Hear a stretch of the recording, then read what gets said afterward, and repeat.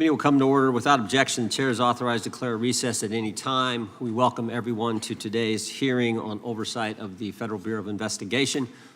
This is the first occasion for the committee to get back together since the tragic death of Charlie Kirk. Charlie was a good man, a happy warrior who fought for principles and values I think make our country special, and certainly was a strong proponent of defending the First Amendment, something this committee cares deeply about. I said this over the weekend. I think Charlie lived that scripture verse, 2 Timothy 4:7, fight the good fight, finish the course, keep the faith. Charlie certainly lived that, and he did it with a smile on his face. And so the tragic killing happened a week ago while we were in markup here in the committee. And I know everyone, our witness was a friend of Charlie's, and I know many people in the dais were as well. So I know we're all praying for Charlie's family. And I would extend a moment to the ranking member if you wanted to say something. Thank you, Mr. Chairman, for saying that. The whole country reacted with horror and shock to the brutal assassination of Charlie Kirk in cold blood. And there is never any warrant for political violence in America. And just as we all recoiled together at the shocking assassination of Melissa Hortman and others who died in that Minnesota attack, we all stand together categorically against political violence in America and determined to end these cycles of political violence that have traumatized the country. Well said. Chair now recognizes the gentleman from Kansas, Mr. Schmidt, to lead us all in the Pledge of Allegiance.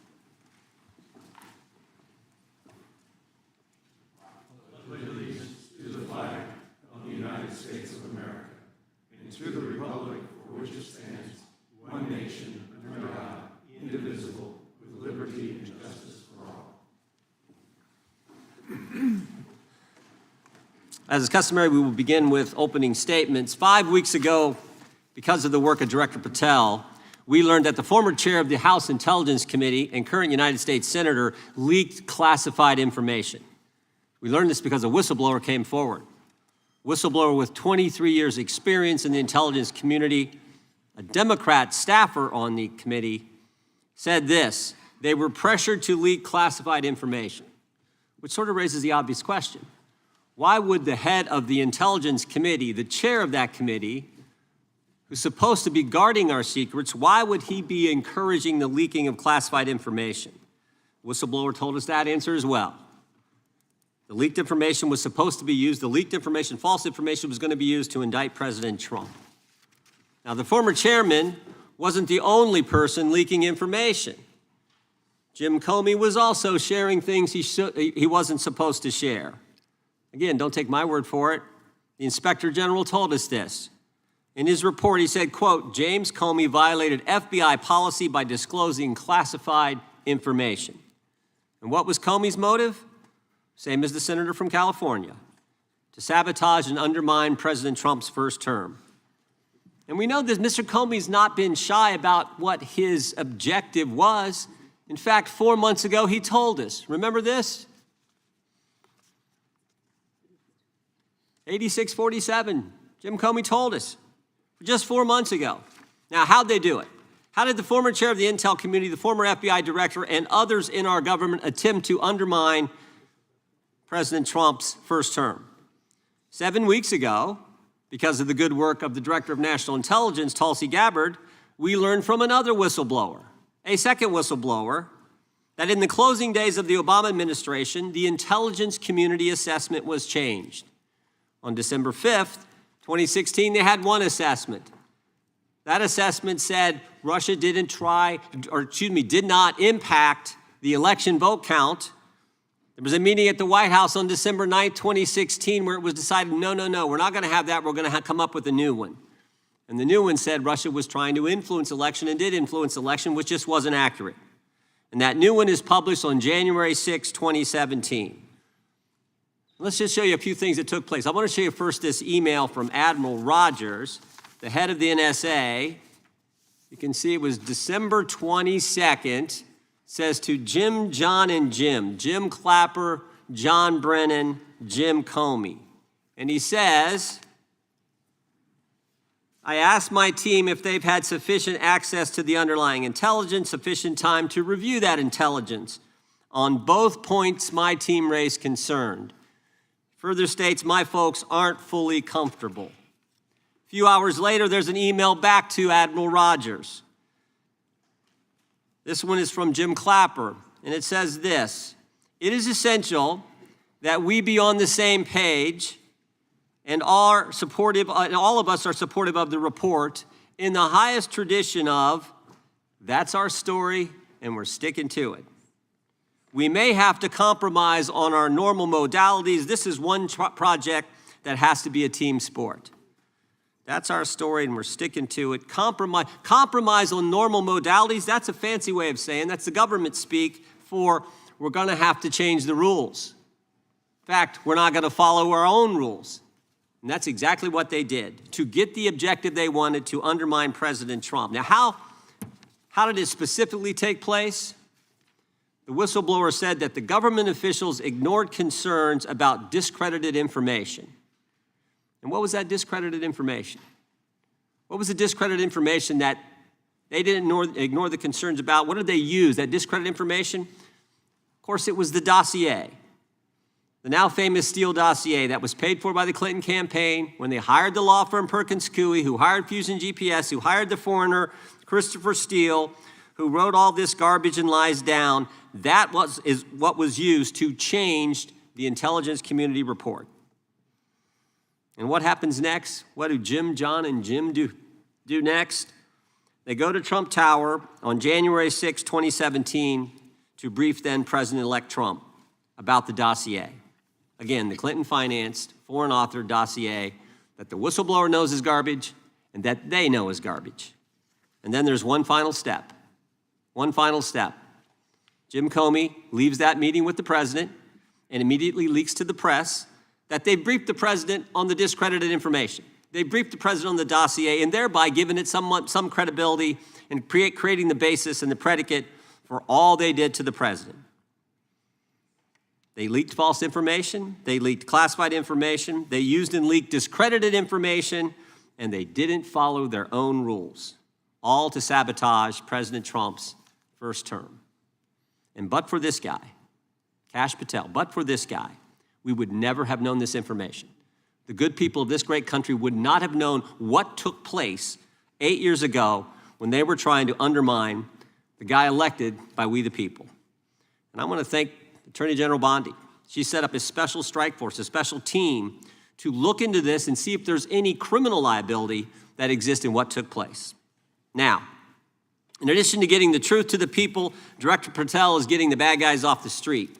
He's moved agents out of Washington, got the focus off of politics here in D.C., and is instead putting bad guys behind bars. 21,000 violent criminals have been taken off the streets, which is a 125% increase from the comparable period in the previous administration. He's rescued 4,000 kids. He's got 1,300 predators who he's arrested. He's also ended the weaponization of the FBI. No more spying on parents at school board meetings. No more pre-dawn raids on pro-life Catholics. No more retaliation against whistleblowers. And he's given us information that Chris Wray didn't. Maybe said better, he's given us information that Chris Wray wouldn't. Director Wray didn't tell us that there were 26 confidential human sources at the Capitol on January 6, 2021, even though he was repeatedly asked about that by members of this committee. Director Wray didn't tell us that there were 17 of those confidential human sources who entered restricted space, 4 went in the Capitol. None of them were arrested. They weren't authorized to do that. They broke the law. None of them were arrested. Lots of American citizens were arrested, but the guys whose whose American tax dollars was used to pay these guys who broke the law, none of them were. One was recommended for charging and was not charged. And remember when Chris Wray told us that the Richmond field office memorandum on pro-life Catholics was just a one-off? Turns out he wasn't being square with the Senate either. Director Ray wasn't square with us. He told us that multiple other offices were involved in targeting the Catholics. We got that information from Director Patel. We learned from Director Patel the FBI actually surveilled a priest, tried to get the priest to divulge information, break the priest-penitent relationship and confidence that exist. And Director Patel is saving taxpayers' money. He's not going to build a new headquarters outside of D.C. He's going to keep the headquarters right here in the capital city. Save Americans money, save the taxpayers money. In 8 months, Director Patel has given us the facts. He's ended the weaponization at the FBI. He's taking bad guys off the streets, and he's saving taxpayers money. But my guess is the Democrats won't focus on all that good news. They'll focus on politics. They'll stick with Comey and Clapper and Brennan and continue to try to undermine President Trump. That I yield to the ranking member for an opening statement. Thank you very much, Mr. Chairman, and welcome, Director Patel. You and I have not had the opportunity to meet, and alas, you failed to respond to the 8 oversight letters I've sent you over the last 7 months. So we do have a lot of questions piling up for you, but I want to start with a word of praise. The first FBI director was J. Edgar Hoover, who steadfastly refused to hire women, African Americans, and other minorities as agents. And although he was a closeted homosexual who lived in domestic partnership for decades with Clyde Tolson, he also participated in anti-gay crusades. He aggressively promoted what we would today call white Christian nationalism. And he would undoubtedly be turning over in his grave to see as one of his successors a first-generation Indian American and a proud Hindu. So I congratulate you on being a breakthrough in this sense and being a beneficiary of the civil rights movement that opened up the FBI and the federal workforce to lots of people who never would have been hired in its first decades. Alas, you share J. Edgar Hoover's dangerous obsession with blind loyalty over professionalism and effective public policy. For Hoover, it was blind loyalty to him in keeping his secrets. For you, it's blind loyalty to Donald Trump in keeping his secrets. During your confirmation, it was widely noted on all sides that your primary qualification was your unwavering loyalty to Trump. Unlike other directors, you had no work experience at the FBI, but you had made over 1,000 media and political appearances in support of Trump's campaign. Your Senate confirmation vote was 51-49, the closest in history, with your opponents warning you were not qualified and had no interest in actually developing the qualifications for the job. I hoped that they were wrong. Alas, they were not. While most other new FBI directors drew on their experience as FBI agents, you didn't have that. But you did write a picture book trilogy for children ages 5 and up based on your experience clashing with President Trump's political enemies. In your book, you describe your literary alter ego, Kash the Knight, as a wacky, easily bored wizard carrying out King Donald's vengeance by driving his enemies out of the kingdom. In the books, King Donald is besieged by the evil Hillary Queentown, but saved in the end by Kash.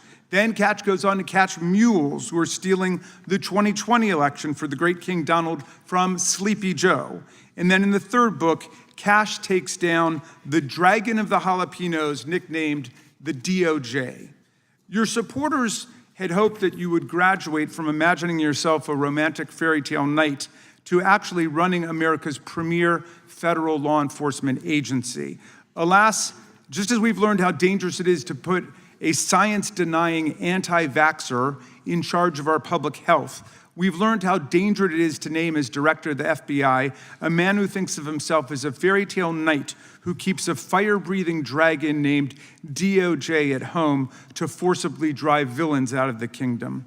When Charlie Kirk was assassinated, while his killer was still on the loose, you decided you didn't need to be at FBI headquarters in Washington to work with your team while the chaotic manhunt unfolded. You spent your evening dining in a swanky Midtown Manhattan restaurant and tweeting out false information that the subject of the shooting was in custody, a statement you had to retract 1 hour later.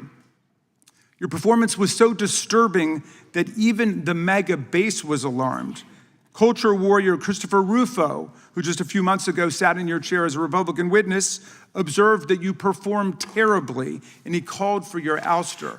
The FBI might be able to survive your delusions of grandeur and the explosively volatile temper that was on display yesterday in the Senate. But the intractable problem is that you are running the FBI not as a law enforcement agency charged with keeping the American people safe, but as a political enforcement agency working directly for the president's vengeance campaign. 7 months in, it's impossible to overstate the destruction, chaos, and demoralization you've brought to the FBI and its workforce and the resulting danger your actions have caused to our country. You've been systematically purging the FBI of its most experienced and qualified agents, division leaders, and experts in counterterror, counterintelligence, and cybersecurity, precisely the people who have the expertise you lack and which the FBI and the country need.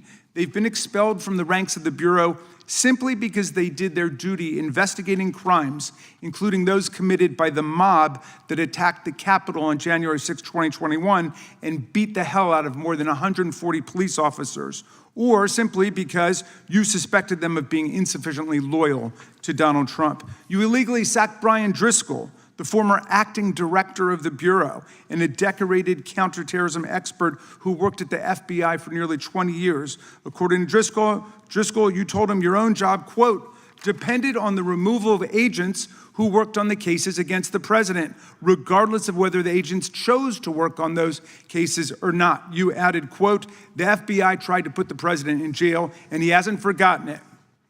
You forced out the leader of the Salt Lake City field office, Mehtab Saeed, just weeks before Charlie Kirk's assassination, depriving the FBI of an experienced counterterrorism expert described by her colleagues as absolutely the best and legendary. She would have led the FBI's manhunt had she not been fired. When Trump decided that rounding up immigrants with no criminal records was more important than preventing crimes like human trafficking of women and girls, drug dealing, terrorism, and fraud, you ordered the 25 largest field offices to divert thousands of agents away from chasing down violent criminals, sex traffickers, fraudsters, and scammers to carry out this immigration crackdown. Director Patel, you treated the men and women at FBI with disrespect and paranoia. You've assembled a roving band of freelancing henchmen within your office and charged them with conducting unauthorized investigations, targeting and harassing career FBI employees. Amazingly, you forced senior leadership to repeatedly take polygraph tests to prove their political loyalty and pushed out leaders who refused these demeaning exercises. And now we're seeing one very clear reason why you want to build a political FBI. The Epstein files. You want an FBI blindly loyal to Trump and to you as his enforcer so you can continue your cover-up of a massive international sex trafficking ring with more than 1,000 victims, betraying all of the survivors of the sexual violence. Before you got in this job, you called for full release of the Epstein files, telling podcaster Benny Johnson that the only reason the list was not released by DOJ and FBI was, quote, because of who's on that list. Upon your confirmation, you promised that, quote, there will be no cover-ups, no missing documents, no stone left unturned, and anyone from the prior or current Bureau who undermines this will be swiftly pursued. This spring, you ordered hundreds of agents to pore over all the Epstein files, but not to look for more clues about the money network or the network of human traffickers. You pulled these agents from their regular counterterrorism or drug trafficking duties to work around the clock, some of them sleeping at their desks, to conduct a frantic search to make sure Donald Trump's name and image were flagged and redacted wherever they appeared, whether an email, a text, a letter, an interview, a photograph, or a video. In May, Attorney General Bondi reportedly told Trump that his name had indeed appeared multiple times throughout the Epstein files. And not long thereafter, in July, you and the Attorney General released a memo claiming that, quote, no further disclosure would be appropriate or warranted. In a few short months, how did you go from being a crusader for accountability and transparency for the Epstein files to being a part of the conspiracy and cover-up? The answer is simple. You said it yourself, because of who's on that list. Donald Trump's relationship with Epstein over the years is well documented. A week ago, the Oversight Committee released Trump's disturbing birthday book note to Epstein written over a drawing of a woman's naked body referring to a, quote, wonderful secret.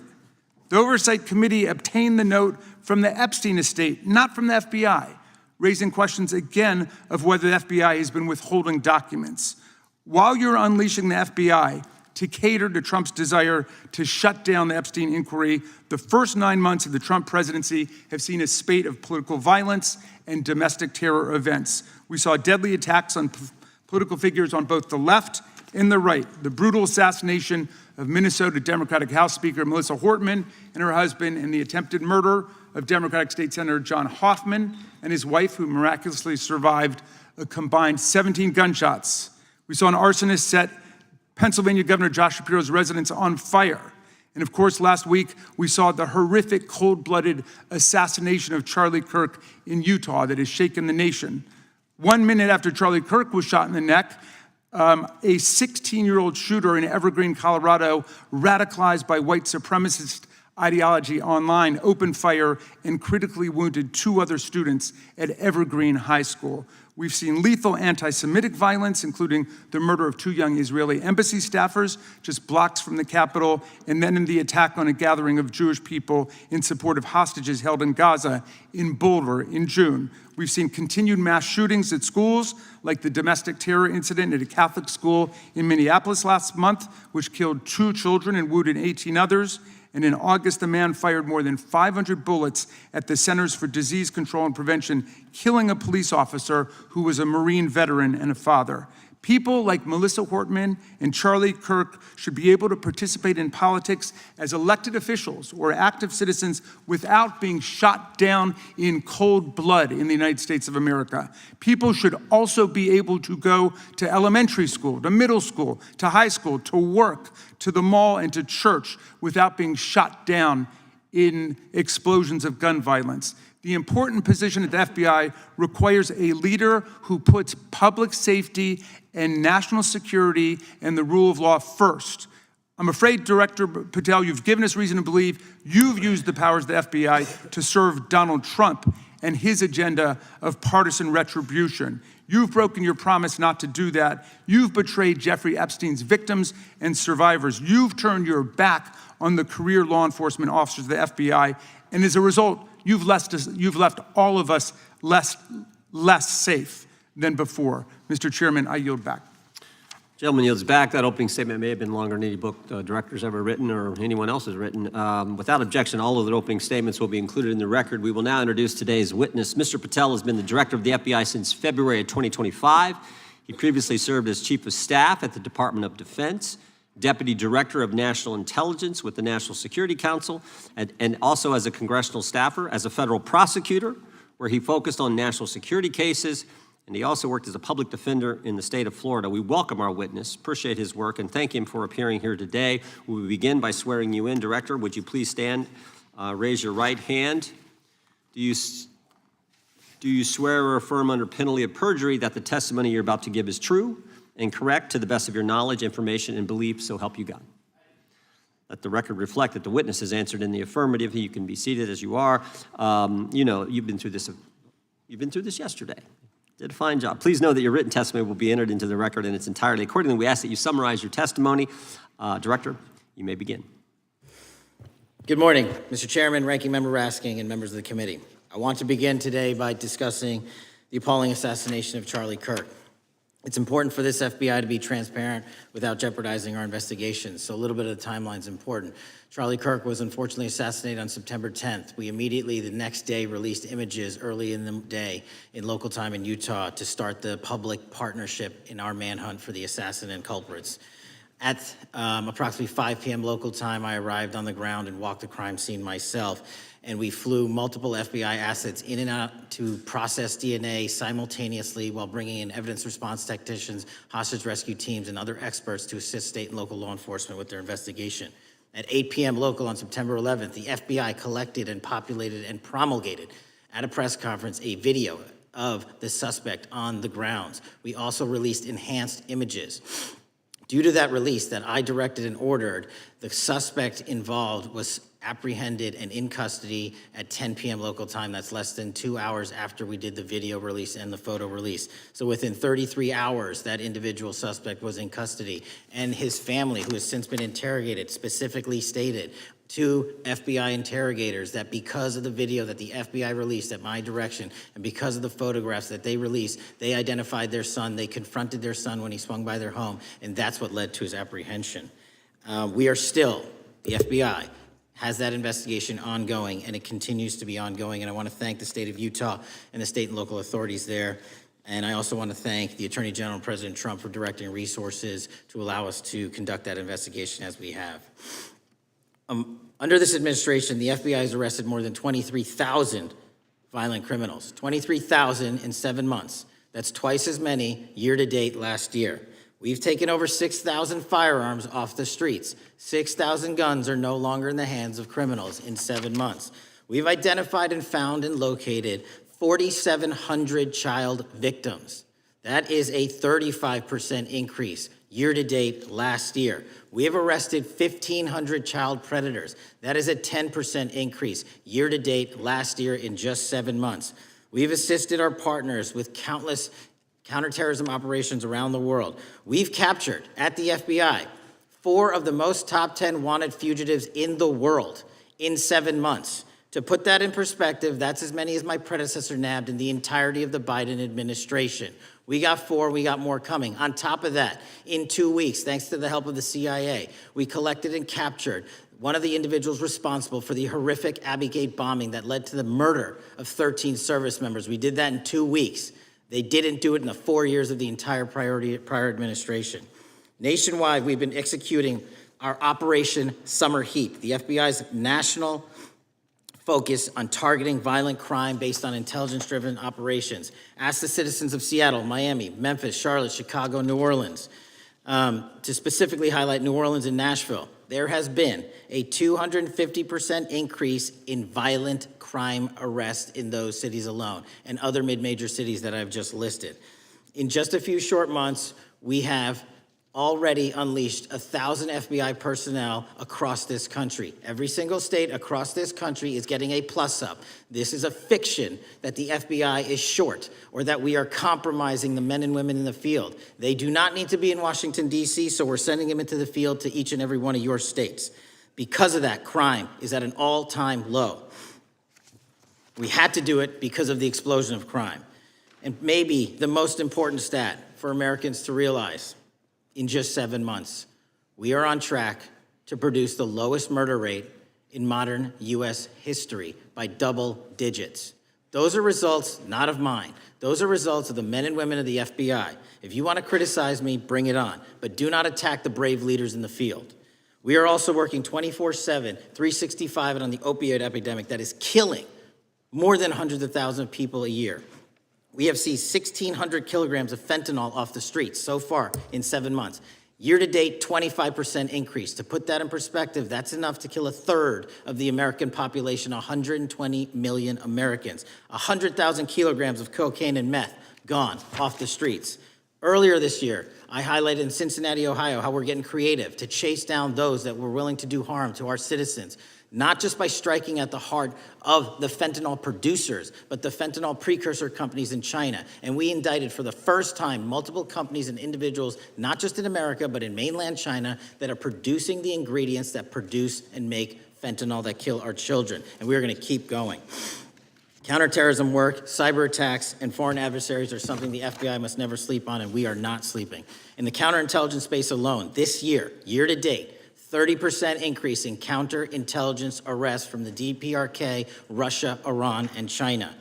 And I want the American people to know, in this setting, there's a lot of work that the brave men and women in the FBI are doing we just can't get into, but they don't stop. Our cyber threats, ransomware attacks, those harming our children online. We have nearly a 20% increase in indictments and arrests in 7 months alone this year. We're going after those that harm our malware, infrastructure systems, telecom systems, and energy structure. Combating SALT and Vault typhoons are just a little bit of the examples we're doing. Maybe most importantly, under the counterterrorism and domestic terrorism umbrella, are nihilist, violent extremists, and those that label themselves 764, who wish to go online and convince children to maim and mutilate themselves and commit suicide. And we are producing record numbers of arrests under that umbrella organization. We even stopped an individual in the 764 network who wanted to conspire to kill an adolescent girl. He is now in custody. Transparency remains one of my main priorities at the FBI. And this is what I've done in my 7 months at the helm. We've produced more than 33,000 pages of documents to Congress to a variety of committees, including, I believe, 7,500 to this committee alone, if memory serves me correct. To put the 33,000 in perspective, my predecessor in 7 years produced 13,000 pages in total to the United States Congress. His predecessor in 4 years produced 3,000 pages in total. I repeat, I have produced 33,000 pages in 7 years to this Congress and will continue to do so. I'm dedicated to restoring the trust and the mission and the integrity of the FBI, and we cannot do so without congressional oversight, and I promise you I will continue to do so. On the Epstein case, the original sin on the Epstein case was how it was handled by Mr. Acosta when he first brought the case in 2006, 7, and 8. The original case had a very limited search warrant, had a very limited search window, had a very limited investigative window. I was not there when those search warrants and that investigation was launched. I would not have done it that way. They were limited to only 3 to 4 years of investigations from 97 to approximately 2001 and 2002 to 2005. Mr. Acosta allowed Mr. Epstein to enter into a plea agreement where he served weekend jails for trafficking minor women. He also was allowed to leave jail to go home on the weekends. Plus, he allowed a non-prosecution agreement to be signed as part of that plea deal, prohibiting future investigations from that prosecution and from that evidence, and prohibiting the collection of further material. That is the original sin. We are working with Congress to produce more than any administration ever has material on Epstein. And I welcome the challenge to tell us that we are not being as transparent as the law allows. We even went to court and asked the judges to lift those prosecutorial agreements and to lift those court order seals, and they denied us 3 times. Congress is welcome to do the same and join the fight. And I'd lastly like to focus on operation that the president led in D.C. Because of this, we are taking this fight in D.C. to every single city across the country. 2,100 arrests in the last month alone. D.C. has seen a 60% decrease in gun crimes, 75% decrease in carjackings, and 53% decrease in homicides in our nation's capital.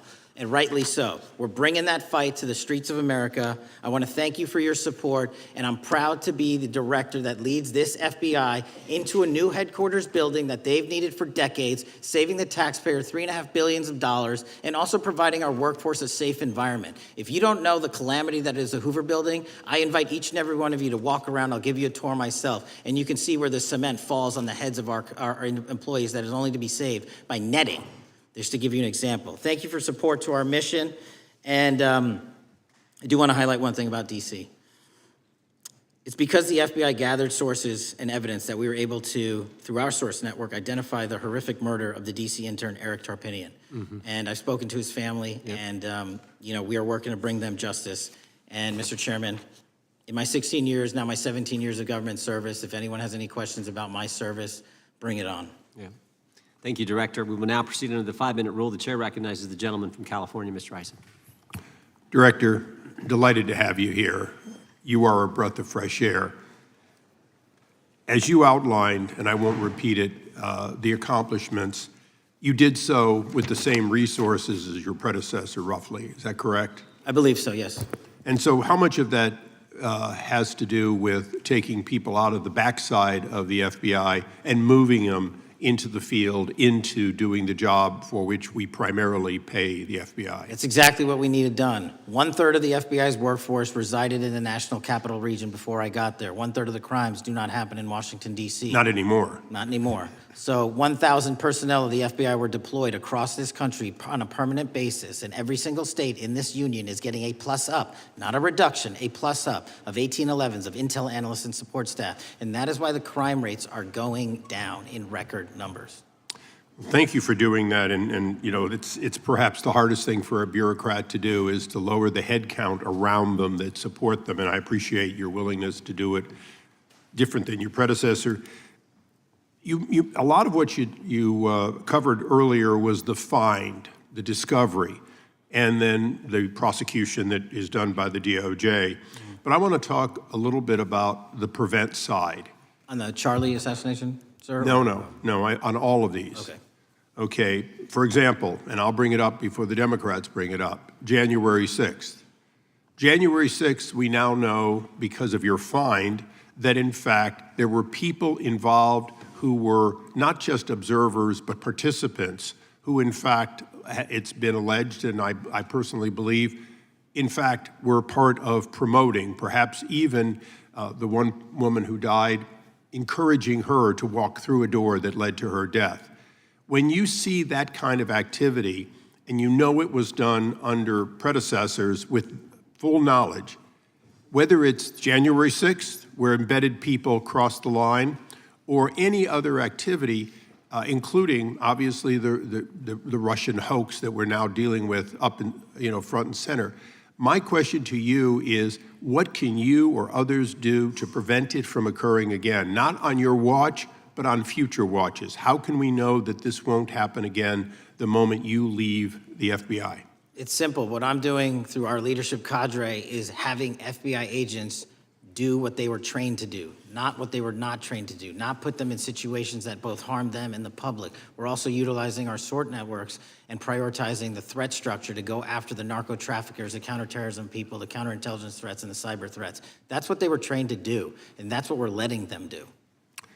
One major question I have, after decades of doing this, on our side of it, both the chairman, myself, and others, both at oversight and here, have seen that the FBI and the Department of Justice hide behind non-statutory practices. Now, you've changed the interpretation of many of those practices. That's why we're getting the discovery that was previously withheld. How do we work together to make sure that we never again have false walls, non-statutory walls that say the Department of Justice has a prohibition about giving, quote, you fill in the blank, that has led to the chairman not seeing anything until you took over? I'm wedded to aggressive constitutional oversight. Having been a House congressional staffer, I know that is an important part of securing our democracy. And the way we make it an everlasting, enduring process is by showing the American people the results of what we are doing and the important work of this committee and putting it out to them so they can see government waste, fraud, and abuse. And then they can demand from our constituents and our electors that they want this process to continue. Last major question here. Some things are so sensitive that we both would agree they cannot be made public. Will you commit to this committee, when it is too sensitive to disclose, that you would at least make it available for in-camera review by the chairman and ranking members or others designated? I have done that, and I will continue to do that. Well, thank you, Mr. Chairman. This is a breath of fresh air.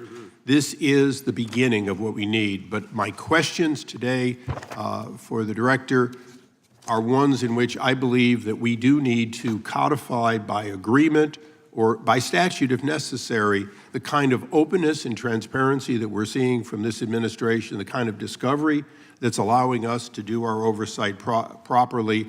And I would hope that that be the follow-up to this, obviously along with the Attorney General. And I yield back my 4 seconds. Thank you. The gentleman yields back. The gentleman from New York is recognized. Thank you, Mr. Chairman. Welcome, Director Patel.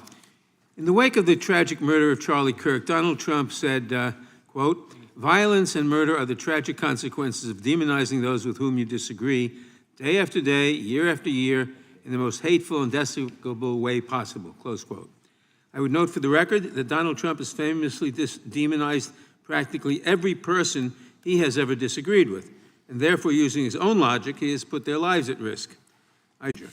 About 2 weeks ago, when I announced my decision not to seek re-election, many people on both sides of the aisle, including the chairman, offered me well wishes and thanked me for my service. Donald Trump, on the other hand, took to Truth Social to call me a, quote, psychopathic nut job, among other things. Yesterday, I received a threatening note filled with anti-Semitic comments and hateful attacks that mimic some of the same language used by the president. I am sure many of us on this committee face similar threats every day. We have seen political assaults on both the left and the right. The attack on Charlie Kirk, the attempted assassination of the president, the murder of the Democratic Speaker of the Minnesota House, the assault on Paul Pelosi, and the attack on the Capitol on January 6th, for example. Director Patel, do you agree that there is political violence from both the left and the right? There is too much political Do violence. you agree, yes or no, that there's violence? There is yes too or- much political violence based on ideologies from either side. Do you, from either side, okay. Are you aware of the study by the Cato Institute, a well-known conservative group, that found that 69% of the violence is from the right? I'm not familiar with that You're study. not familiar, okay. I would commend it to you. Are you aware the administration has threatened to use violence as an excuse to crack down on liberty and freedom of speech? Say that again, I'm sorry? Are you aware the administration has threatened to use violence as an excuse to crack down on liberty and freedom of speech? Nobody at the FBI is doing that. I didn't ask you about the FBI, I said the administration. I speak for the FBI. I would like to enter the record an article from today's New York Times titled, "Trump Invokes Kirk's Killing in Justifying Measures to Silence Opponents." In the wake of Charlie Kirk's killing, President Trump and his allies have laid out a broad plan to target liberal groups, monitor speech, revoke visas, and designate certain groups as domestic terrorists. I ask unanimous consent to insert this into the record. Thank you. Politicizing the murder of Charlie King to go after free speech is not a legacy I believe Charlie King would have wanted. Moving on, I want to address another topic. The FBI has traditionally played a key role in prosecuting public officials for corruption. But I fear that at a time when the president is accepting planes from Qatar for his post-presidential personal use, issuing pardons to major donors, and personally profiting from the office of the presidency, the FBI may be abandoning its commitment to investigating public corruption. Since its creation in the wake of the Watergate scandal, the Public Integrity Section has been one of the crown jewels of the Department of Justice, investigating and prosecuting corruption among the nation's public officials and acting as a key safeguard against politicized prosecutions. This section's work has been supported by an elite squad in the FBI devoted specifically to rooting out corruption. But according to reports, the Public Integrity Section has now been decimated, and the FBI's Public Corruption Squad has been disbanded. I would like to submit for the record a New York Times article entitled, "FBI Dismantles Elite Public Corruption Squad." I ask unanimous consent. Thank you. These actions are an invitation to corrupt politicians to break the law, since they know that the government is asleep at the switch. Last month, Senator Warren and I, along with dozens of other members of Congress, wrote to you and Attorney General Bondi expressing grave concern over your decision to effectively legalize corruption and to politicize prosecutorial decisions. And he asks unanimous consent to enter this letter into the record. Thank you. I don't have time today to walk through all your questions, all of our questions and concerns, but will you commit to answering this letter in short order so that we can understand what factors led to this decision and how it has impacted the ability to hold corrupt officials accountable? I will review your letter with my team and respond as soon as I can. You will respond. Thank you. I yield back the balance of my time. Gentleman yields back. Gentleman from Arizona is recognized for 5 minutes. Thank you, Mr. Chairman, and thank you, Director, for being here. I appreciate the change in the FBI and the tone since you've been there. We heard the ranking member, however, describe the FBI under your leadership as being resorting to political enforcement and you personally as being paranoid. I would just suggest that perhaps that is the projections of the ranking member himself and not you, sir. I want to refer to something that was said yesterday in yesterday's hearing by Senator Grassley. He said, "It's well understood that your predecessor left you an FBI infected with politics." At your nomination hearing, he gave you records, made public records about whistleblowers regarding something called Arctic Frost. Arctic Frost was the FBI case opened and approved by anti-Trump FBI agent Thibault, and Arctic Frost became Jack Smith's elector case. The new records show that Arctic Frost was much broader than just an electoral matter. In fact, it was expanded to Republican organizations. Some examples of the groups that the Ray FBI sought to place under political investigation included the Republican National Committee, Republican Attorneys General's Association, and Trump political groups. In total, 92 Republican targets, including Republican groups, Republican-linked individuals, were placed under the investigative scope of Arctic Frost. On that political list for investigation was one of Charlie Kirk's groups, Turning Point USA. In other words, Arctic Frost wasn't just a case to politically investigate Trump.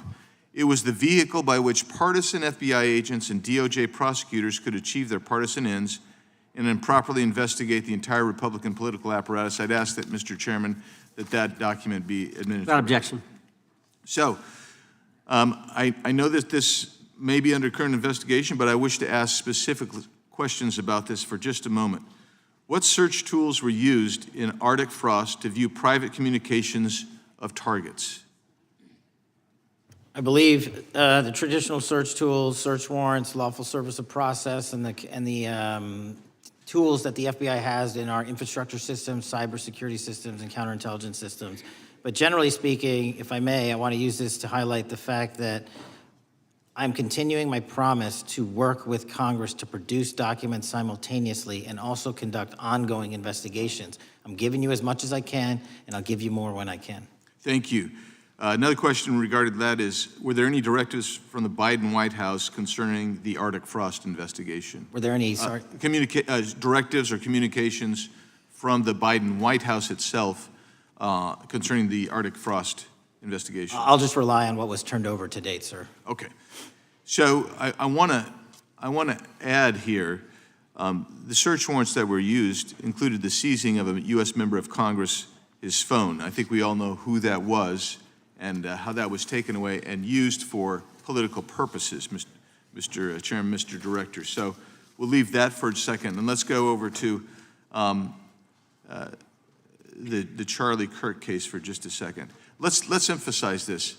How many hours did it take from the assassination to the arrest of the assassin, Mr. Director? 33. That seems pretty swift, and it was because of the actual release of videos and photographs that you directed to be released, sir. That's correct, and to put it in perspective, the Boston bomber took 5 days and Luigi Mangione took 5 days. Was the platform Discord forthright from the start with law enforcement about the shooter's communications on its platform? Discord, the platform ownership, has been working with our lawful process, and we are obtaining materials from them on a rolling basis. Thank you. And I want to get back here to Arctic Frost for just a second, Mr. Chairman. I'd like the unclassified document from the FBI released to be admitted to the record. Without objection. And a document from the Economic Times also to be admitted to the record. Without objection. So I'm going to give you the last 30 seconds. We could go on about the Epstein case. I've got a bunch about that, but I'm just going to let you, if you wish to respond to either of the two vitriolic questioning or statement from the Democrats. The work of the FBI speaks for itself. It's on showcase here today. Anyone that wants to attack the FBI can attack me, but leave our leadership structure alone. When you have 23,000 violent felons arrested, twice as many as this time last year, the work speaks for itself. Thank you, Mr. Chairman, and thank you. Appreciate your good work, Director Patel. Yield back. Gentleman yields back. Gentleman from Maryland is recognized. Thank you kindly, Mr. Chairman. Director Patel, before you joined the FBI, you railed against it for covering up Jeffrey Epstein's human trafficking ring. Let me refresh your memory with this clip. Has Epstein's list, they're sitting on it. That doesn't seem like something you should do. You're protecting the world's foremost predator. That seems like an evil thing to do, regardless of who may be embarrassed in the release of that list. Why is the FBI protecting the greatest pederast, the largest scale pederast in human history? Simple, because of who's on that list. So you finished that December 2023 interview with a challenge to the FBI and harsh words for Republicans in Congress for not getting the Epstein files out to the public. You can see this clip. Boy pants, and let us know who the pedophiles are. Put on your big boy pants and let us know who the pedophiles are, you said. You emphasized that the president and the FBI director each had complete authority to release Epstein's client list. You said Epstein's black book is under the, quote, direct control of the director of the FBI. Look at this clip. This is way off the topic, but who has Jeffrey Epstein's Black book? black book? FBI. But who? That is, I mean, there's... Oh, that's under direct control of the director of the FBI. All right, so you were sworn in as director more than 200 days ago. Now the black book is under your direct control. So why haven't you released the names of Epstein's co-conspirators in the rape and sex trafficking of young women and girls? The Rolodex, which is what everybody colloquially refers to as the Black Book, has been released. Oh, no, you're talking about what the journalist got 5 years ago? No, that's not what we're talking about. We're talking about what you were talking about there, That's the Black exactly Book what I under was the direct talking. control of the FBI director. We have released more material than anyone else before. The Biden administration, Obama administration had the exact opportunities to release this material, and they never did. And if you are selling the men and women of the FBI, Why we're have not you going after changed your child position? predators. Hang on, you said we're not going after child predators. 1,500 child predators arrested this year, 35% increase. I'll reclaim my time. 4,700 child victims Mr. Chairman, I'm going to found. reclaim my time if you could instruct the witness. Why have you changed your position? There you were saying it's under the direct control of the FBI director and all of it should be released. Why have you changed your Everything position? that has been lawfully permitted to be released has been released. And as I told you, Really? the investigation was limited. And let me make something crystal clear. I never said Jeffrey Epstein didn't traffic other people, other women, and they're not other victims. This is the investigation we were given from 2006, 7, and 8, and the search warrants from 2006, 7, and 8. That's what we're working with. Well, wait, have you released all of the stuff that the FBI has seized from Epstein's house? The computers, the emails, the file cabinets, the documents? What about the financial records? Have you released all of that? Everything the court has allowed us to Which release. court are you talking about? 3 separate federal courts have come in and said. We're there are talking about the 3 evidence you've got. It's got nothing to do with what those courts have. Do you have any We're talking idea about the how the evidence- law works? Wait. Do you want me to break the law in a federal judge's order? No, I want you to satisfy follow your own curiosity? word, Director Patel. You said up there it was under the direct control of the FBI director. He had the Black And Book. everything have you released? I have direct control over, we have gone to court. You haven't. Complete We your went sentence. to court. Everything you have direct We- control over, you we said. have gone to court, and everything we have direct Director control Patel, over. complete your and sentence. can You said lawfully everything- I'd like to release. the We're gentleman- releasing. He'd like to complete his answer. You began the sentence, everything you have direct control over, and then you stopped that sentence. You've released everything that you have direct control over? And I have direct control over and can lawfully release. If you're not familiar with the court orders, that's not my fault. Oh, I'm Go perfectly, look at them. I'm Go perfectly to familiar court. with them. But how did we prosecute Ghislaine Maxwell? She was prosecuted with the investigatory material that was collected from 2001 and 2005. Because of the non-prosecution agreements and the court orders on the investigations and search warrants, we were not able to develop new information. And oh, by the way, Jeffrey Epstein was out for 12 years, and the Obama and Biden administration did nothing to look at his work, his pedophile network. If you want to blame me, that's fine. But now you're blaming the men and women who conducted No, this stop great that. search. I'm not blaming anybody other than you. You're not keeping your word. You said that you would release all of the materials Has under your anyone direct released control. more information on Epstein than I have? Has Well, anyone? much did more- Comey, did Ray? Much Did more. they? Excuse me. Much more has come out in the days since the American people in Congress have been demanding it, but it's coming out in dribs and drabs. Why don't you just release the entire file as you promised to do?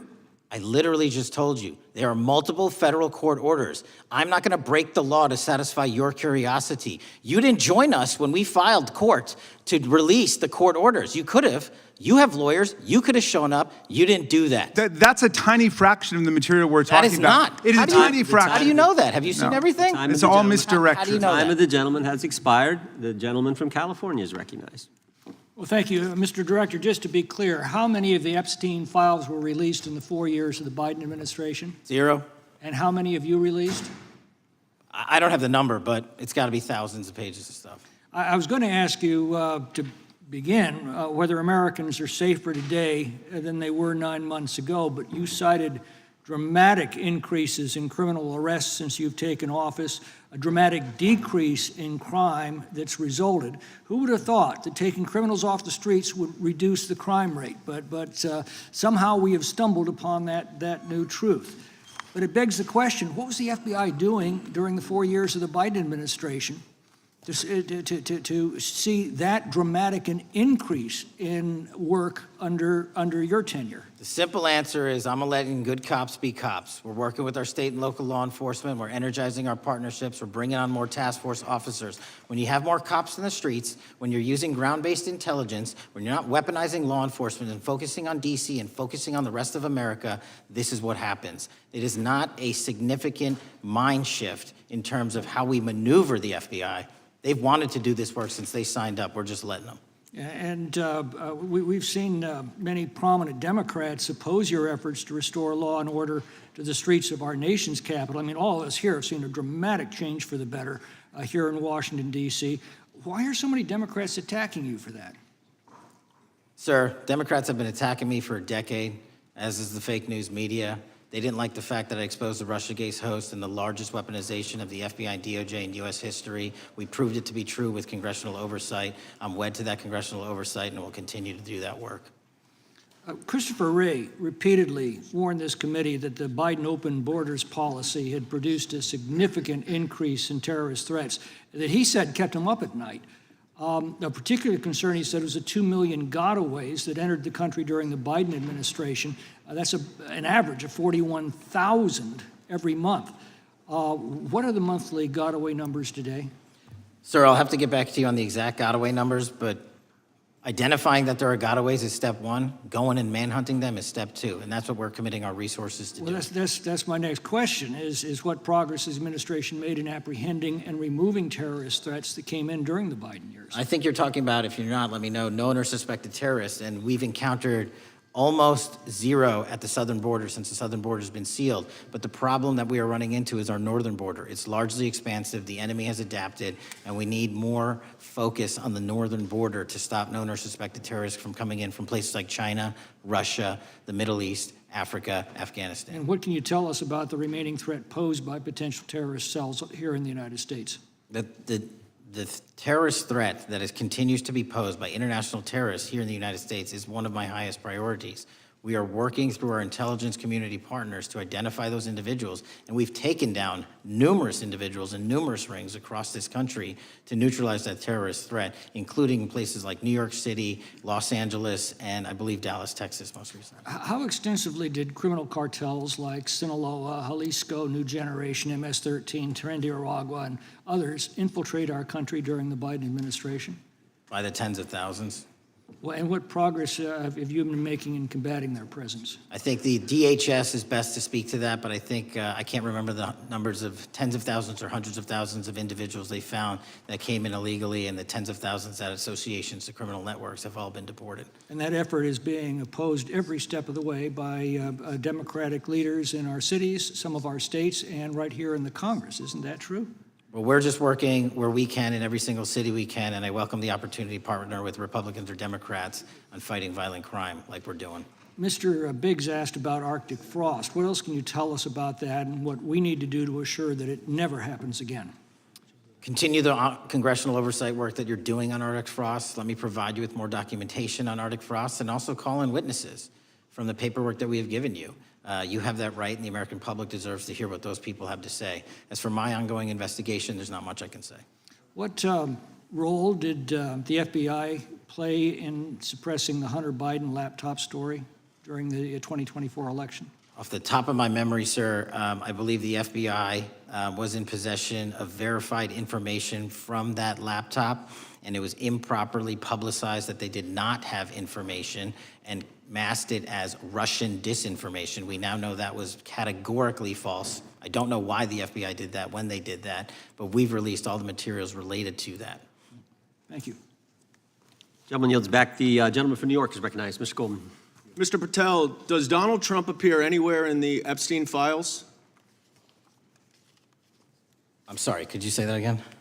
It's not a complicated question. Does Donald Trump appear anywhere in the Epstein files? I didn't say it was a complicated question. I just didn't hear you, so my apologies. We have released where President Trump's name's in the Epstein files and everybody else, and all credible information that we are legally allowed to release has been released. All right, so let's go through that.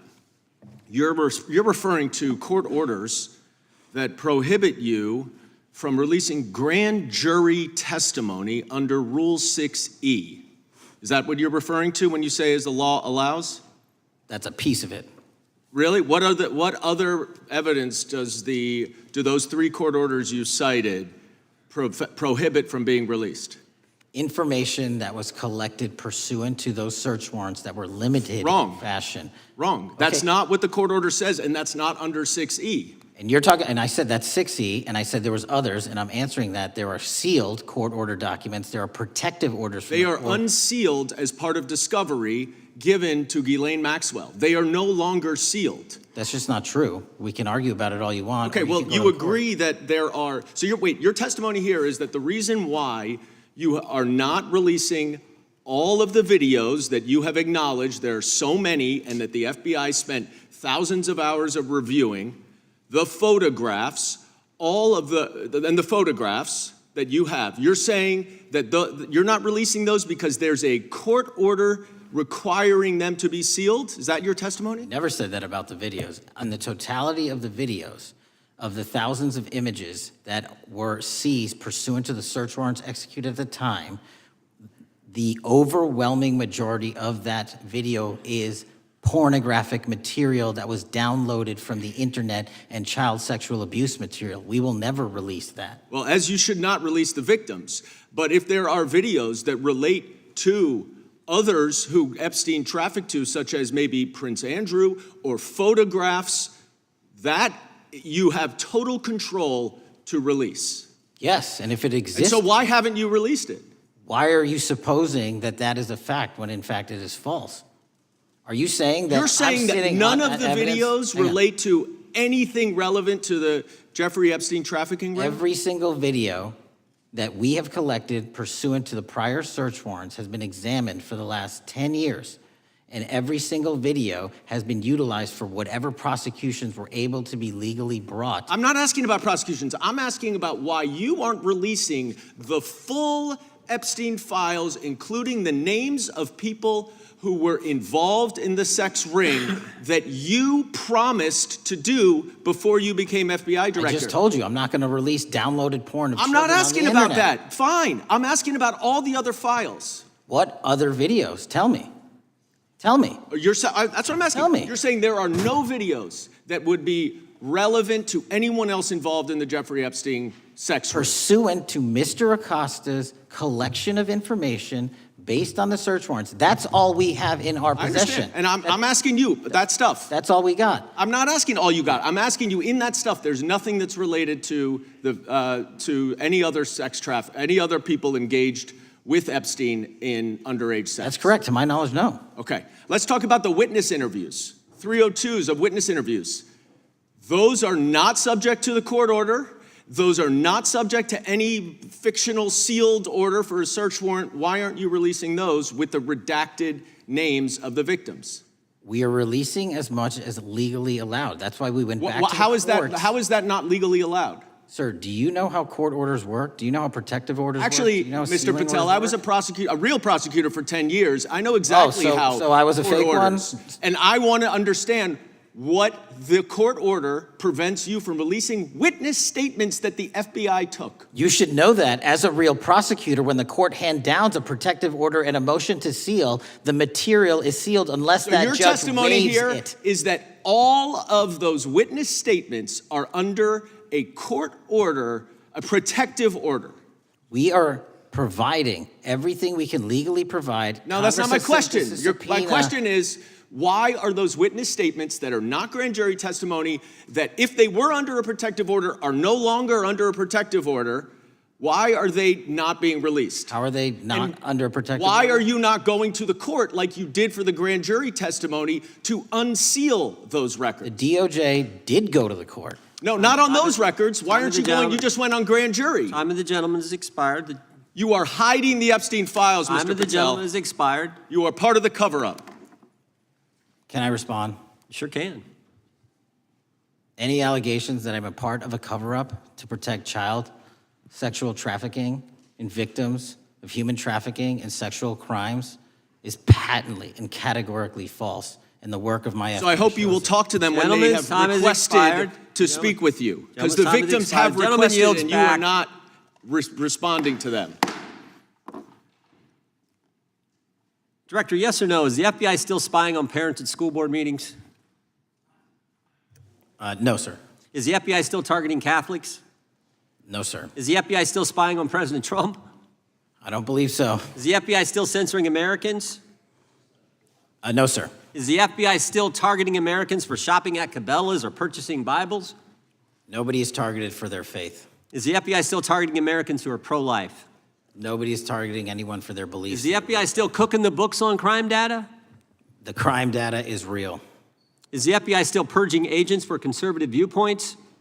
No one at the FBI has asked their viewpoints on policy. Is the FBI still labeling the Betsy Ross flag, the flag of the American Revolution, a hate symbol? No. Well, maybe that's why you've been able to, what was the number? 23,000 bad guys you've arrested, a huge increase from the same time period in the previous administration. I think you said 1,400 predators, 4,000 children rescued. Were those the facts? 4,700, 35% increase on children rescued. Yeah. And you got the guy to Abbey Gate. We got the Abbey Gate guy. We had a guy from the 4th District of Ohio who lost his life there serving our country. We appreciate that. Maybe when you're not focused on politics, you can actually do what the FBI is supposed to do. Go get the bad guys, right? That's what the men and women of the FBI do. Director, did John Brennan lie to Congress? Let me just read a couple things, actually, before you answer that. 2 years ago, we had Mr. Brennan in for an interview, and I asked him, how'd you learn about the dossier in December of 2016? Mr. Brennan replied, I received a copy of it from the FBI, and the CIA was very much opposed to having any reference or inclusion of the Steele dossier in the intelligence community assessment. That's what John Brennan told the United States Congress. 7 weeks ago, the Director of National Intelligence told us this: John Brennan lied and denied using the dossier in the intelligence community assessment because he knew it was discredited. CIA officer told the House Intelligence Committee Brennan refused to remove it, and when confronted with the dossier's main flaws, he responded, yes, but doesn't it ring true? John Brennan lied to us? Mr. Chairman, I won't stylize the evidence. What I will say is that the intelligence community assessment, those that created it, and any individual involved with it, is an ongoing investigation. There's an investigation into what took place in December and January of December 2016, January 2017, when this whole thing started, this grand conspiracy. That is being investigated, is that right? That has been publicly announced by the department. That's been announced by the department. Did Chris Wray hide documents from this committee? You would know better than me, sir. Well, I think you told us like 700 pieces of information you've given this committee since you've been the director relative to just one incident, the Catholic memorandum from the Richmond field office. I can give you the comparison, sir. Yeah, the Catholic memo, I believe we turned over 750 documents. In Mr. Ray's tenure, I believe they turned over 19 pages. 19 pages. You've given us 700. Why would Chris Wray hide information from this committee? You'd Want have to to hazard ask a him. guess? I'm sorry? Hazard a guess why he would do that? I don't know, sir. I think maybe it was because FBI was spying on a priest, trying to get him to break the priest-penitent confidence that exists. You think maybe that was the reason? You'd have to ask him, sir. Yeah, we'd love to do that. I want to read a few names here. Arctic Haze, Tropic Vortex, Riding Hood, Foggy Falls, Echoes Fate, Sirens Lure, Genetic Christmas. What are these code names about, Director? You know? Not off the top of my head. Well, Arctic Haze, Tropic Vortex. My understanding, these are code names for leak investigations of classified information from the year 2017. Does that ring a bell? In terms of leak investigations, many of those are classified and many of those are ongoing, Mr. Chairman.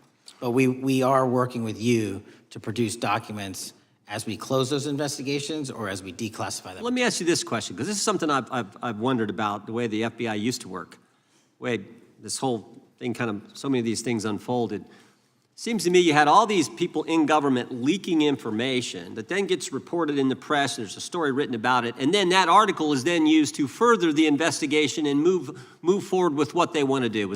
Did that take place back in 16 and 17? That's the exact scenario that took place in the FISA application for Carter Page and the rest of the Trump campaign. And that is frightening, because that's what the CIA is supposed to do in foreign countries. It's not supposed to happen to Americans, but it did, didn't it, Director? Yes. And not just any Americans, it happened with the President of the United States. Is that accurate? Yes, sir. Yeah, and you were the key guy in helping expose that. And I think our country will be forever grateful for what you did to let the country know that was going on involving Americans, which is not supposed to happen, and not just, again, any American, but the President of the United States. Chair now recognizes the gentlelady from California. Thank you, Mr. Chairman.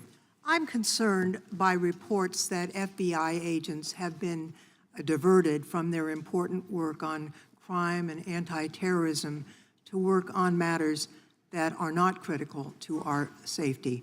I'd like to play the video, the whole video Jeffrey clip. Epstein's Black Book? Black Book. FBI. But who? That is, I mean, Oh, there's... that's under direct control of the director of the FBI. Or the So, manifesto. but the Black Book, it's not just sitting, I mean, that's Hoover power times 10. And to me, that's a thing I think President Trump should run on. On day one, roll out the Black Book. In contrast to that attitude of let it all out, we're getting reports of actions that run contrary to getting everything out and that also involve diversions of FBI resources. For example, an FBI whistleblower reported that you were pressured by the Attorney General to place 1,000 personnel on 24-hour shifts to mine roughly 100,000 Epstein-related records to redact President Trump's name from the files. Bloomberg reported this, that you directed FBI special agents from the New York and Washington field offices to join the Bureau's FOIA employees in Winchester and another building a few miles away, and that while reviewing the Epstein files, FBI personnel identified numerous references to Trump in the documents, and people familiar with the matter said that Trump's name, along with other high-profile individuals, was blacked out. Now, the New York Times reports, and this is a quote, Justice Department officials diverted hundreds of FBI employees and federal prosecutors from their regular duties to go through the documents at least 4 times, including once to flag any references to Mr. Trump and other prominent figures.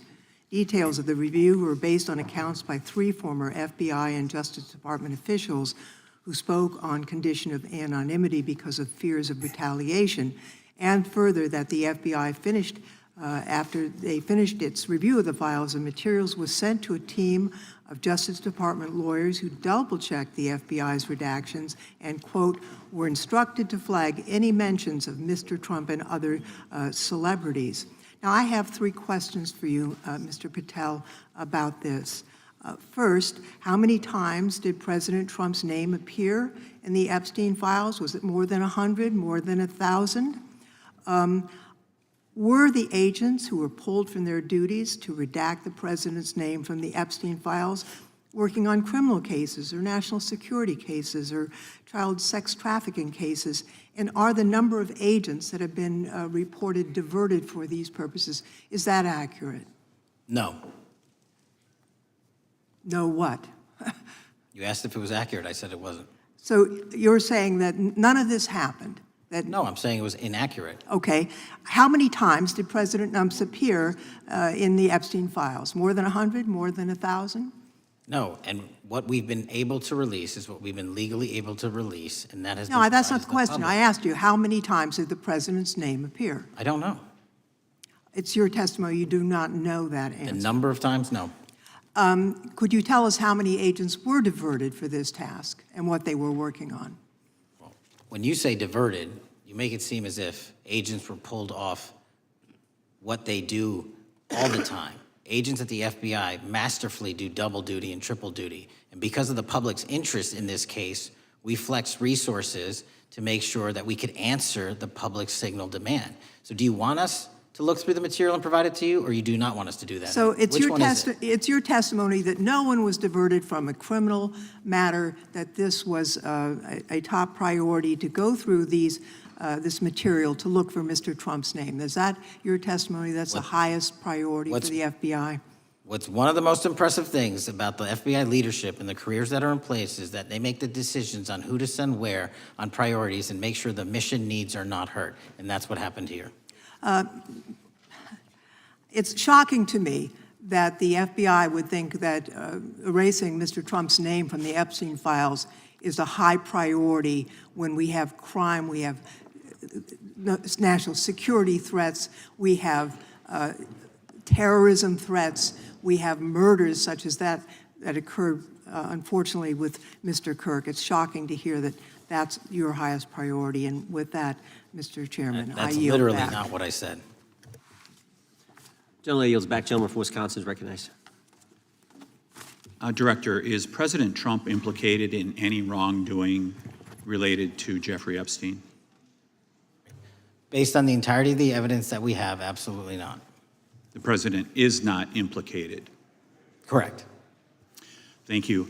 I want to talk a little bit about China's malign influence here in America. And, we've seen spy balloons traverse the United States. We've seen police stations in communities around America.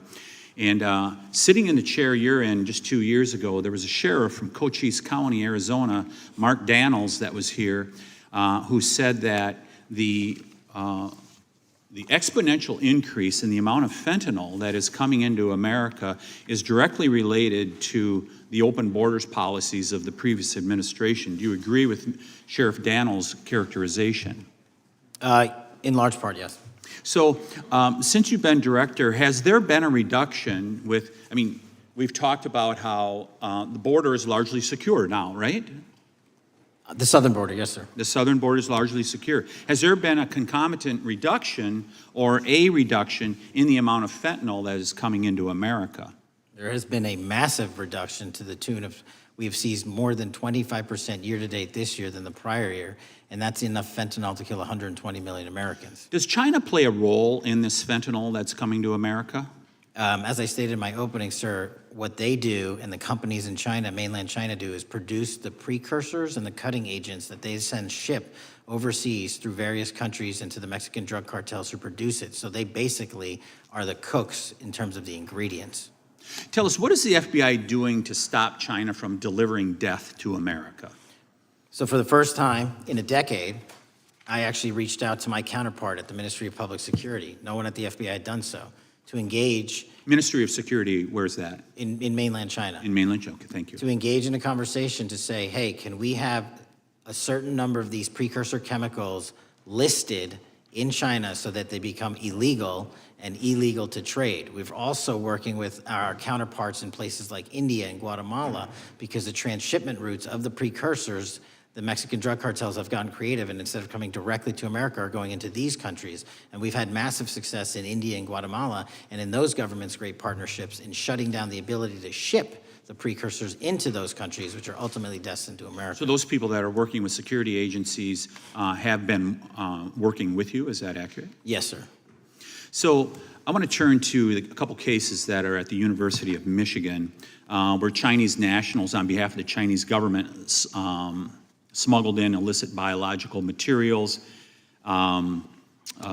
stuff that can harm our agricultural industry. What actions are you taking as we see repeated stories of Chinese nationals doing this in the United States? So just that, sir. In this calendar year alone, as I was mentioning, our counterintelligence operations and cases brought against the Chinese are up by, I think, something like 40%. And specifically, the cases in Michigan show two threat streams, not just against our agricultural industry, which is a threat to national security, but they were also bringing in chemical agents and mushrooms, I'm not the exact expert, that would have ultimately hurt our population. We arrested and charged all of those individuals, and we were aggressively going after them in every single state because they weren't doing it in Michigan alone. Should research universities across the United States be doing a thorough job of vetting Chinese nationals that are coming to their universities?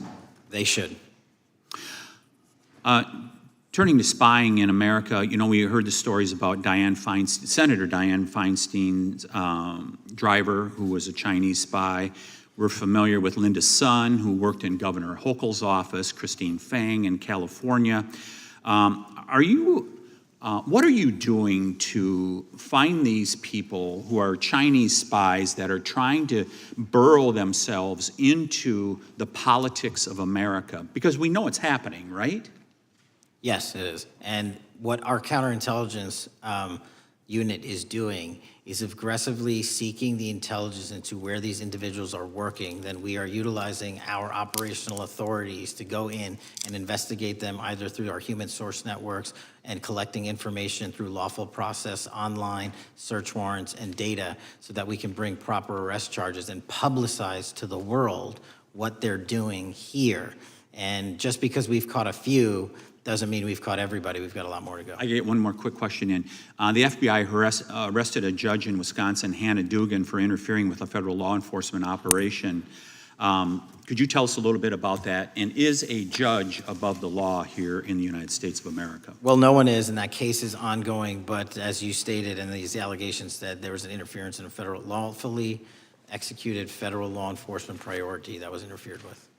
I yield back, Mr. Gentleman yields back. The gentleman from Tennessee is recognized. Thank you, Mr. Chair. Director Patel, I believe you had primary importance in starting Operation Viper in Memphis. Is that correct? Yes, sir. And Operation Viper brought in the FBI, the DEA, the ATF to help the Memphis police in policing the city. That'll be phase 2, sir. Phase 1 was FBI and local law enforcement in Memphis for the last few months. Okay. You did a good job, and the police director and the mayor have told me that has been helpful, the FBI working with the police. And the FBI are trained in law enforcement. They know Miranda rights, they know how to do policing, and they do a good job working with the police. Do you think that the National Guard is necessary to do the work that the FBI is doing now? Thank you. I do think it's necessary to finish it. What we've done is 500 arrests in Memphis and 110 federal indictments. But what we need to do is we've only secured a piece of where the criminal conduct is occurring in Memphis, and we can't work inside perimeters that are not established and safe, and we don't have the manpower to give us the space to fully go into the areas where the criminal activity remains. Well, are you suggesting that the National Guard is going to go into the more heavily crime areas? They're going to establish, like they did in Washington, D.C., perimeters where local law enforcement and the FBI, DEA, ATF, and U.S. Marshals can go into. We can't be going into all these areas knowing that they're extremely volatile and jeopardizing the safety of our agents. Did the National Guard do anything in Washington to help the FBI stay safe from these dangerous elements? They established perimeters. Established perimeter, and the criminals knew about it, so they... It was a visible force, sir, so they kind of saw it. Well, what you did, I commend you for what you did, and I think the FBI coming in, we have a crime problem in Memphis. The FBI has helped, DEA will help, and the ATF will help. I don't think the National Guard's going to help, and what I've seen, they're not trained in law enforcement, are they? No, sir. And so that could be a problem. Who will direct the National Guard in Memphis? Will it be, will they have control over your agents? No, sir, they won't. Who will have control over your agents? You? Well, the SAC and then ultimately the chain of command up to Washington, D.C. will control the FBI, but there's a task force that was put together that is going to be led by an interagency. The heads of U.S. Marshals, DEA, and FBI will be working together with DHS collectively on this. Have you visited Memphis before? Yes, sir, I have. So you know how good a city it is. I love Memphis. A lot of us do. And Memphis is a great city, great history, civil rights museum. Might say something about slavery, but that was the history. It needs to be taught. Blues, Elvis. Beale Street. Beale Street, right, barbecue. And people should come. It's not a troubled city. We've got some crime, but it's not a troubled city. We're not troubled, and we love our city, and we hope that the National Guard doesn't come in and cause people to have questions about Memphis because it's a city they should visit. Let me ask you this about, you said that the homicide rates are coming down to an all-time low? In modern recorded U.S. history, yes, When sir. does modern recorded history start? I think the FBI, and I'll get back to you on this, has stats on that going back about 30 years, sir. Okay, I was thinking back to Ozzie and Harriet, and I didn't think you could beat Ozzie and Harriet's time. Secondly, you mentioned the Epstein case. Did any of the women that were victims, and they came up here and had a press conference and all, did any of them contact your office and ask to give information? To my knowledge, no, sir. If they did, let me ask you first, is there a statute of limitations on sex crimes like that, with sex with a minor, rape? The DOJ is the expert, but I do not believe there's a statute on that, limitations on that.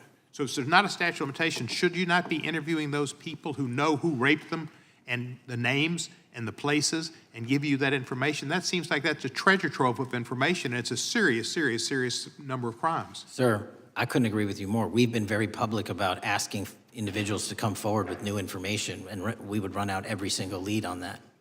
Well, I'm sure the women will come forward, especially today, to assure that they will get an opportunity, because that seems like something we ought to do.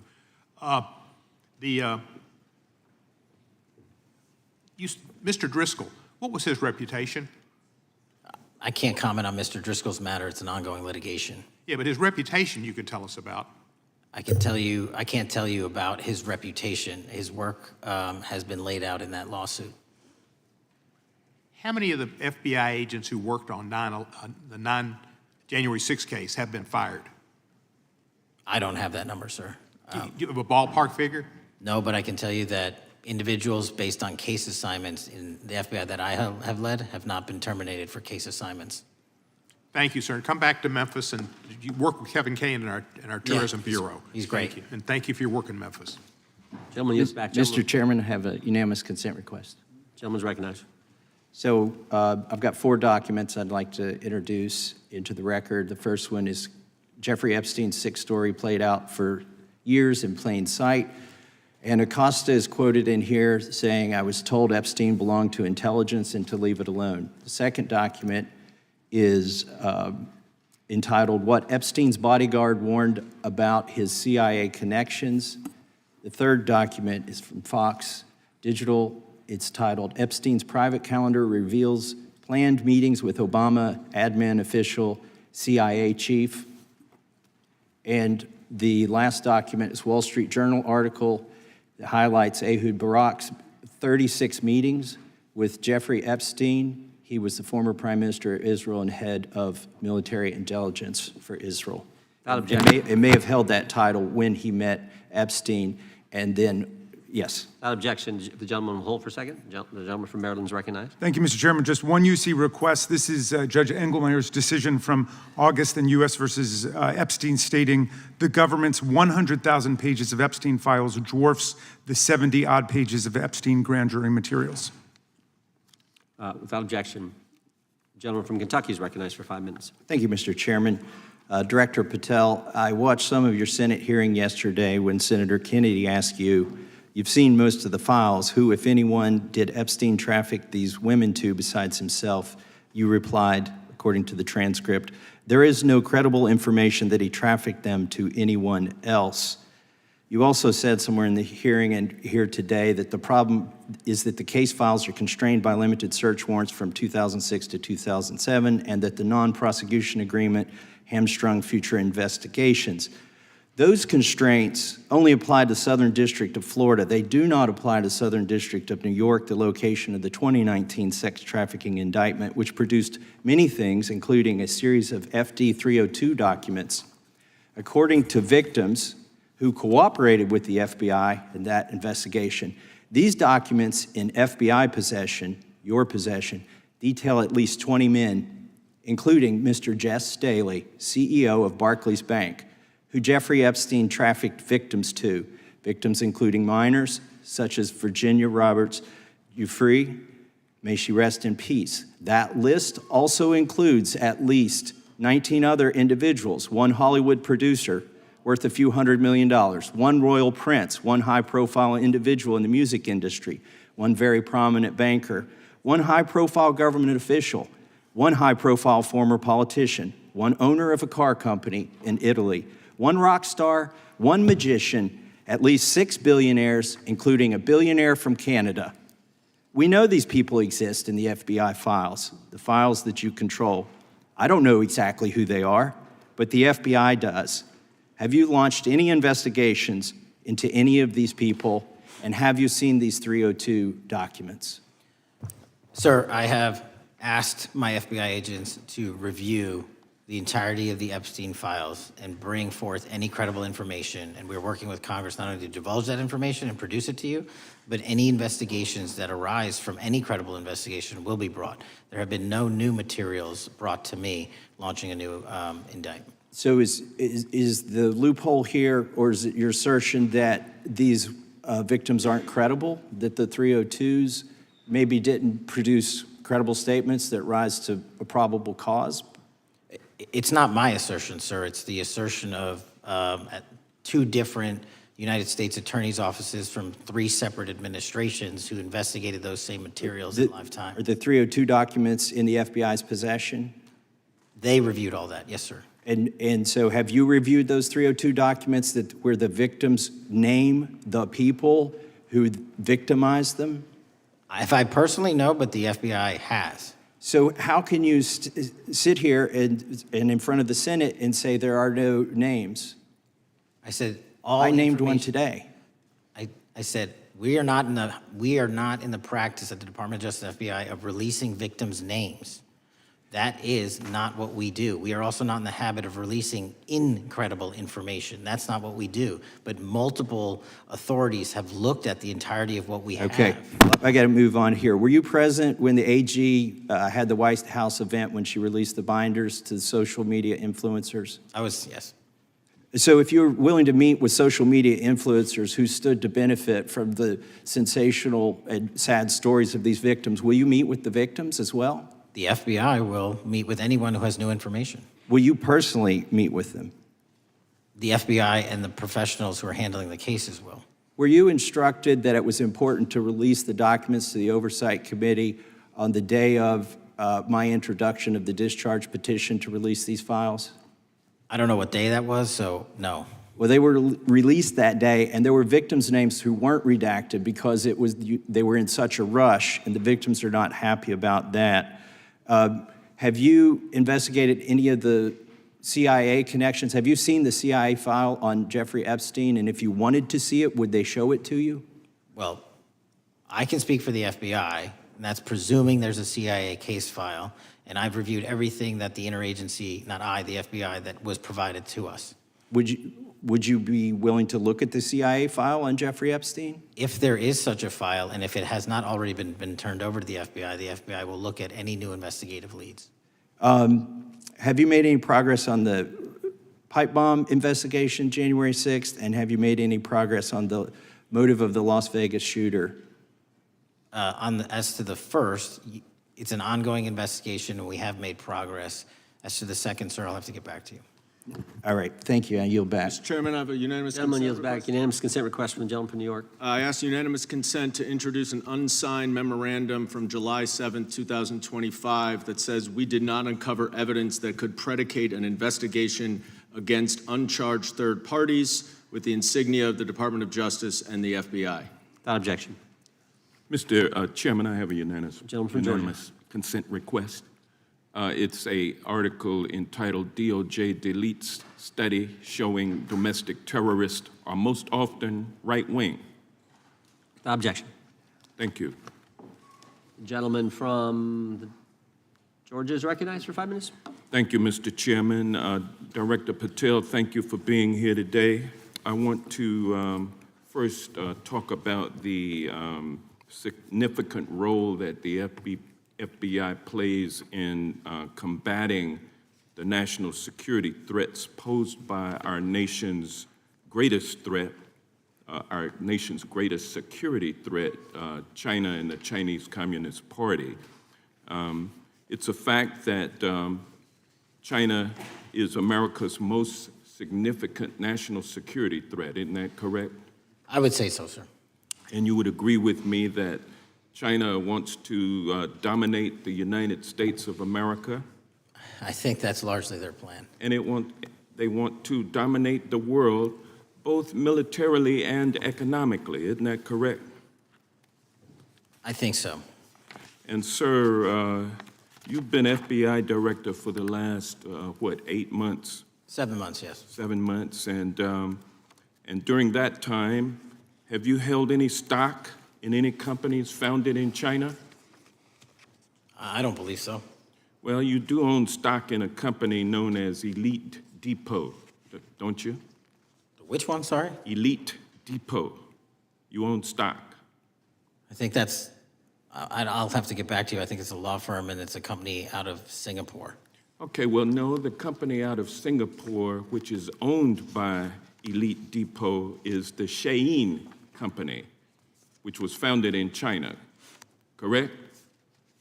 That company operates out of Taiwan. Well, they changed their headquarters from China back in 2022 to Singapore for tax purposes, but it's owned by a Chinese billionaire.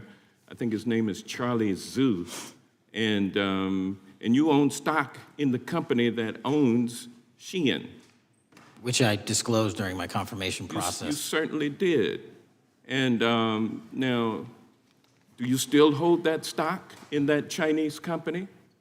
Pursuant to the Department of Justice, who reviewed my material that was submitted during my confirmation process, I was able to hold certain stocks, and they made the You decision. still hold the stocks that you have? You still hold on to these Chinese stocks, these stocks in this Chinese company? I disagree that it's a Chinese company, but I was in the DOJ, when you're appointed, makes a call on what you can and can't possess. Well, now, let me ask you this. Chinese companies steal trademarks, they produce counterfeit products and sell them over the internet on platforms such as Shein.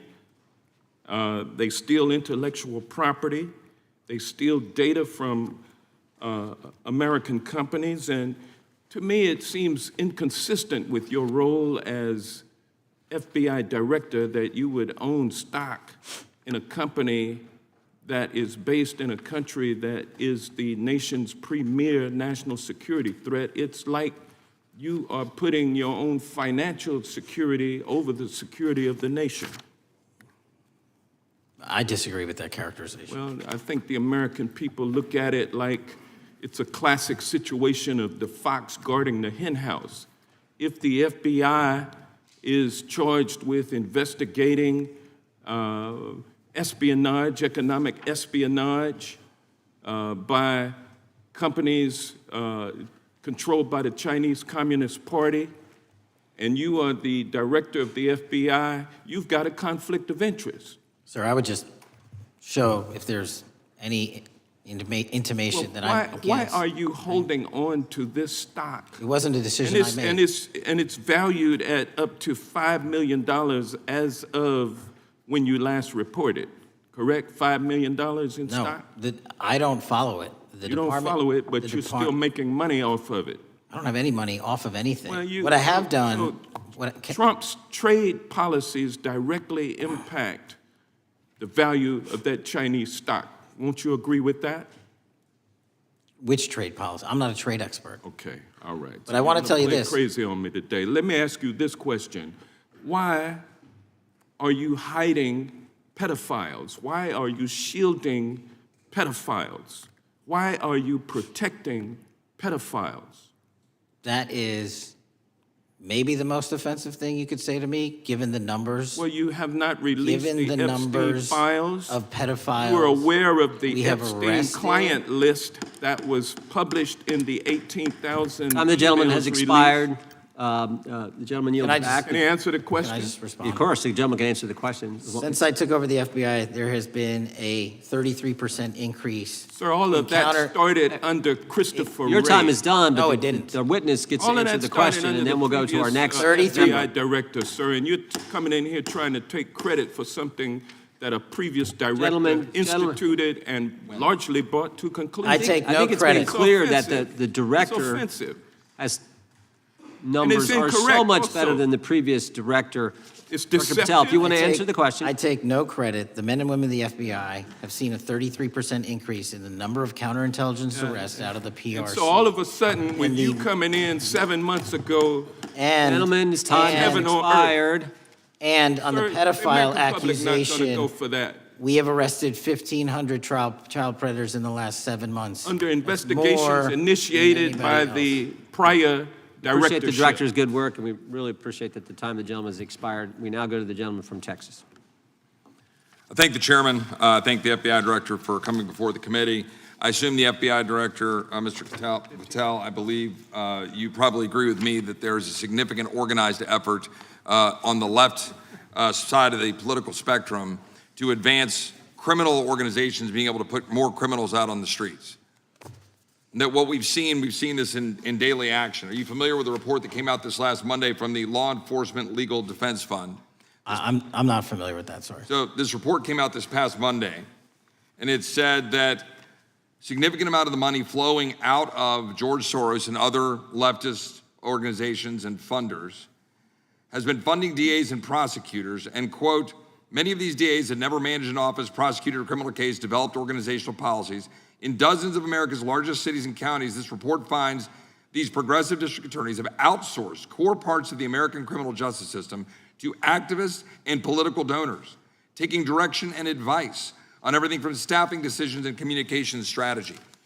Organizations is a complex web of donors going in through these organizations to put radical DAs and prosecutors out there, putting criminals on the streets. Does the FBI director agree that this exists and is a problem? I will accept the factual representation, and if that exists, it is a problem. The organizations such as TIDES, the Fair and Just Prosecution, Brenner Center for Justice, Partnership for Safety and Justice, the Vera Institute of Justice, the amount of dollars flowing from George Soros through and to these organizations and to the various prosecutors that have resulted in increased crime on our streets, including the brutal murder of the Ukrainian refugee in Charlotte. I bring that up because that is one component of the problem. In addition, we have an organized effort targeting our border. The NGOs, the nonprofits and the deep pockets, the United Nations, charitable organizations, and a long list of over 250 organizations that the Center for Immigration Studies put out that lays out a complex web of organizations that were moving people into our country, knowing that they're dangerous, knowing that they're criminal, associated with taxpayer dollars flowing through the United Nations and donor dollars flowing through organizations, including ostensibly religious ones, putting these dangerous individuals on the street that resulted in fentanyl in our communities, that resulted in the death of Jocelyn Nungare, of hundreds, thousands even, as the director testified, 100,000 people dying from these narcotics every year. All of this in an organized effort, a complete effort by the radical left to use taxpayer dollars and these dollars to put people on our streets. In addition, the extent to which we've seen now with the Southern Poverty Law Center and their hate map targeting, for example, the Family Research Council, where we had a shooting right here in DC over a decade ago, putting Charlie Kirk, putting a target on TPUSA, Antifa, other radical organizations that are very specifically organized in targeting conservatives and ordinary Americans. Well, how about the organized effort to infiltrate our schools and advance a transgender agenda and advance a radical agenda, perhaps one that we will see exposed further in the individual that actually shot Charlie Kirk. So here's my question. Will you as the director, and are you as the director, pursuing all legal channels to follow the truth wherever it may lead on this organized effort, one? And two, do you agree that Congress should take all action necessary to expose this web of dollars that are flowing to undermine our way of life? I got another minute in my time that I'd like to hear from you on this topic broadly. I'll keep it short.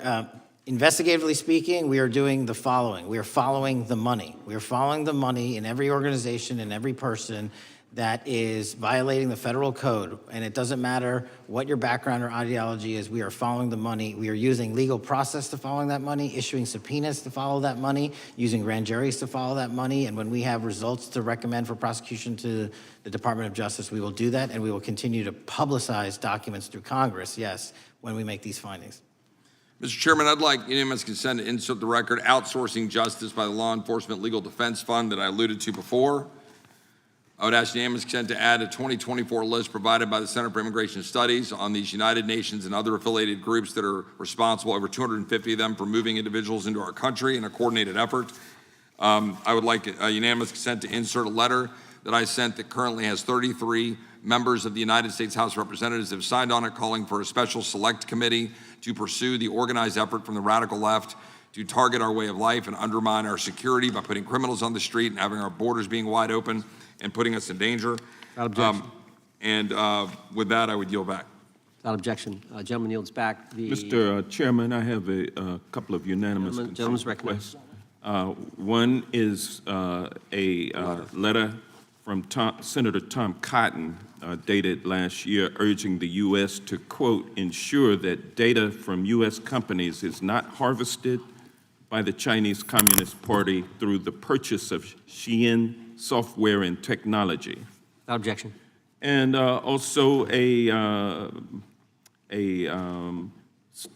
statement by Marco Rubio, then Senator Marco Rubio, which warned our UK allies about, quote, Xi'an's deep ties to the People's Republic of China. Without objection. Also, crime is the record crime is down in 2025. Trump doesn't deserve credit, which demonstrates that the crime rates have been decreasing since 2023, which was published by the Vera Institute. Also, a unanimous consent request to enter into the record a NPR report from July of 2024. GOP vows to make America safe again. Statistics contradict their growing crime claims. Without objection. Also, a report out of the American Presidency Project dated January 17, 2025, record low crime during the Biden-Harris administration. Without objection. Also, Joe Biden is correct that violent crime is near a 50-year low, which was a PolitiFact publication of May 2024. And last but not least, a FBI releases 2024 reported crimes in the nation statistics. These are FBI statistics published on August 5th, 2025, which details decreases in murder, rape, aggravated assault, and robbery in 2024. Without objection. Gentleman from Kentucky is recognized for unanimous consent. Mr. Chairman, I ask unanimous consent to submit two sets of documents. The first is a series of emails from the victims of Jeffrey Epstein. They are making FOIA requests to get their own FBI files and not having any success. So I want to bring attention to that by submitting that to the record. The second document that I want to submit to the record, for the record, I know we don't usually read these. This one's not readable. It's completely redacted for the most part, the first 50 pages. This is actually the search warrant that was served on James O'Keefe for a diary that he had already given to the government 2 months before. And as it turns out, there were no indictments here, yet he still doesn't know why he was raided, and I think he deserves to know. So, Without objection. Thank you. The chair now recognizes the gentleman from California. Director, the first time you saw Donald Trump's name was in the Epstein files. Did you close the files or keep reading? I have reviewed not the entirety of the files, so I have. You haven't reviewed all of the Epstein files? Personally, no. You're the director of the FBI. This is the largest sex trafficking case the FBI has ever been a part of. Buck stops at the top, and your testimony today is you have not reviewed all of the files. What I've been doing is been busy providing the safest country this country has seen in modern U.S. history in historic speed, because the men and women of the FBI are given the resources to reduce the homicide rate, to reduce the drug trafficking rate, to reduce the amount of children that are being trafficked, and the number of pedophiles. It sounds like those children being trafficked would appreciate the director reviewing the files. You said you don't know the number of times Trump's name appears in the files, so it could at least be 1,000 times. Is that right? The number is a total misleading factor. We have not released number at least anyone's be 1,000 name times? that we have not released anyone's Could it name in the at least Epstein be 1,000 files that times? has not been credible. Director, And could it at we have least be 1,000 released times? every piece of legally permissible information. Okay, you can so- characterize the numbers however you want it. Reclaiming my time, Director. It sounds like if you don't know the number, it could at least be 1,000 times. Which It's not. leads me- It's not. Is it at least 500 times? No. Is it at least 100 times? No. Then what's the number? I don't know the number, but it's not that. Do you think it might be your job to know the number? My job is to provide for the safety and security of this country. My job is not to engage in political And that innuendo includes protecting so you can go sexual out to the assault sticks and get your 20-second hit in your fundraising reclaiming my article. time, But Director. keep going, reclaiming your time, because the Director, people of California If are being Trump- if the underserved by president- your If the representation. president is not implicated, why not release everything that involves him? We have released everything, the president and anyone else's side, that is credible and lawfully be able to be released. Your fixation litigation on this matter and baseless accusations that I'm hiding also child Mr. Massey's pedophiles is disgusting. interest. Anyone that says that needs to look at the stats alone. And go back to the state of California, who's receiving the biggest surge in FBI resources through my redeployment because the cities of Los Angeles, San Diego, and San Reclaiming Francisco my time, need it. Director, remembering your oath to tell the truth, did you ever tell Donald Trump his name is in the files? I have never spoken to President Trump about the Epstein files. Did you ever tell the Attorney General that Donald Trump's name is in the Epstein files? The Attorney General and I have had numerous discussions about the entirety of the Epstein files and the reviews conducted by our team. Did you tell the Attorney General that Donald Trump's name is in the Epstein files? And we have released where President Trump's name is in the It's a simple attorney's question. file. Did you tell the Attorney General that the President's name is in the Epstein files? During many conversations that the Attorney General and I have had on the matter of Epstein, we have reviewed The question is painstakingly simple. who Did you can tell be- the Attorney General that Donald Trump's name is in the Epstein files? Yes or no? Why don't you try spelling it out if Yes you're or going to mock no, me? Director? Use the alphabet. Yes or no? No? A, B, C, Director, D, E, F? it Don't wanna sounds do like it? you don't want to tell us. Did you tell the Attorney General that Donald Trump's name was in the Epstein files? Why don't you try serving your Director, constituency did by you tell the focusing on Attorney reducing General violent that Donald crime in this Trump's name- country and the number of pedophiles that are Director, legally reclaiming my harbored in time, your Director. sanctuary cities in Director, California? reclaiming I'll my work with time. you on that. Do Regular you want order, to Mr. work with Chairman. us on that? Director, Time reclaiming my belongs to the time. gentleman from California. Did you tell the Attorney General that Donald Trump's name is in the Epstein files? Yes or Question no? has been asked and answered. You've not answered it, and we will take your evasiveness as a consciousness of guilt. Director, did Donald Trump ever say to you, just find and release the entire truth? Don't worry if I'm in it? The instructions from the administration were to release all credible information, and we have done that. Did Donald Trump ever provide information about Jeffrey Epstein as an informant? Donald Trump has not been, and I can only speak for the FBI, an informant of the FBI. So, Director, you've played this cute shell game where you say you can't release everything because the court has said that it legally is not allowed to be released, but the court calls bullshit. Judge Richard Berman said that when you went to the court, quote, information contained in the Epstein grand jury transcripts pales in comparison to Epstein investigation information and materials in the hands of the Department of Justice. So let's move on, Director. You wrote a book called Government Gangsters. You identified 20 individuals in that book. You put me on that list, at the top of the list. Thank you. My children find it flattering. 20 of those individuals have been investigated or have had adverse actions. Director, considering that you have identified these people as, quote, government gangsters, will you recuse yourself from making any investigation decisions about these individuals? Anyone that has been terminated at the FBI has been done so No, the because question they failed again. to meet the muster Director, and their constitutional I will obligation. work on the audio-visual capabilities. I'm of going to the room so borrow that your they can hear me. terminology and call I'm reclaiming bullshit my on your time. entire career in I'm Congress. reclaiming my It has time, been a Director. disgrace to the American Director, I'm people. reclaiming my You time. can Will reclaim your you time all you recuse want. yourself? Try Mr. Chairman, and you're protect gonna allow the a witness citizens to of speak, Mr. California. Chairman?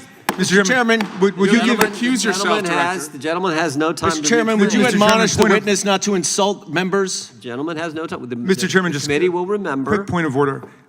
Could the gentleman be extended an additional 20 seconds to complete his thoughts since the witness decided to interrupt him And continuously? then the witness will be able to respond if he wants. We'll make sure Thank he has you. time to do that. My question Gentleman, is, continue. will you, Director, recuse yourself, yes or no, from investigating or making decisions about the 60 individuals, including myself, that you identified as government gangsters? Yes or no? Time of the gentleman has expired. The No. witness may respond if he would like. And the answer was no, as I heard. Correct. Okay. The gentleman from Wisconsin, the gentleman yields back. The gentleman from Wisconsin is recognized for 5 minutes. Thank you, Chairman. Thank you, Director Patel, for being here today. I wanted to talk a little bit about the assassination of Charlie Kirk and the FBI's subsequent investigation. I know it's really sensitive, and you can make the call as to whether or not, obviously, it's something that you can respond to, but I think it's still fresh on many people's minds. I want to congratulate you and Utah law enforcement for the work you did in identifying the suspect and apprehending him. According to public reports, and I think this is what maybe it's, I still have questions about, and maybe the public does. According to public reports, the alleged shooter arrives on the Utah Valley University campus nearly 4 hours before the shooting. Was that your understanding? Is that kind of? I'll let the public reports reflect themselves. I don't have the exact timeline. Okay, so we don't have any idea kind of his prep or how he set up or how he utilized that time when he first showed up on campus? All of those are being currently investigated through our cell phone analysis and through our witness interviews, and the state of Utah has now announced charges seeking the death penalty against his suspects, so we're a little limited in what we can continue to say. Sure, I understand. And the suspect, like you referred to, is then captured on security footage jumping off the roof of the alleged shooting location, the Losey Center. Do we have any idea how the suspect got up on the roof in the first place? I think for members of Congress, especially after Butler and Pennsylvania, it's just unimaginable that there could be some type of security breakdown prior to an event of that size where somebody could access a rooftop. So not commenting on the case, but having gone to the crime scene and walked the steps that we believe were taken, the roof was actually readily accessible through an exterior stairwell, so anyone could have gotten on it. Okay, okay. The suspect flees on foot to kind of this wooded area where he drops the rifle, wraps it in a towel, and then proceeds to his staged vehicle and basically drives home. So do we have any idea what the towel was about? Was it used later to identify a place where the firearm was left, or do we... What we can tell you is the towel, there was a screwdriver found on the rooftop, which DNA was collected off of, and the towel was found wrapped around the firearm in question in a wooded area next to the campus. All have been processed for DNA. And then, according to the suspect's roommate, there were allegedly messages on instant messaging platforms, specifically Discord, suggesting the towel may have been used to identify that weapon's location. So the public reports have suggested that the shooter acted alone. Do we still believe that that's true? Do we have any idea as to whether or not those Discord messages led us to believe that the shooter may have had help in any way or assistance? I can only speak to the FBI's investigation, and our investigation is ongoing, and we are interviewing any of those individuals involved in that chat and other individuals in the area. Very good. And so my suggestion, if there are accomplices, I'm sure this is something that the FBI is going to continue to investigate fully and thoroughly into the future. Yes, sir. The reason I ask that is because I don't know that that was necessarily the case with Butler, Pennsylvania. So thank you so much for your persistence kind of in this matter. There's still a lot of public questions that need to be asked. Let me shift to another topic very quickly. On July 31st, 2025, the DOJ and the CIA declassified the annex to Special Counsel John Durham's 2023 report on Operation Crossfire Hurricane. The 29-page Durham Annex contains previously classified information about, among other things, the investigative referral of the Clinton campaign plan. Why would somebody place documents in a burn bag related to this case? That case is very much ongoing, so I can't comment on the stylization of the evidence we're collecting. Can you comment at all on the Durham Annex as I described it? The Durham Annex, which has been publicly released thanks to the FBI's commitment to transparency, is one of the documents that's being utilized. And in general terms, speaking for burn bags, sir, a burn bag is what you use to put classified documents into generally, because that is literally how you destroy them. So it appears that efforts were made by the Clinton campaign to reach out to the FBI agents or the Clinton sympathizers in the intelligence community in order to lead more credibility to the Clinton campaign plan. Do you think that's an accurate characterization? Again, I'm not going to characterize that material because it's part of an ongoing investigation. Thanks for being here today. I yield back. Gentleman yields back. Gentleman from California is recognized. Thank you, Director Patel, for being here today. The FBI searched Jeffrey Epstein's Manhattan residence, correct? I believe that happened in 2018. I think there was 2 locations, sir. It's 2019, and in that residence, the FBI found a safe, correct? I don't have the catalog of evidence in front of me. In that residence, the FBI found a safe, correct? I'll accept your representation. Okay. And in that safe, the FBI found topless and lewd photographs of girls, correct? Again, sir, I'll accept your representation. I don't know. Thank you. It was all over the media at the time. There's a New York Times article that says Jeffrey Epstein is indicted on sex charges as discovery of nude photos is disclosed, dated July 8th, 2019. And the Times reports a trove of lewd photographs of girls was discovered in a safe inside financier Jeffrey Epstein's Manhattan mansion. Author Michael Wolff has conducted numerous interviews of Jeffrey Epstein. I'm going to play for you a video clip of what Michael Wolff said Epstein told him was in the safe and what he showed the author was in this safe. So let's please play that clip now. Elected. And I was sitting talking to Epstein, and he said, "Wait a minute, I got to show you something." And then he went into his safe, and he came out with photographs. They were Polaroids, I think, and he kind of spread them out like playing cards, and it was Trump. I mean, I think there were a dozen of them, and it was Trump with girls of an uncertain age at Epstein's Palm Beach house, where all of the things that he would ultimately be accused of took place. And I remember very vividly 3 of them. There are 2 in which Trump is, the girls, topless girls, are sitting on Trump's lap. And then a 3rd in which he has a stain on the front of his pants. And the girls are kind of pointing at it, sort of bent over, laughing. So Director Patel, I'm going to ask you a very broad and general question. As you know, Donald Trump and Jeffrey Epstein were friends. There are, of course, photos showing Donald Trump together with Epstein, correct? I don't have the entirety of the photographs, but I think they've been photographed in public together. All right. Are there any photos showing Donald Trump with girls of an uncertain age? No. How do you know that? Because that information would have been brought to light by multiple administrations and FBI investigators over the course of the last 20 years. Well, you know what? That's just not true, because no one knew about the creepy birthday message that Donald Trump wrote to Jeffrey Epstein until the Wall Street Journal disclosed it, and then all of a sudden, the Epstein estate provides it to Congress. Well, so certainly, you weren't there at the search. You don't know what Epstein may or may not have done with those photographs even prior to the search. Maybe someone has it. Maybe the Epstein estate has it. You raise a great point. So I'm going to ask you, have you asked to talk to Michael Wolff? You raise a great point. I haven't personally asked to talk to Michael Wolff. Has the FBI asked? But the FBI, I'll get back to you if the FBI specifically so Michael Wolff has has ever. About 100 hours of testimony of Jeffrey Epstein. Wouldn't it be good for the FBI to interview Michael Wolff? I'm not saying they haven't. I just don't know. Has FBI subpoenaed the tapes that Michael Wolff has conducted of Jeffrey Epstein? I don't know. All right. So if you could provide us an answer, that would be terrific.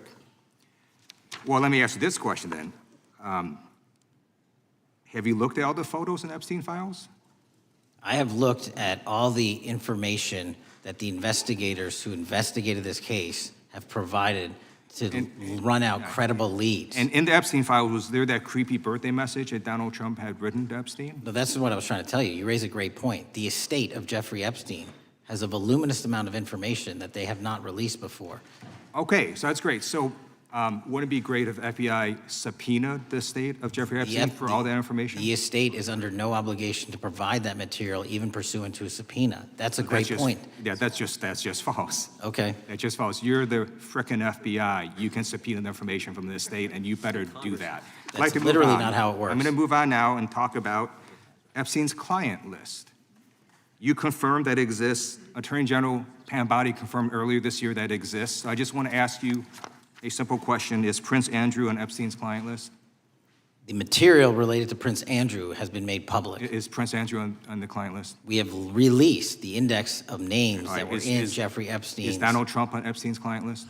The index has been released, and the index will speak for itself. So I'm just going to say, America, there's a huge red flag. The FBI director could not answer whether Donald Trump was on Epstein's Gentleman's time has client list. expired. I Chair yield now back. recognizes the gentleman from Virginia. Thank you, Mr. Chairman. I want to thank the director for being here and for his work over the last several months, removing the taint of partisanship that has infected the intelligence community over the past several years under the last administration, under the last several directors, standing up for law enforcement, standing up for the brave men and women who work in your agency. But to set the record straight, we have to correct the record. And the record, early days of the first Trump administration saw a dramatic spike in news stories that contained sensitive and sometimes classified details about the FBI's bogus Russia probe, about a leak a day. It's unacceptable that senior FBI officials coordinated to leak classified information to try and harm President Trump. Documents produced to the committee in August of this year revealed that the FBI interviewed a former Intelligence Committee staffer who gave details on a systematic process through which leaks of classified information were affected by then Chairman, now Senator Adam Schiff. Were these findings escalated within the Bureau's chain of command, and if so, to what level?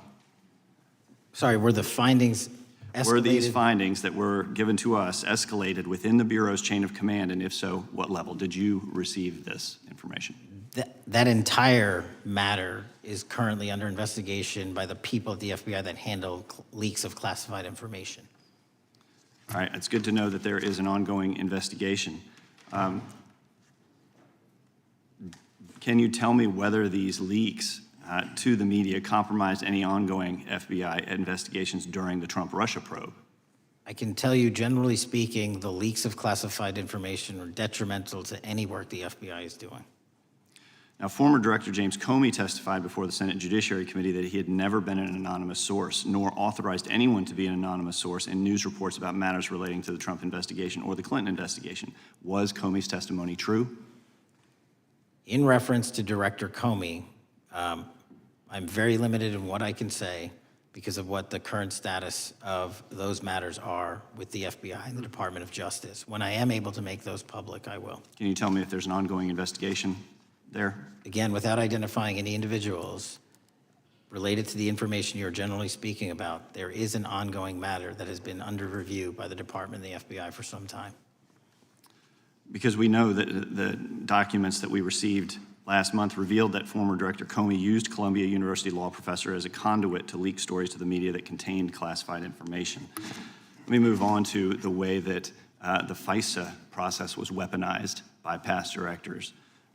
Prior to your confirmation, you raised concerns about government misuse of FISA, including Section 702, stating that FISA was in need of major reform. Specifically, you highlighted that the Fisk report that the FBI had conducted 278,000 improper searches of the FISA database. Do you remain concerned about governmental abuse of FISA in Section 702? I'm always concerned, but what we've done since I became FBI director is implement new audit systems. We are nearing 100% review of the 702 query system that you are specifically referring to, and we've also eliminated anyone that has ever touched that database that has in any way made a mistake, whether intentional or not. And we have also identified a system in which those going forward who misuse the 702 system, they don't get 2 strikes. They get 1 and you're done. Okay, I'm glad you mentioned you're continuing to audit because, as you know, in May, the New York Times reported you closed the FBI's Office of Internal Auditing. Can you explain why you decided to close this office? Yeah, because under the new restructuring of the FBI, to save resources, there were 2 different places doing the exact same thing. We have a specific division dedicated to audits. I didn't need another audit system doing the audits again. And so we folded some of those folks with their expertise into our specific division and then took the rest of those folks and are moving them out across the country. Under previous FBI leadership, FBI agents were found to have lied to the Fisk. There have been hundreds of thousands of violations of the querying standards. In light of past violations, what action is the FBI taking to ensure that similar abuses do not occur in the future? Exactly what I've outlined. You cannot have access to the 702 query system if you improperly queried that system at all at any time in your career. Okay, at a Senate hearing 2 years ago, your predecessor, Director Wray, testified FBI had previously purchased U.S. phone geolocation data for a specific national security pilot project and further stated that the project had not been active for some time and that the FBI relies on court-authorized process to obtain location data from companies. Does the FBI purchase location data or any other data of Americans from data brokers? I don't believe so, but I'll get back to you. Thank you, that'd be important. I appreciate that. I yield back. Gentleman yields back. Gentleman from Washington's recognized. Thank you, Mr. Chairman. Mr. Patel, before you joined the FBI, you had very strong opinions about what the FBI was hiding regarding Jeffrey Epstein. In a September 2023 interview with Glenn Beck, you said the Black Book is under the, quote, direct control of the director of the FBI. In December 2023, you said, let us know who the pedophiles are. Even for a short time after becoming FBI director, in February of 2025, you tweeted, quote, there will be no cover-ups, no missing documents, no stone left unturned. In June, you told Joe Rogan, quote, we've reviewed all the information, we're gonna give you every single thing we have and can. But then suddenly in July, everything changed. You and Attorney General Pam Bondi released one video and said that there was nothing more to see. Your July memo says you uncovered more than 300 gigabytes of data and physical evidence, but that you had decided no further disclosure would be appropriate or warranted. That is a quote. I think what happened, Mr. Patel, is that suddenly you discovered that Donald Trump's name was all over these files, and you started a giant cover-up. So you are under oath, Mr. Patel. You just testified to Mr. Swalwell that you did not speak to the president about the Epstein files. To your knowledge, did Attorney General Pam Bondi speak to the president about what was in the Epstein files? I can't speak for Attorney General Pam Bondi. So to your knowledge, you don't have any information. The question was, do you have any knowledge? Do you have any knowledge? I can't speak. You are refusing to answer the question, so let me tell you that the Wall Street Journal reported that in May, Bondi told Trump that he was in the Epstein files, and at the same meeting said that the DOJ did not plan to release the files. Yesterday, you testified to Senator Kennedy that there was, quote, no credible information that Epstein trafficked girls to anyone else, and that you have, quote, continuously and publicly asked the public to come forward with more information, and we'll look into it. Today, in response to Mr. Massey's question, you appeared to say that the survivors were not credible. These are survivors. That's not at all what I said. Okay, great. I'm going to ask you this in a second, but let me tell you about then the don't lie about survivors, me. and let's bring them up here into the room. These are women who came to the Hill and testified that they were groomed and raped at the age of 14 and 16 years old, and they called to meet with the president and to meet with the FBI and to have people investigate their claims. Some of them have never testified before. If you are so interested in getting the public to submit any information, why have you not met with them? You said you haven't met with them. Have you met with them? I'll give you one more chance. My job as the FBI director is to Is the invite all answer yes or investigative no leads. to whether or not you met with these women who were sexually abused and raped? Any insinuation by you or any What people is on the your an- side that I am not manhunting child predators and sex traffickers, just look at the Mr. stats. Patel, And you talk Mr. about Chairman, cover-ups, man. Mr. Chairman, you this talk is about my time, cover-ups. and I will take Why- as much time as I Where were want. you during the Instruct Obama the and witness, Biden Mr. administrations Chairman. when these so-called Instruct the cover-ups were witness. going on? Mr. Why didn't Chairman. anyone in those administrations talk to any of these Mr. purported Chairman. witnesses? Yeah, I let's have get some regular order, Mr. every Chairman. single person to provide credible information. Time belongs to the gentlelady from Washington. And I'm but gonna when you- take when another you couple accuse of the minutes. witness of something, he's allowed to respond. That's how it works. You say Listen, something, he didn't you say even, the- excuse me, Mr. Mr. Chairman, Chairman, you have point always of been order. fair, but this and is I'm not being fair. fair, and you will get No, your- this you will is get my your time, time, and he You will give the said gentlelady that the a few witnesses additional were not credible. seconds of time. I'm going to get an additional minute of time because No, that's you'll how get much what time you he won't get a took. minute. You'll get some seconds. What we think is under 5 minutes. You don't get to demand how Mr. much time you Patel. get. That's not how it works. Mr. Patel, are the victims of the Jeffrey Epstein horrific trafficking ring, are they credible?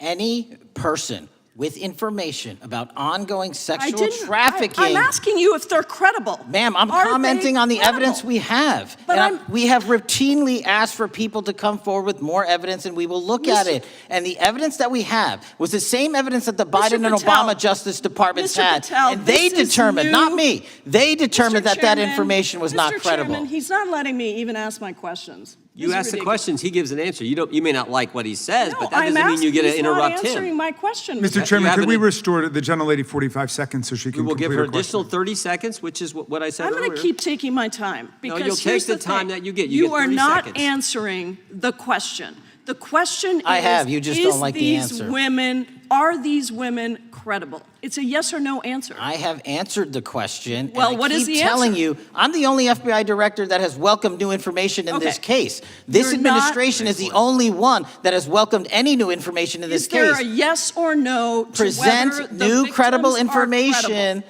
Present new Are information. the victims credible The victims- or not? I'll tell you what happened in the last Trump Are administration. they credible or not? You can't Victims even say. credibly came forward, and you know what happened? President Trump authorized the indictments of President Jeffrey Trump Epstein, called not them a Biden, hoax. not Obama, President Trump no one called else. the entire thing a Democratic hoax. So I would like to ask The you gentlelady's if time has you expired. will I gave her meet- the additional if 45 you- seconds she if you requested. will The meet- gentlelady yields back. The gentleman from Mr. New Chairman, Jersey is I would like recognized to for his ask if 5 you would minutes. meet with the women who were sexually time does not belong- abused and raped and groomed time does at not the belong ages to the of gentlelady from 14 Washington. and The time now 16 belongs- years old. Are the you time- going to cover up? No, I'm Are not you gonna- going to I'm continue gonna to recognize cover the up gentleman for from the New Jersey rich for and his 5 minutes. powerful men, including those that might be on this committee? I can yell Or too, are Mr. you Chairman, going but I don't want to yell allow above them this. to The time belongs testify? to the gentleman from New Jersey. I Are you appreciate the going to allow gentlelady them to yielding testify, back. Mr. Patel? Go ahead, Will Mr. you Angelo. allow them to testify to you, Mr. Patel? Mr. Patel, thank you for being here. I know it's been an interesting and difficult 2 days. And I wasn't going to talk about the Epstein thing because there's a lot of other issues that affect the FBI, but I have to say a few words. I've sat here, I've listened to this, I've watched it, and you know, my Democratic colleagues are so concerned now, Mr. Patel, all of a sudden. Where were they last year? Where were they the year before? Where were they the year before that? Where was the last president in any of this? All I know, the only thing I see is a single letter from the ranking member that was sent in 2019 that he didn't like the plea deal, and some people signed on to that. Most of the truth, the real truth, let's be honest, let's be intellectually honest. The real truth is we didn't hear from them at all. Anybody of them. Hardly any of them ever mentioned it. Some of them didn't mention it at all until the beginning of this year. Earlier in the year it started. Not one Democrat asked Director Wray. We all remember Director Wray was here. Not once, not twice, multiple times. Nobody asked Director Wray about Epstein before this committee. Nobody was that concerned. Where was the concern for the victims then? Where was the moral righteousness then? Where was the outrage then? Where was the sense of duty then? Where was the desire for accountability then? Where was the urgency for justice then? Most of all, where the hell was the integrity then? You know what the truth is. Let's just say it, man. Tell the truth time. The truth is, it's politically useful for them to try to do this now, even though they didn't give a damn about it in the past. And you know what? That's an insult to the victims, and that's an insult to America. Continue to do the work you're doing. Continue to uncover what needs to be uncovered. One real quick thing before I say anything to 9/11. We know that was mishandled by the past director and by the past FBIs. There are family members here. There are family members who are concerned. God Almighty, we want to get to the truth of that. I ask you, please, to meet with them, to talk to them, and to investigate this with truth. You know, in the Biden administration, we went through a very dark and difficult period of time. The FBI trust was broken with the people. Catholics were, this is the stuff we've been talking about, were labeled radical threats for praying in their churches with their rosaries. Parents at school boards were called terrorists for standing up for their children. Hindu holy men in New Jersey. We have the largest Hindu temple in the world. They were attacked. They were put up against the wall with guns to their heads. So it isn't just a Catholic or Christian thing. American Jews were targeted in colleges and universities, and a lot of folks in the FBI, in the past FBI, not this one, didn't give a damn. We can't go back to targeting religion. We can't go back to silencing free speech. The Biden administration did that. So I got questions for you. Hopefully thoughtful questions that you can answer for us in a thoughtful way. How is this FBI now, under your leadership, how are we restoring trust for Catholics, for Hindus, for Jews, for parents, for all the other, for just American people that were targeted by FISA because they had a different viewpoint? How are we restoring that trust in the FBI? Multiple ways, sir. One, and maybe most importantly, is through transparency and providing the American public with the material so they can see, read it themselves as to what the abuses were in the past, whether it relates to the Catholic memo or the Hindu incident you talked about at the largest temple in North America. Any institution of faith and any member of faith will not be investigated by this FBI because they are men and women of faith ever, period. And nor should they. Nor should they. I don't mean to interrupt you, but my God, of all the amendments to the freedom of speech, freedom to believe in what you want to believe in, I know you're standing up for that. Continue. I'm sorry. No, that's it. Sorry. Okay. The Richmond memo was driven by a reliance on sources. The Southern Poverty Law Center, you know, the words sound nice, but the organization's not so nice. And we've seen the Anti-Defamation League distort data that counts as violence. Have you been able to identify and eliminate these kinds of partisan sources? We welcome all sources, but we want objectivity and neutrality and decency in the way we report all this. Have you been able to uncover any information there? How do we make sure our sources are good in the future? We have reviewed the source processes that infiltrate any institutions of faith, and they will no longer be going into institutions of faith. They will be directed towards criminal activity and protecting the homeland, the two most important missions the FBI has, and that's what we're going to continue to do. Good. And I'll say this, there was a lot of bull today, a lot of you-know-what, and I'm not going to say it because I respect the institution so much going on around here. Continue to do the work of the people. You are here for that reason. The administration is here for that reason. It was weaponized and politicized, the FBI, in the past. I hope to God we never, ever see that again. One of the darkest parts of American history. Thank you, Mr. Patel. I yield back. Mr. Chairman, I have a unanimous consent. Gentleman yields back. The gentleman from New York is recognized for UC. I would like to introduce a CNN article that explains how an alleged top leader of the MS-13 gang was dismissed. His case was dismissed in Brooklyn so that he could be deported back to El Salvador, even though he was charged with murder. Without objection. Mr. Chairman, I have some unanimous consent The lady from requests. Washington is recognized. I ask unanimous consent to enter into the record an article titled "Justice Department Told Trump in May that his name is among many in the Epstein files." Without objection. I have another one that is a July 2025 article by the New York Times entitled "How a Frantic Scouring of the Epstein Files Consumed the Justice Department," stating that DOJ and FBI employees reviewing the Epstein files were instructed to flag any mentions of Trump and other celebrities. Without objection. And I have another unanimous consent request to enter into the record an August 2025 article by The Guardian entitled "Ghislaine Maxwell Hinted at Epstein's Ties to Trump Officials. Why wasn't she pressed for names?" stating that Maxwell told Deputy U.S. Attorney Todd Blanche that some of the, quote, cast of characters around Epstein are in Trump's cabinet. Without objection. Chair now recognizes the gentlelady from Pennsylvania. Thank you, Mr. Chairman, and thank you, Mr. Patel, for coming before us to testify today. I am concerned by your repeated claims that you're not able to disclose anything further about the Epstein investigation and files, and that there's no evidence of a broader conspiracy or other people who should be charged, because the American people aren't buying that you've been transparent or that there's nothing further to be seen. In your exchange with my colleague, Mr. Roy, you reiterated something that I heard you say yesterday in your Senate testimony, and that is, under your direction, the FBI will always follow the money. Is that right? The money, did you say? Yes. Yes, you said you'll follow the money. That's great. And just now you said you welcome the opportunity to investigate new evidence. So there has been significant recent reporting just in the last couple of weeks that after Jeffrey Epstein was arrested, 4 major banks flagged more than $1.5 billion in suspicious transactions connected to him that suggested a massive conspiracy related to his child sex trafficking activities. Director Patel, has the FBI reviewed the $1.5 billion in suspicious bank transactions flagged to the government relating to Epstein and his co-conspirators? I know the FBI has reviewed numerous SARs. I don't know the totality of that number. Okay, can you provide us with that number? I'll get back to you. Okay. And have you initiated any new investigation of those bank transactions since, say, September 8th, when the new reporting came out? I'll check with the Treasury Department because they're the lead on that. Okay, so Director Patel, how many individuals or entities has the FBI interviewed, subpoenaed, or compelled to testify? Can you give us those numbers with respect to these bank transactions? Not off the top of my head. I'll have to work with Treasury. Okay.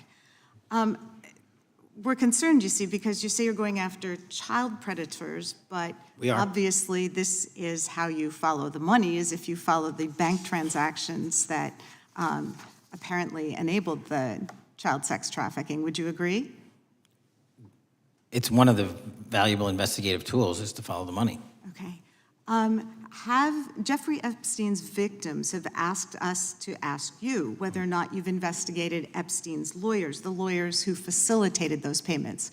Have you subpoenaed or questioned any of those lawyers? So in 2018 and 19, what I recollect is many, if not every one of those lawyers was part of the investigation. But you weren't there at that time, I wasn't right? there. Okay. So can you get us the names and the numbers of who was investigated then with respect to those lawyers? As long as I'm allowed to release it, absolutely. Okay. Well, if we provide you with subpoenas, I assume you can release it. Is that right? We have a current subpoena and we're working with Congress to provide it.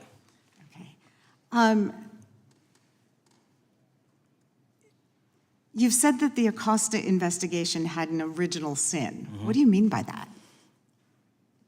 Basically, if you're looking at an actual pedophile ring, what you should not do is limit the time frame in which you're legally able to collect information.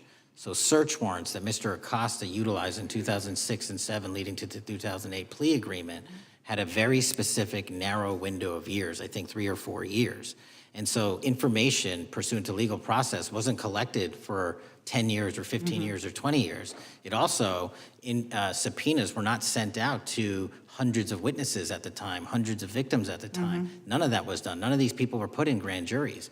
And so the totality of information from the jump, instead of being this big, was like this. And that, in my opinion, is not how you run an investigation if you're trying to break a sex trafficking ring.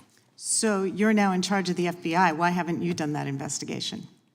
Great question, and here's the answer. Simply because I am not able to go back 20 years and collect information that the courts had decided was already subject to search warrants. They have said, this was in the investigation, there's a non-prosecution agreement out of that plea, and when the case was reopened, and this is where it comes into play, when the case was reopened in 2018 and 2019, the search warrants, again, were limited to the conduct of Jeffrey Epstein. Now, whether that's right or wrong, that's a different discussion, but I'm telling you that's the information we well, I think reviewed. that is a different discussion, and I think the discussion we'd like to have today is why you aren't following the money with respect to the broader conspiracy that it has been reported in the New York Times and elsewhere, and that if you really want to attack the issue, if you wanted to attack the issue, if you wanted to get to the bottom of it, if you wanted to disclose what really was involved in the Epstein files, the Epstein cover-up,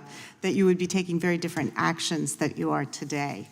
I do want to seek unanimous consent to enter into the record the New York Times September 8th, 2025 article, How J.P. Morgan Enabled the Crimes of Jeffrey Epstein. Objection. And also an article dated July 17th, 2025, in the Epstein case, Follow the Money. Objection. Okay, thank you. Gentlelady yields back. Mr. Chairman. Gentleman from Maryland is recognized. Thank you much.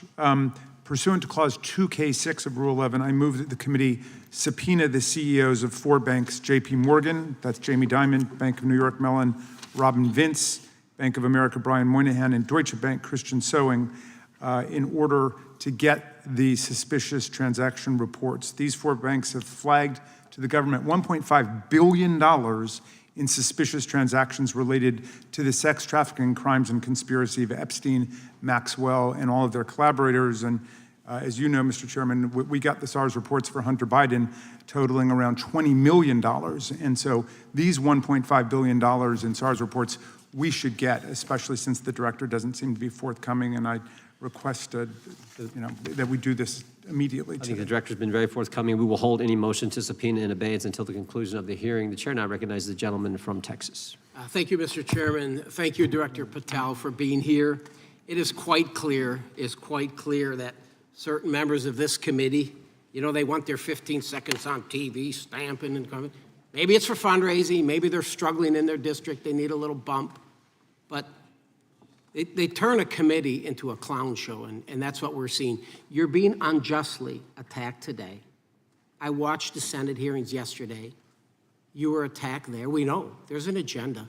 There's always an agenda. It's the same characters with the same personalities, the same objective, and that is destroy the mega movement.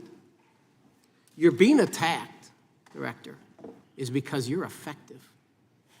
You highlighted what you've been doing in D.C. with the president and reducing violent crime. You're very effective. Another individual that was very effective with meaningful debate and dialogue was Charlie Kirk. And they killed him for it. Charlie Kirk was a man of faith. First and foremost, he loved his Lord Jesus. He loved his family. Beautiful wife, beautiful children. Just a remarkable, honorable man that was silenced with this assassin's bullet. I would say if Charlie Kirk lived in the biblical times, he'd have been the 13th disciple. He'd have been the 13th disciple. We have a new committee, if you're not aware, a new select committee regarding January 6th. I'm honored to be on that committee. I'm looking forward to working with other members to expose truth, questioning federal agencies that were involved on January 6th, like the FBI. They played a role, but we don't really know, Director, to what extent. We don't know. The January 6th sham committee was not formed by Nancy Pelosi to seek truth. It was nothing about getting to the truth about January 6th.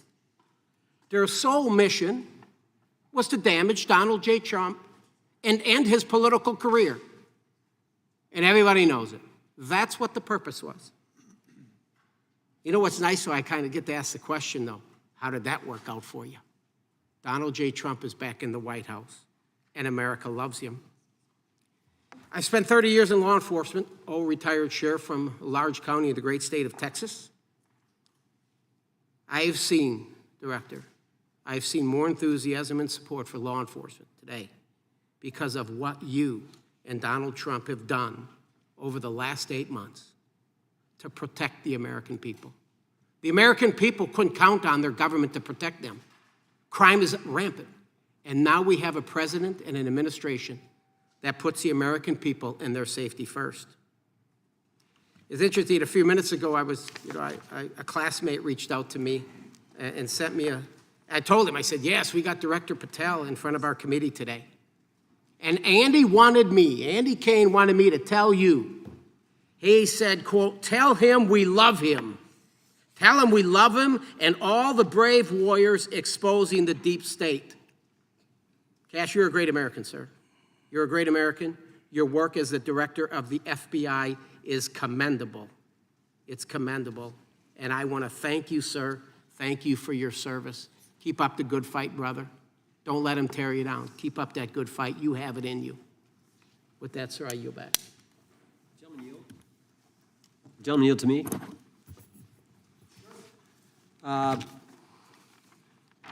Director Patel, there were 26, the gentleman mentioned the select committee, there were 26 confidential human sources at the Capitol on January 6, 2021. 4 entered the Capitol and thereby broke the law. Do you know if those individuals were being paid by the Ray FBI? So we've provided 600 pages of documents to this committee alone regarding January 6th. That's 600 pages more than any of my predecessors. Yep. Generally speaking, confidential human sources are always paid by the FBI. That's how it works. I can't speak to the specifics on each one and how much they make. And we appreciate it. We've reviewed some of that material, and you've given us a lot of material that we didn't get from Director Ray. That specific question, I think, is important to the American people. Were people who were confidential human sources of the FBI who broke the law, one was recommended for prosecution, my understanding is, by the information we've received from you. Were they actually paid by the very taxpayers who may have got charged with the same offense? I think that's important for us to understand. I'll get back to you on that. Thank you. Chair now recognizes the gentleman from California. Thank you, Mr. Chair. Welcome, Director Patel. I want to focus a little bit on domestic terrorism. We have a graph here, data up to 2021, but as you can tell, domestic terrorism is on the rise. Nation, our citizens under threat. We saw the assassination of Charlie Kirk, 2 assassination attempts on the president, school shooting, Minnesota last month, and closer to home, just a couple of days ago, Huntington Beach, peaceful vigil for Charlie Kirk, infiltrated by neo-Nazis who essentially made the local individuals attending that event fear for their safety. All of us know that a lot of these domestic attacks are by lone wolves, but yet they do leave clues, social media or elsewhere. Director Patel, you're it. You're the thin blue line. The FBI, your job to protect our citizens back home from those that would harm us. You have to find the needle in the haystack. Takes a lot of work, a lot of resources. Talking to my local sheriff this morning who said they're concerned. Federal cuts to local grants that help them do the job. Then, of course, let's not forget about other threats that are coming before us, like high-tech fraud. Local senior recently was talking to me about a text she had gotten, a demand by the IRS to send a payment immediately, or the IRS agents were on their way to arrest this individual. Pretty gutsy stuff by folks probably from Europe, North Korea, Russia, China, people, okay, going after those precious savings our senior citizens rely on. Yet the president's proposing a budget cut of $500 million or more to your organization, the FBI. You've said that that'll essentially equate to about 1,300 less jobs at the FBI. So I'm going to ask you essentially, what is it that we can do to help you do your job? Little concerned. Friday Night Lights. One of the events I love to do on Friday nights, go to the local high school football game. Sit there at the stadium and you always say, what if? What if? You're the thin blue line. Can you do your job cutting $500 million from your budget? Thank you, sir. I think we are doing our job, and the distinction is with the budget that we have, we are flexing more resources to the field. California is receiving the largest FBI plus-up of any state in the union due to that plus-up. They're not getting a reduction. No state is getting a reduction. Every state is getting a plus-up. And so I'm utilizing the money that we have to first plus it up. And the empty vacancies that we have, those haven't been filled in years, not under my leadership. Here's my concern. You're going to do well, you're doing more with less, is what you're saying. Yet, we're about to vote on a budget that has $88 million more to protect members of Congress, the executive branch, and the Supreme Court. There's a contradiction here. Back on Main Street, we're saying you can do more with less, you can protect them with less money, yet here in Washington, we're saying we need more money to protect members of Congress. It's a little contradiction here, or maybe, sir, you ought to talk to leadership about coming in with your management style to protect the Supreme Court, Congress, and the administration. Otherwise, it's essentially a hypocritical situation. We need more protection, yet folks on Main Street can do with less. My concern is folks on Main Street. We also were, I think we received over $300 million in the big, beautiful bill, and we're also receiving pots of money from our interagency, so this sort of $500 million cut isn't entirely accurate. You're still getting cut $200 million plus. You're still moving your agents to do ICE work, so you are leaving a lot of bases uncovered. And I'm not going to be argumentative with you, Director Patel. I'm just saying, if that thin blue line does not hold, people on Main Street will pay the price. I agree with you, sir. And I just look forward to working with you because I am very concerned that these kinds of budget cuts are short-sighted, especially when my local sheriff calls me and says, we need more support, and we're looking at budget cuts. I'll work with you, sir. Thank you, Mr. Chair. I yield time. Mr. Chairman, I have another unanimous consent request. The gentleman yields back. The gentleman from New York is recognized for unanimous consent. I seek to introduce a December 2024 OIG report from the Department of Justice, which confirms the conclusion of the Bill Barr Justice Department that the so-called whistleblower, a disgruntled former employee of the Intelligence Committee, was not a credible witness, and there were no further actions taken. Without objection. Mr. Chair, I'd like to submit some items for the record. You bet. Gentleman from California. First one, Trump's deportation diverts FBI agents off child predator cases. Second one, FBI director backtracks on administration's proposed budget cuts.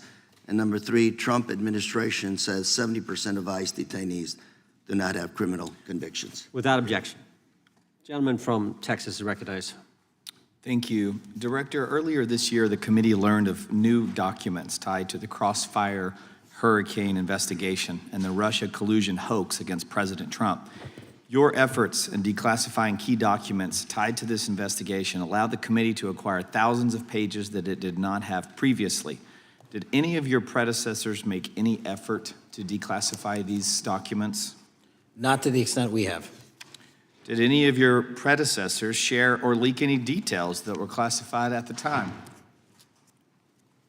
There are ongoing leak investigations across the board at the Bureau related to this. I believe one of those is Mr. Comey, and I thank you for continuing that investigation. Among the declassified documents are the Durham Report Annex, the Crossfire Binder, and the Nellie Orr Criminal Referral. Could you summarize for those watching what we know about the Russia collusion hoax so far? Well, sir, I think the record will speak that the Russia collusion matter was perpetrated by a political party to go overseas and obtain information from a foreign intelligence asset, only to have that information, which was demonstrably false, turned over to the FBI, who walked into a federal FISA secret court and asked for a secret surveillance court order and lied to the federal court, and we know that because someone was convicted of it, and only to surveil the political opponent. So that is a massive scandal. We helped expose it. And in terms of the pages of productions, I provided 1,400 pages of production related to Crossfire Hurricane, and my predecessors have provided 0. I appreciate that, and I appreciate your courage and commitment to declassifying these important documents for our review, and hope that you'll continue with this commitment. Can we expect to see more declassification efforts regarding the Crossfire Hurricane and Russia collusion hoax? Yes. Thank you. I yield the remaining balance of my time to Chairman Jordan. Oh, I thank the gentleman for yielding. And Director, that's when it all started, right? The whole Russia, that's when it all began. And then it was Mueller, then it was impeachment, then it was Jack Smith and Fonnie Willis and Alvin Bragg and you name it. But it all started then. And that's why I think the gentleman from Texas wants to make sure we get all the information there. And I want to go back to when it was changed. We talked about this earlier. I just want to read to you what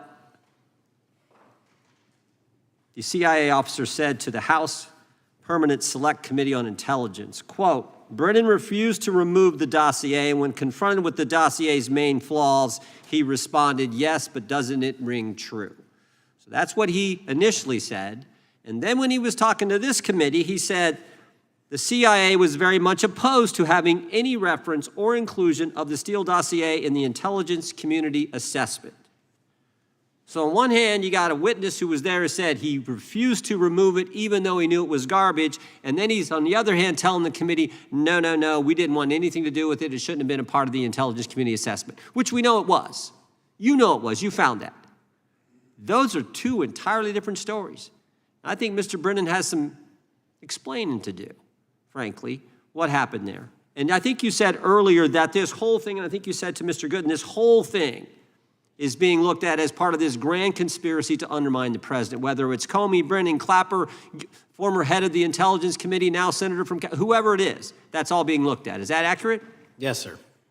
Well, we appreciate that. And part of what's also being looked at, and I think the gentleman from Wisconsin brought this up earlier, what is a burn bag for, by the way? Generally speaking, the intelligence community obviously utilizes and possesses classified documents, but drafts of those classified documents and even ultimate finished products of those classified documents have to be recorded and or discarded.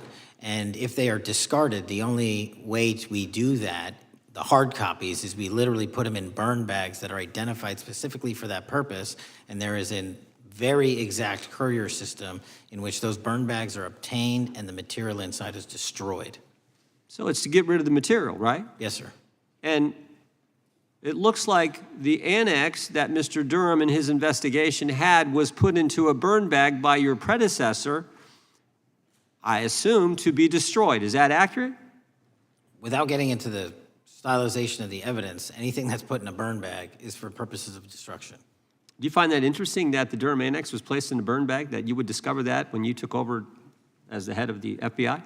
We found a lot of information in a lot of burn bags. Well, we appreciate you finding that. We'd like to know a little bit more about that, and we look forward to that information coming forward. And I appreciate the gentleman yielding. With that, we now recognize the gentleman from Colorado. Thank you, Mr. Chairman, for holding this hearing. Thank you, Director Patel, for being here today. I have a couple of questions regarding a terrible shooting that occurred in Colorado, a state, as you may know, that I represent. You've testified previously about, I think, what you would describe as your efforts to provide more information regarding the investigation with respect to the horrific assassination of Mr. Kirk. And so, in that same vein, I'm hoping you can provide this committee and my constituents in Colorado with some clarity. Absolutely. I think, as my colleagues know, in Evergreen, Colorado, Jefferson County, a county that I proudly represent, at Evergreen High School, a shooter ultimately injured. 2 students were praying for their swift recovery. There's an article here from Colorado Public Radio. The title is, quote, FBI was already investigating an account that may have been linked to the Evergreen shooter. You're familiar with the circumstances generally, Director, regarding this terrible tragedy. Yes.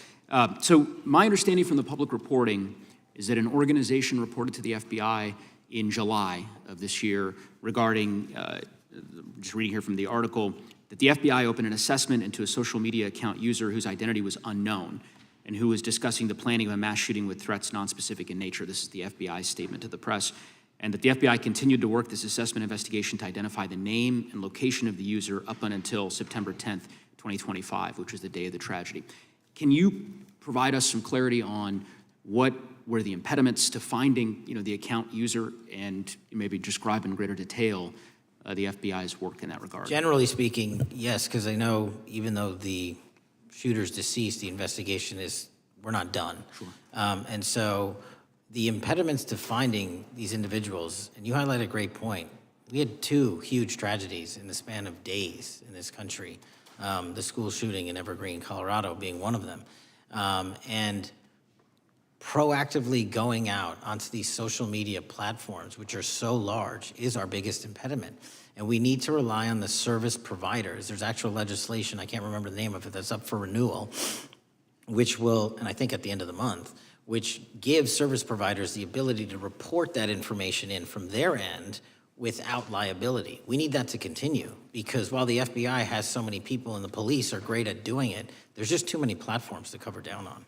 Well, I appreciate that, Director Patel, and I think we're certainly, I'm interested in continuing this conversation, because I think the reporting suggests that there's a pattern, and that ultimately we want to make sure that law enforcement is able to prevent this kind of tragedy from happening in the future.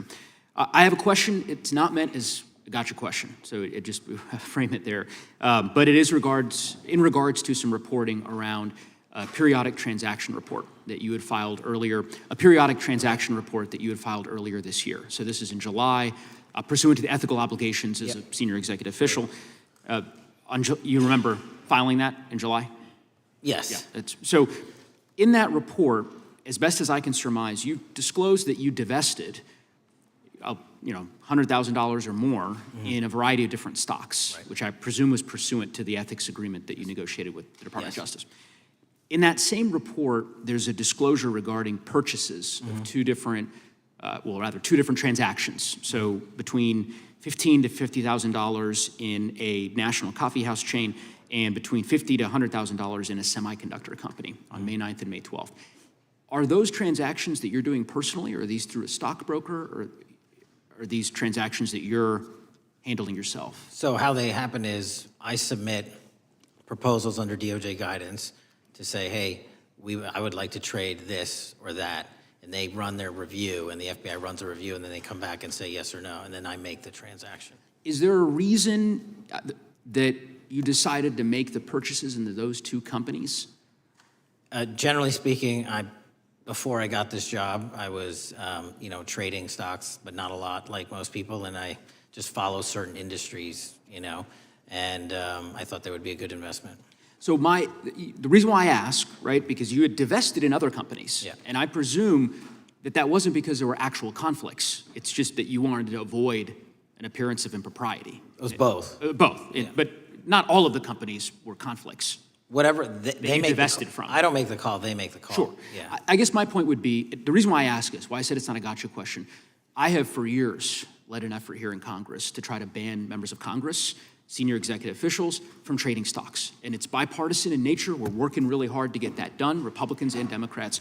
And you can understand, I think, given your role, given the nature of the position that you hold as the leader of the largest law enforcement agency in our country, that divesting entirely, not doing day trading now, I think would be something that would be in the interest of the American people. So I just would hope you would consider that, and that moving forward, that perhaps not purchasing stocks in individual companies, I would think would be something that would be worth pursuing.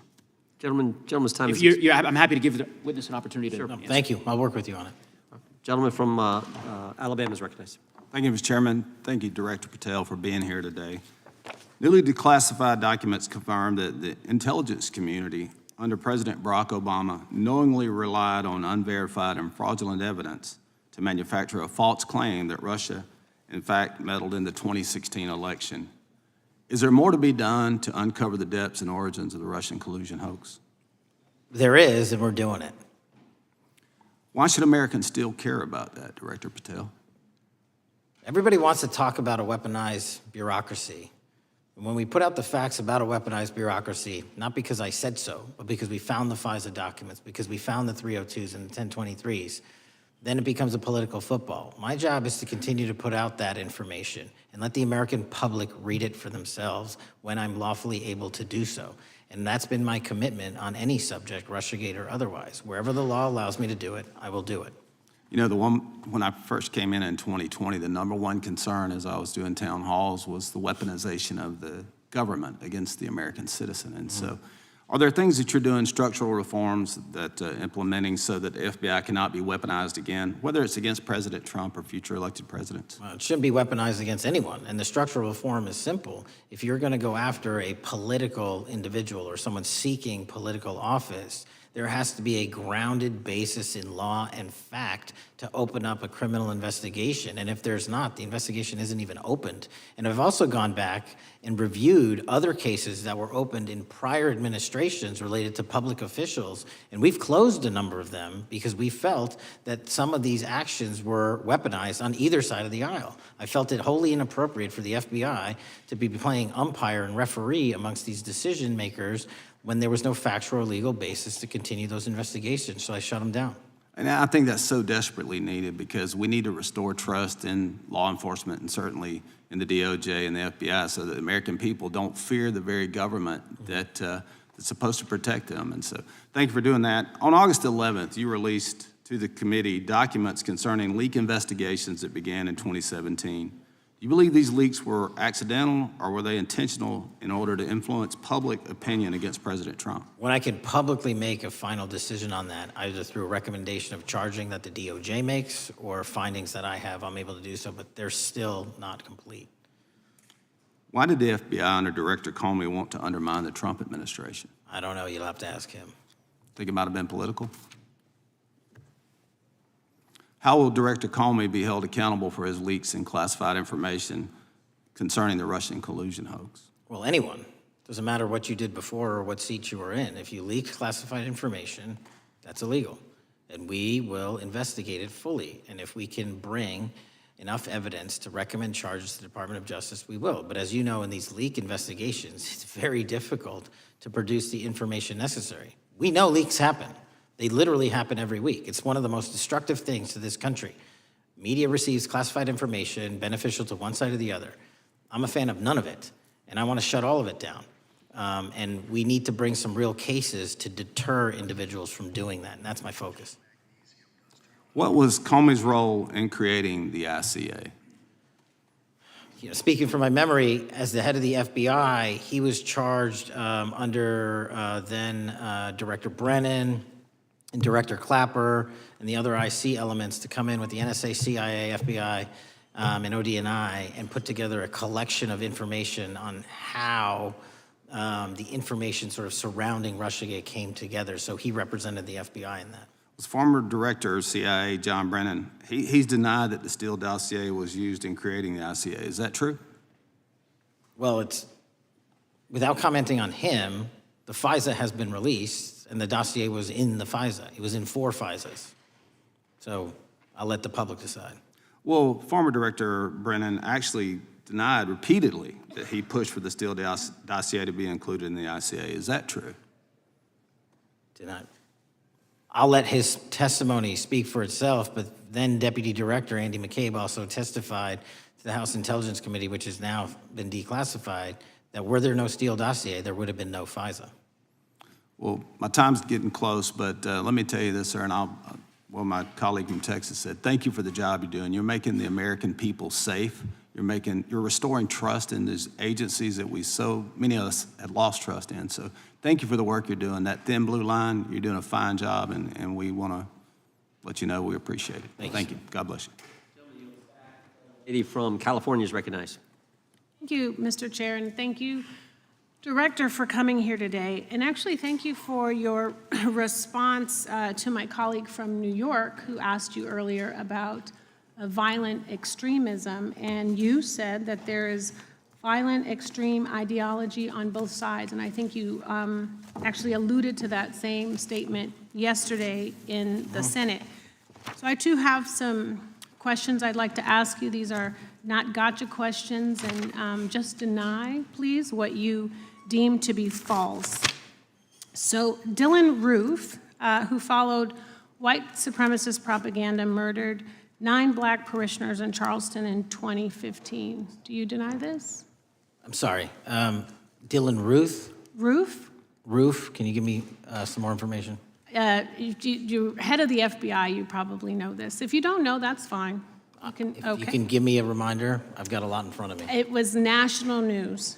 Robert Bowers murdered 11 Jewish worshipers in Pittsburgh in 2018. I do remember that. And it was the deadliest anti-Semitic attack. So do you admit that that happened? I'm not saying the other thing didn't happen. I'm just asking for a little information. Patrick Cruces, who posted a manifesto about a Hispanic invasion, walked into a Walmart in El Paso, Texas in 2019 and began firing. He murdered 23 people that day, and the youngest was 15. Do you admit or deny that that happened? I'll take your presentation as accurate. All right, well, I have to say all of these cases have been adjudicated. As I said, they are not gotcha questions. These incidents were national news. And as director of the FBI, you have access to all of this information. So in 2022, Peyton Grendon walked into a supermarket in a black neighborhood in Buffalo, New York, and started shooting. He murdered 10 people that day. And on September 10th, your friend Charlie Kirk was assassinated. Tyler Robinson has been taken into custody and charged, but also on that day, Desmond Holley, a 16-year-old white male, shot and injured 2 students at a high school in Colorado before killing himself. And according to the Anti-Defamation League, he had a fascination with mass shootings and white supremacy. So do you admit to, deny these facts? Those happened. Okay. Your predecessor, former FBI Director Christopher Wray, said that one of the most dangerous concerns is that racially motivated violent extremism, especially white supremacists, has been the biggest chunk of our domestic terrorism cases and is responsible for the most lethal attacks over the last decade. Do you admit or deny, A, that he said this?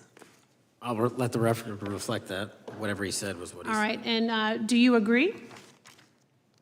That there is racially motivated crimes being committed in America, yes. Yes, especially white supremacists, which is the biggest chunk of our domestic terrorism. I'm glad that you said this. So last week, President Trump was asked if there were extremists on both the left and the right. He was actually asked this by Fox and Friends, and his exact words were, "I'll tell you something that's going to get me in trouble, but I couldn't care less. The radicals on the right oftentimes are radical because they don't want to see crime. The radicals on the left are the problem, and they're vicious, and they're horrible, and they're politically savvy." Do you agree with the president? I don't speak for the president. The president speaks for himself. Do you agree with the president? On what matter? On the question that I just asked, do you agree with his statement about the radical left? That there's ideology that's driving violence on both sides? Yes, that's what he acknowledged. No, he didn't. He didn't. But I'm glad that you're saying that and actually creating some separation between you and the president. And I'm glad that you That's literally are not what happened. He said acknowledging both. that there is violent extremism on both sides. What's interesting is that the research arm of the Department of Justice, the National Institute of Justice, do you know what that is? I'm familiar with them. Okay, great. It is the research arm of the Department of Justice, and it published an article in 2024 devoted to domestic radicalization, violent extremism, and terrorism. I have it. It's interesting that it's no longer on the website. It has been scrubbed, but I ask these questions because what makes a strong, qualified director of any business, of any household, of the FBI, what makes a reputable prosecutor is not lapdog loyalty, but a commitment to the creed that evidence is agnostic and that the evidence will lead you to making the right decisions. And your job, no one's job is to like the data or the evidence, it is to collect it. That is how you gain trust. And Mr. Chair, I would like to enter into the record, if I may. White supremacist group stands by racist ideology with unanimous consent. Without objection. Dylan Roof, the radicalization of the alt-right and ritualized racial violence. Without objection. Thank you.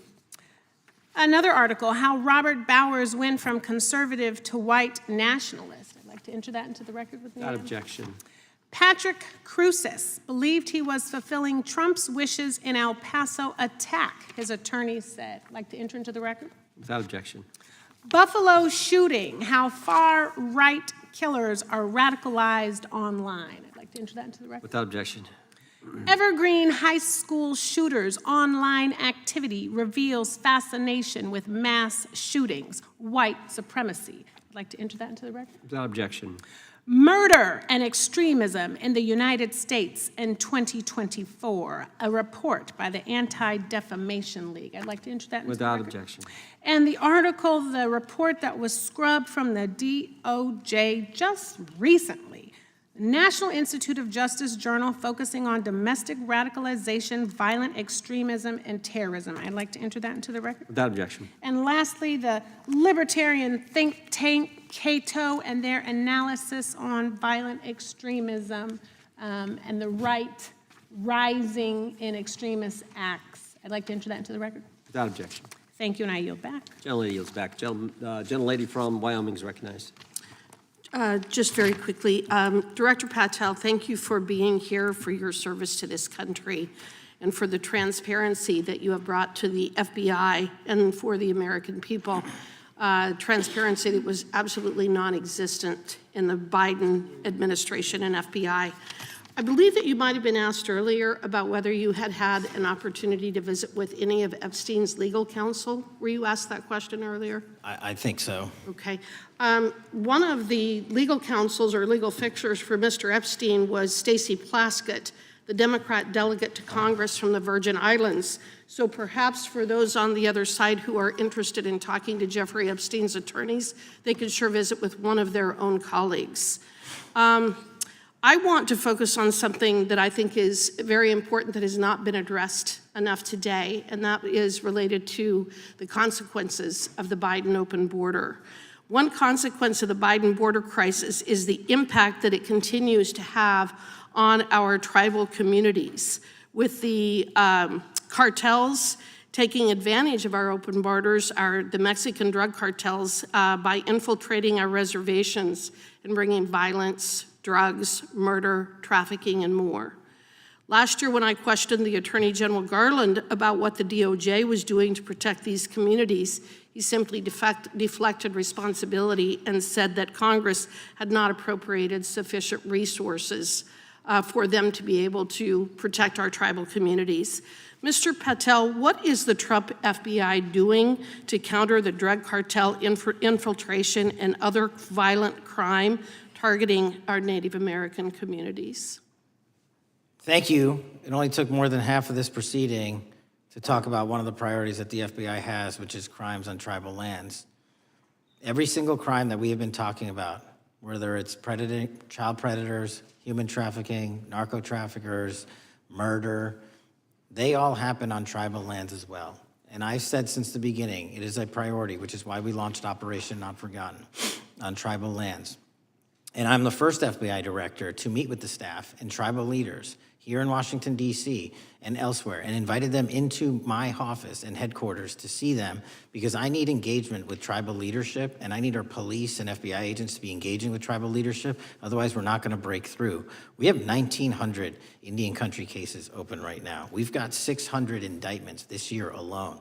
We cannot forget tribal lands. Every single one of those people lives in the United States of America, and it is an absolute priority to protect them and their children just as it is anyone else. So I think it's fair to say that what Mary Garland testified to, that the FBI and DOJ did not have the resources to address that. I think that that was an absolutely false statement. Would you agree with me? It's a decision by him not to do so. That's not my decision. At the end of August, the U.S. Attorney and FBI announced that nearly 100 personnel representing members of the Safe Trails Task Force operated near Wyoming's Wind River Reservation to assist with reducing drug trafficking and illegal guns. Director Patel, you have routinely stated that it is your mission to partner with and strengthen local and state law enforcement partners. How does the task force and other FBI efforts bring tribal law enforcement into this process? The major problem with tribal lands is the sheer tyranny of geography and the amount of coverage that they have on land versus the personnel they have to do it. So what we've done is constantly surge resources to tribal lands across this country on a 30, 60, 90-day rotating basis, reporting back to us saying who needs more. And what we found is that most of these lands can be assisted by our counter-UAS program, our drone capabilities, and we're gonna do it because what's happening is the Mexican drug cartels are literally flying overhead, dropping their cargo, their narcotics onto this land where no one's looking, and then it's being disseminated to children, to youth, to adults on that land and killing them. And we gotta stop it before it gets dropped off. Well, and your testimony proves that the Biden administration did not lack the resources to address drug and violent crime in tribal communities or around the United States. It instead expended and wasted these resources investigating parents, Catholics, we now find out Turning Point USA, the RNC, and Republican organizations, rather than protecting our Native Americans by closing the border. Is that fair? I think so.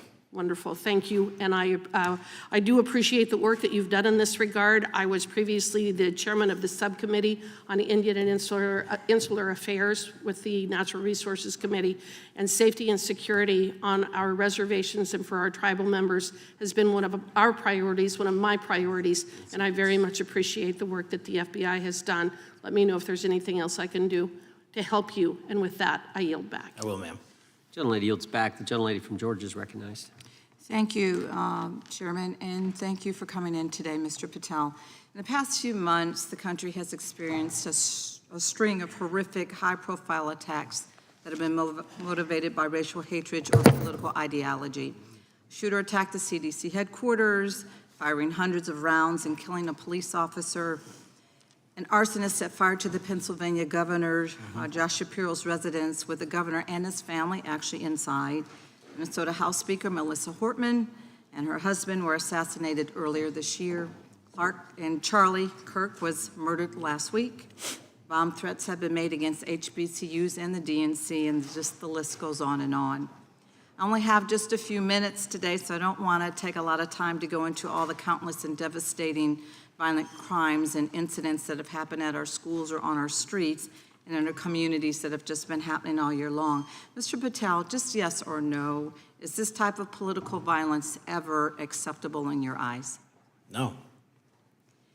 I'm glad that we agree that these heinous acts designed to instill fear and division in our nation are never, ever acceptable, yet each of these incidents has recently taken place under your watch.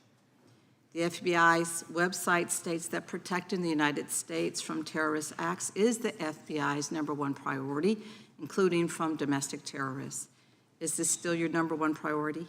Domestic terrorism?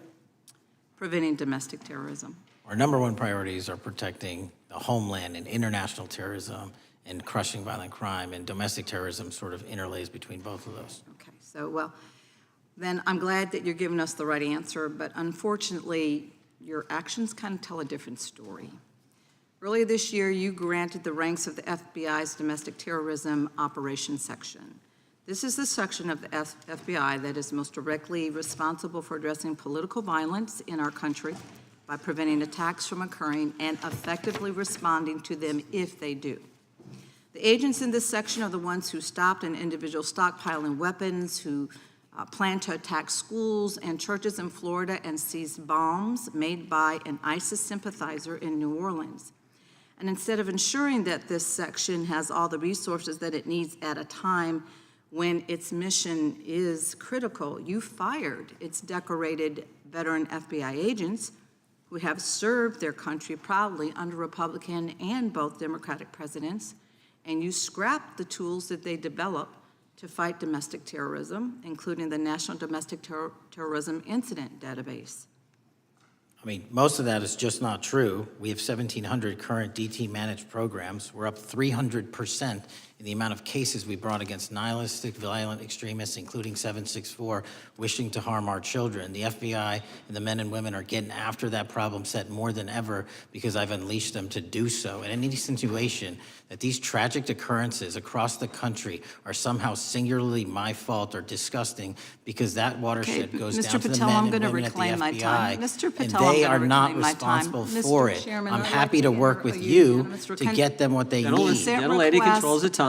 Unanimous consent request. You'll state a request. Thank you very much. Into the record, an article from Reuters titled FBI Scales Back Staffing, Tracking of Domestic Terrorism, Probes Sources Say. Thank you very much. Without objection. I appreciate that. So, Mr. Patel, and it isn't just the domestic terrorism operations section. Under your watch, agents are fully diverting their attention to these anti-immigrant and city takeover operations, leaving our children vulnerable to dangerous networks of online predators, both domestic and international. You pulled more than 120 FBI agents from their normal duties to operate sobriety checks and conduct traffic stops, exposing the FBI's fleet of unmarked cars and thereby making it harder for the FBI to combat violent criminal gangs, foreign intelligence services, and drug traffickers in the process. That's simply not true. If we were not able to do two things at one time, how would we be Patel, I seizing reclaim record my amounts of time. I fentanyl? reclaim my time. 23,000 Chairman, I'd like to violent enter felons have been into the arrested. Time belongs to the More gentlelady. than twice as many as Consent last Time belongs year. to the gentlelady from Georgia. Thank you very much. And this request basically is, it is an article from Reuters, which quotes law enforcement officers familiar with agents who once covered child exploitation cases, but now focus on immigration child exclusive. Thousands of agents diverted to Trump immigration track down. Mr. Patel, in the short time I have left, your tenure as director of FBI has been somewhat problematic. Americans are left definitely less safe under your watch. You have gutted the FBI's ability to keep safe from domestic terrorism. You have sent FBI agents to conduct traffic stops and round up hardworking immigrants who pose no danger to public safety. People even President Trump referred to as good, long-time workers. Your job is to protect and serve the American public.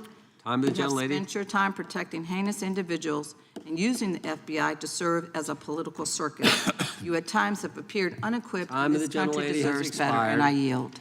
Gentlelady yields May I back. respond? Sure can. Simply put, what is it? Are we failing? If we're failing, how are we arresting 23,000 violent felons? Twice as many as this time last year. Are we failing? Because if we're failing, how are we seizing 1,500 kilograms of meth, 25% increase from last year? Are we failing? Because we captured 4 top 10 FBI most wanted from around the world in 7 months. That's more than the entirety of the last administration. Are we failing because we put 1,500 child predators in prison? Are we failing because we dismantled 300 human trafficking networks? Which is it? You don't like me, that's fine. But don't you dare disparage the men and women of the FBI that are producing record results in historic fashion to protect this country. They are kicking ass for America, and they're going to continue to do so. And we appreciate your leadership. The gentlelady from Florida is recognized. When I was home recently, I met with the agents leading the Tampa office of the FBI, and I saw what they're focused on in my community: stopping drug traffickers, rescuing children from exploitation, fighting cybercrime, protecting us from acts of terrorism, foreign and domestic. And I know from my time as a federal prosecutor and a judge that this work by the Bureau doesn't make headlines, but it is happening every single day.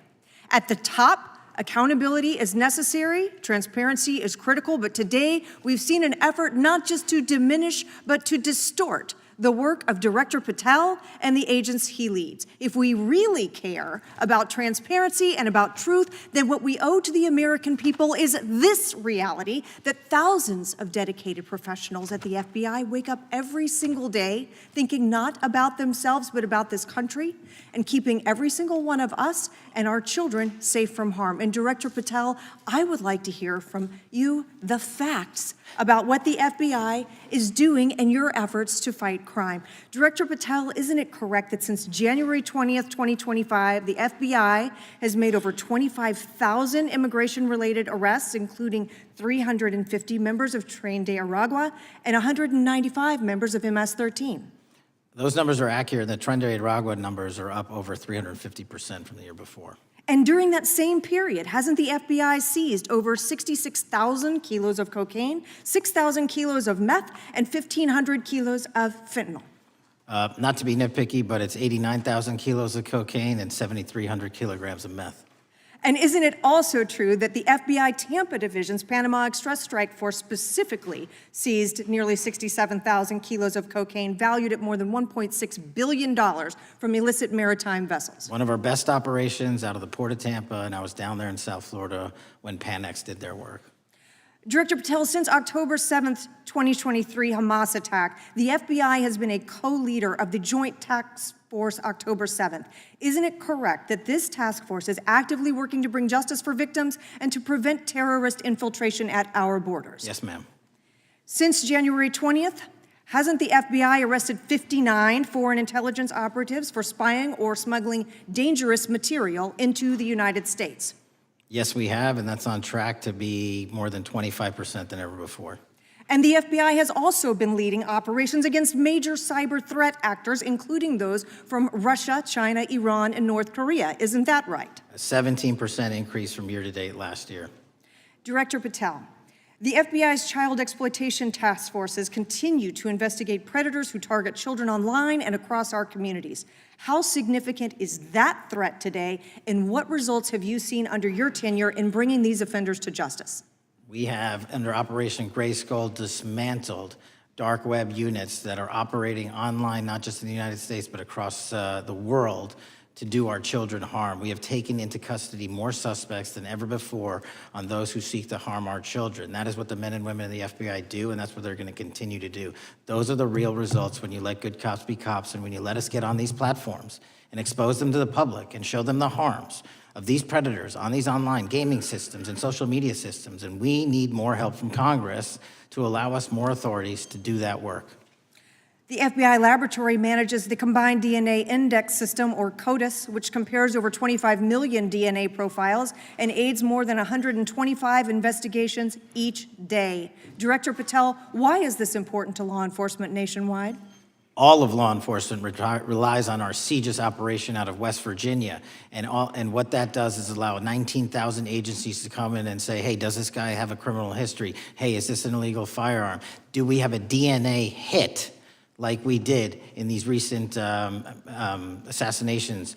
That's what the FBI brings to bear, because local and state law enforcement agencies just don't have that capability, and we're doing it 24/7, 365. CJIS does not close for 1 minute. In your testimony, you noted that the FBI has ongoing counterintelligence investigations into China, Iran, and Russia across all 55 field offices. Why is it essential to maintain that scope of coverage, and what success can you point to in disrupting nation-state actors? Our biggest threats involving nation-state actors are the PRC, Russia, and China, and they are up 33%, 83%, and 60% respectively in arrests alone this year. Those nation-state actors wish to do harm in our infrastructure, our critical infrastructure system, our energy, our water supply, and also go after and target individuals and senior citizens and take their money through online pig butchering schemes, which we've exposed in Cambodia by way of the CCP. This is groundbreaking work that the American public should be seeing that their FBI is doing, and I'm happy to have the opportunity to report on it. Thank you, Director Patel. I yield back. Gentlelady yields back. The gentlelady from Mr. Chairman, I have a couple. Unanimous consent. Thank you so much. I appreciate it. In response to Mr. Patel's making the remarks that, that maybe our colleagues are disparaging the men and women of the FBI, I'd like to enter the record 3 unanimous consent requests. One is entitled FBI is using polygraphs to test officials' loyalty. The second is Kash Patel knowingly broke law when firing top officials, lawsuit alleges, published by NBC. And the third is FBI forces out more leaders, including ex-director who fought Trump, demand for January 6 agents' names. Without objection. Thank you. Gentlelady from Vermont's recognized. Thank you, Mr. Chair. Director Patel, thank you for being with us today. Appreciate your time. Let me say at the top, political violence should have no place in this country, and I strongly, unequivocally condemn the killing of Charlie Kirk last week. And this is exactly the kind of case that warrants a swift and thorough investigation by the FBI. What shouldn't be happening, however, is this administration's seeming attempt to exploit Mr. Kirk's death within minutes of this horrible, horrible assassination, dividing us even further without knowing enough about the killer's complicated, confused political ideology and the extent of his motivation. And this week, Vice President Vance claimed that this is, quote, an extremely destructive movement of left-wing extremism, and said that, quote, it's part of the reason why Charlie was killed. He pledged to go after organizations on the left.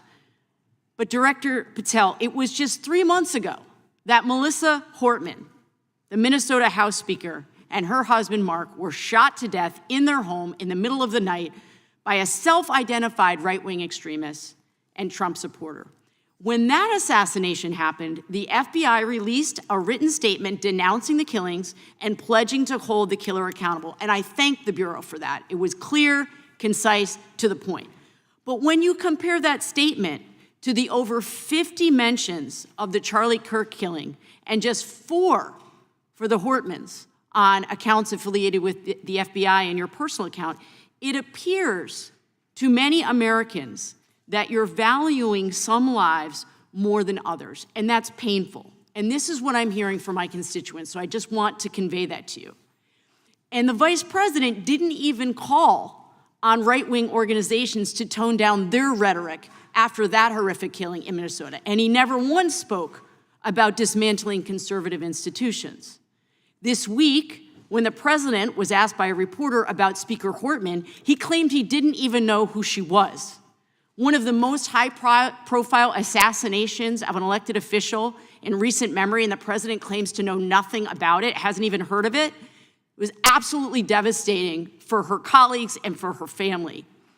And I think we all can agree in this room that we have to stop this political violence. So my first question to you is, Director Patel, what is your plan as director of the FBI to turn down the temperature, especially in light of the fact that it seems like members of the administration are reacting to political violence based on party affiliation? What's your plan? I can only speak for myself and the Of course. FBI. And what we are doing is, I think I mentioned it earlier, we're following the money, because whatever attack you are describing, and they are all despicable, equally so, People need money to operate. People need money to conduct these attacks, to conduct these investigations. And so what we are doing is finding the people that supported this infrastructure system, because even when you say there's a lone, quote unquote, lone wolf actor, he's not truly a lone wolf actor. Something happened along the way. I agree. And so can I just because we have such little time, are you making a commitment right now to follow where the evidence goes in investigating whether it's violence on the left or the right? Because over the last 10 years, when you look at the ideology, I want to follow up on what my colleague from California said. When you look at the data, you look at the Anti-Defamation League data, 96% of ideological motivated killings were committed by the right wing. When you look at the Institute of Justice report that she cited, it's 5 times the number that 5 times the number of far-left extremist incidents are perpetrated by far right. And it's been reported, and she mentioned this, that as of September 12th, 2025, just 2 days after Charlie Kirk's killing, that the DOJ removed that report from the DOJ website. That's why Americans are concerned that there seems to be a separate system of justice, that if you are a Republican and you are attacked, you will get the full weight and authority of the FBI and this administration. But if you are somebody serving in the Minnesota State Legislature and you are assassinated in your home, that the response is different. And I think to ignore the threats from the right or try to do a both and when there are multiple instances when it's overwhelmingly coming from the right, this is a disservice, because Americans want to know that whoever they are, whatever their political affiliation, that the response is going to be the same, and it is going to be done with the same diligence. And I'm wondering if you will commit to me right now that you will be a voice right now standing up to those voices in the administration that are adding to the violent rhetoric right now. That's what I'm asking you. Will you commit to this? Time of the gentlelady has expired. The gentleman can respond. My voice will be through the investigations that the FBI conducts, and we will conduct them all lawfully and equally. Can we expect in the future that your tweets in related to one killing will be the same level of concern? The gentleman from Texas is recognized. Thank you, sir. Director Patel, thank you for being here today, and most importantly, thank you for restoring trust and faith in the FBI, which has been severely eroded under the Biden administration. Thank you for your service and your continued service in this capacity. On April 7th, 2025, Charlie posted on X, "Assassination culture is spreading from the left. 48% of liberals say it would be at least somewhat justified to murder Elon Musk. 55% say the same about Donald Trump. And California activists are naming ballot measures after Luigi Mangione. The left is being whipped into a violent frenzy and set back. Whether losing an election or losing a court case justifies a maximally violent response," end quote. And unfortunately for Charlie, that reaction also came when they couldn't win a debate on a college campus. You cannot be intellectually honest and say that this problem is on both sides. It's not just what happened to President Trump, it's also what just happened to Charlie. And we've gotten to a point in America where violence is encouraged. When you have a former president of the United States that opens up his campaign in 2019, that's Joe Biden, by saying that his opponent is a, quote, existential threat to this country, Houston, we have a problem. People that you disagree with are not existential threats. They are not Nazis. They are not fascist. They are not racist. They are not deplorable. They are not irredeemable. They are your fellow Americans who have a different perspective on how government should run and what government should look like. Whether or not we should have strong sovereign borders, whether or not we should have safe communities, whether or not we should have places to worship our God and not worry about being shot, whether or not we live in communities and cities that are not overwhelmed by drugs and crime, whether or not we have 2 genders, and whether or not we have common sense in our policies and our values. And people that believe these things are not existential threats. I happen to be one of these people that believes all of the above, and as someone that served this country in combat, I can assure you I am not an existential threat to this country because I swore to protect her. I also want to point out, how many cities have you seen burned to the ground since Charlie Kirk's death? 0. No summer of love, no riots, no nothing, no looting, no killing, none. We simply gathered and prayed for his soul, his family, and his country, because that's exactly what we represent. And while we might be angry, this righteous anger will carry on Charlie's message and legacy. I want everybody to know something very simple. Charlie is not dead because of what he said. He is dead because people listened. My time is limited, so I have a few questions for you, sir. And again, thank you very much for being here. I really appreciate your time and your service. In your experience in the FBI, have you noticed a precipitous rise in political violence and other associated crimes that you have been investigating so far this year? And if so, is this trend in motive left-wing or right-wing violence? I can always speak generally, sir. There is too much political violence, and it has been a precipitous rise on too many fronts. How do we solve this? We solve this by giving the FBI more authorities to go into and work with the private sector. There are too many online platforms. There are too many social media platforms. There are too many gaming platforms. There are too many places for people from America and around the world to get together without their parents knowing anything about it, without their school teachers knowing anything about it, and infesting the minds of our children and infecting them with radical ideology, and that is the root cause of these problems, and we must tackle it. It is not a 1950s America anymore. In 2025, the cyberspace needs to be tackled. Thank you. Switching gears, when your predecessor sat right there in that seat a couple of years, last year in a committee hearing, I asked him a very detailed question about Matthew Thomas Crooks, the shooter responsible for the assassination attempt on President Trump's life. I didn't get an answer from Chris Wray that day, and I submitted written questions to the FBI and into the record of this committee, and I want to resubmit those questions today because I think we are still awaiting answers to those questions. So, Mr. Chairman, I'd like to submit them for the record, please. I'd like to ask you, sir, and the FBI, under your leadership, would you please respond to these questions, and can you commit to doing that? As soon as the trial's over. Thank you very much. I will end with this. Charlie Kirk is not dead because of what he said. Charlie Kirk is dead because people listened. He set up a tent that said, "Prove me wrong," and exercised his First Amendment right. That's all he did. And we will continue to do so in this country in order to preserve this constitutional republic. And with that, I yield back. Thank you. Gentleman yields back. The gentleman from Florida is recognized. Thank you, Mr. Chairman. Before I begin, I want to caution my colleagues on one-sided violence in this country. We just heard that there were no riots on the right. We're literally sitting in the building where there was a giant riot by supporters of the president, the right. We also heard that only leftists, have said that Trump is a Nazi. In 2016, the current vice president of the United States said, Trump is either a cynical asshole or he's America's Hitler.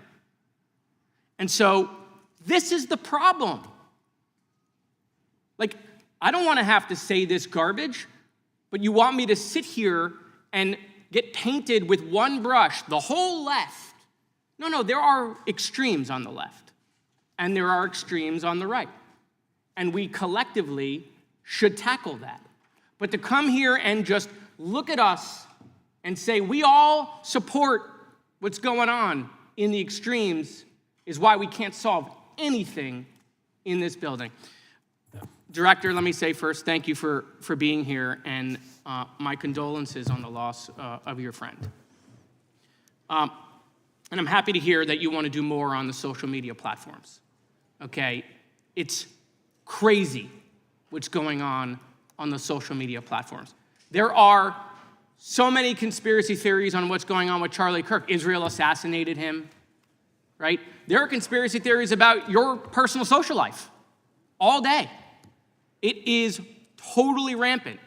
Big names on the right, Candace Owens, right? Talking about how what's been released as far as the dialogue between the perpetrator and his roommate is manufactured by the FBI, manufactured by the administration. It is totally rampant, allowing foreign governments to just perpetrate these platforms, all of these bots, all of the time to weaponize Americans. You see what's going on here? This is a byproduct of all of that. What's going on in the streets is a byproduct of all of that. What's happening is you see people celebrate Luigi Mangione is a byproduct of all of that.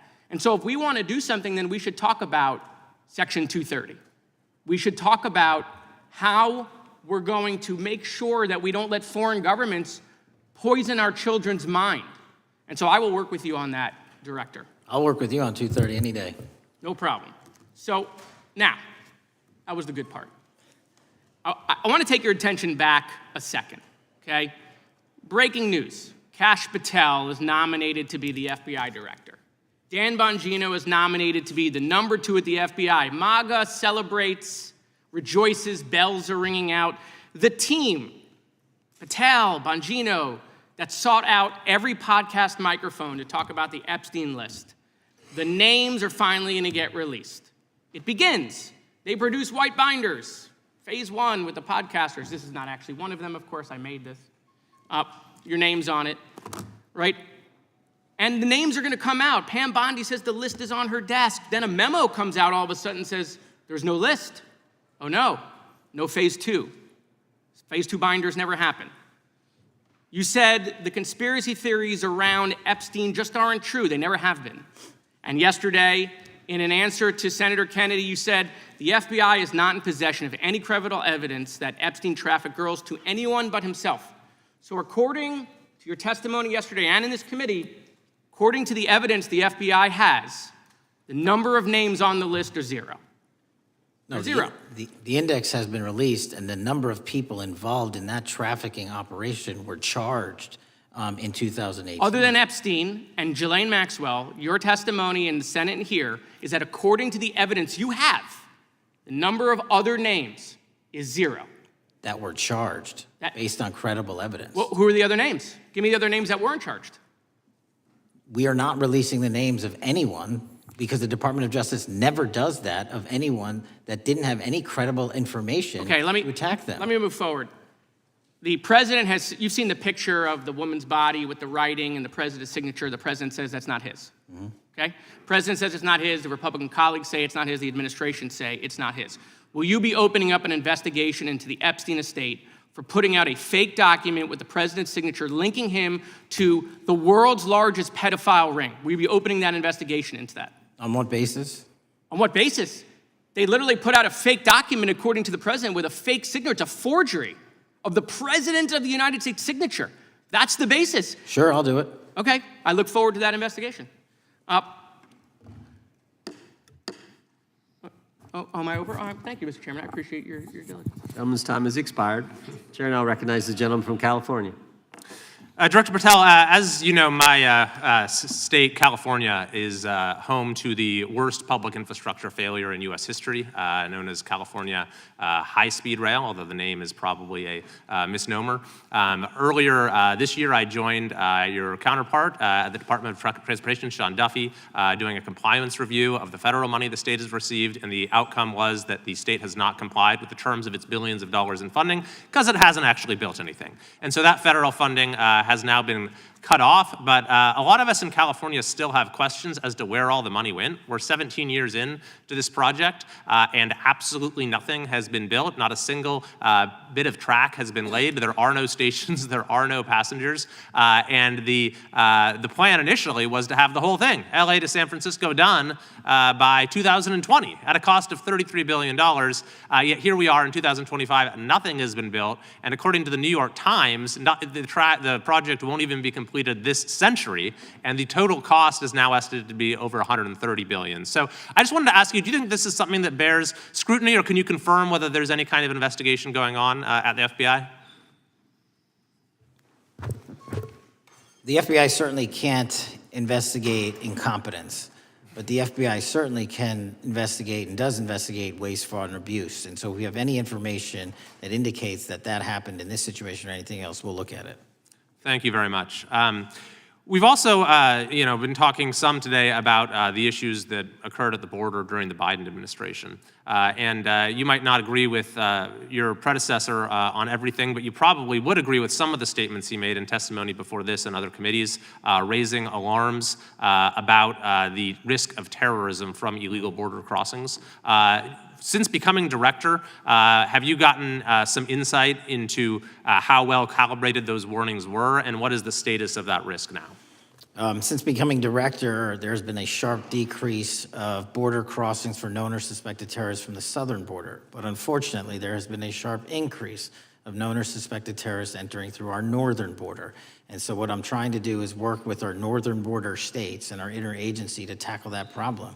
But it is an absolutely massive border that can't physically be sealed. So we're going to have to get creative and put more resources into that. And in a similar vein, there were over 500,000 unaccompanied children that crossed the southern border during the Biden administration. As we know, many were trafficked either through forced labor or sex trafficking. Do you have any insight as to what the scale of that problem was and how have things changed over the last several months? Other than what you outlined in terms of how it was described, I don't have any additional details. In terms of how many people are being trafficked into this country, especially unaccompanied missing children, that number has drastically reduced because the coyotes that smuggle these children for their criminal activity are the same ones that smuggle in narcotics or the same one that traffic older age women. They're all interconnected. And because of the sealing of the southern border by this administration, that has come to a near halt. That is a very important point, that we have seen far fewer victims of human trafficking because we've finally prioritized border security.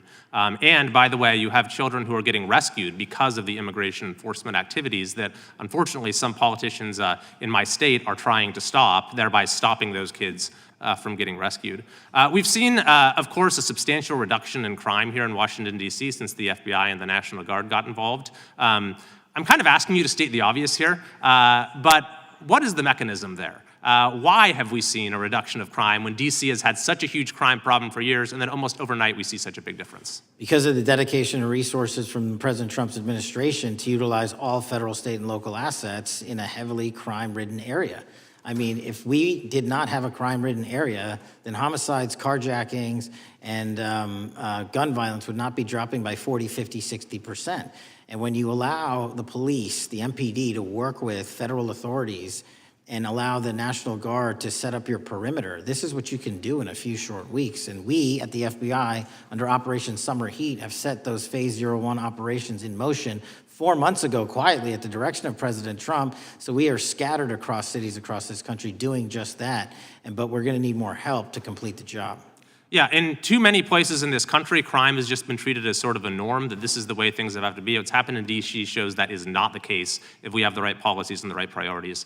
Finally, this is tragically the second time in as many years that we've had an FBI director here following either an assassination or an assassination attempt. And so since there's been some time now since from the attempted assassination on President Trump at Butler, would you say that the public's understanding of what took place on that day is fairly consistent with all of the facts as you know them, or do you believe there's still material facts that have not been made public or are not fully understood by the public? No, I think it's fairly consistent. Thank you. I yield. Gentleman yields back. The lady from Texas is recognized.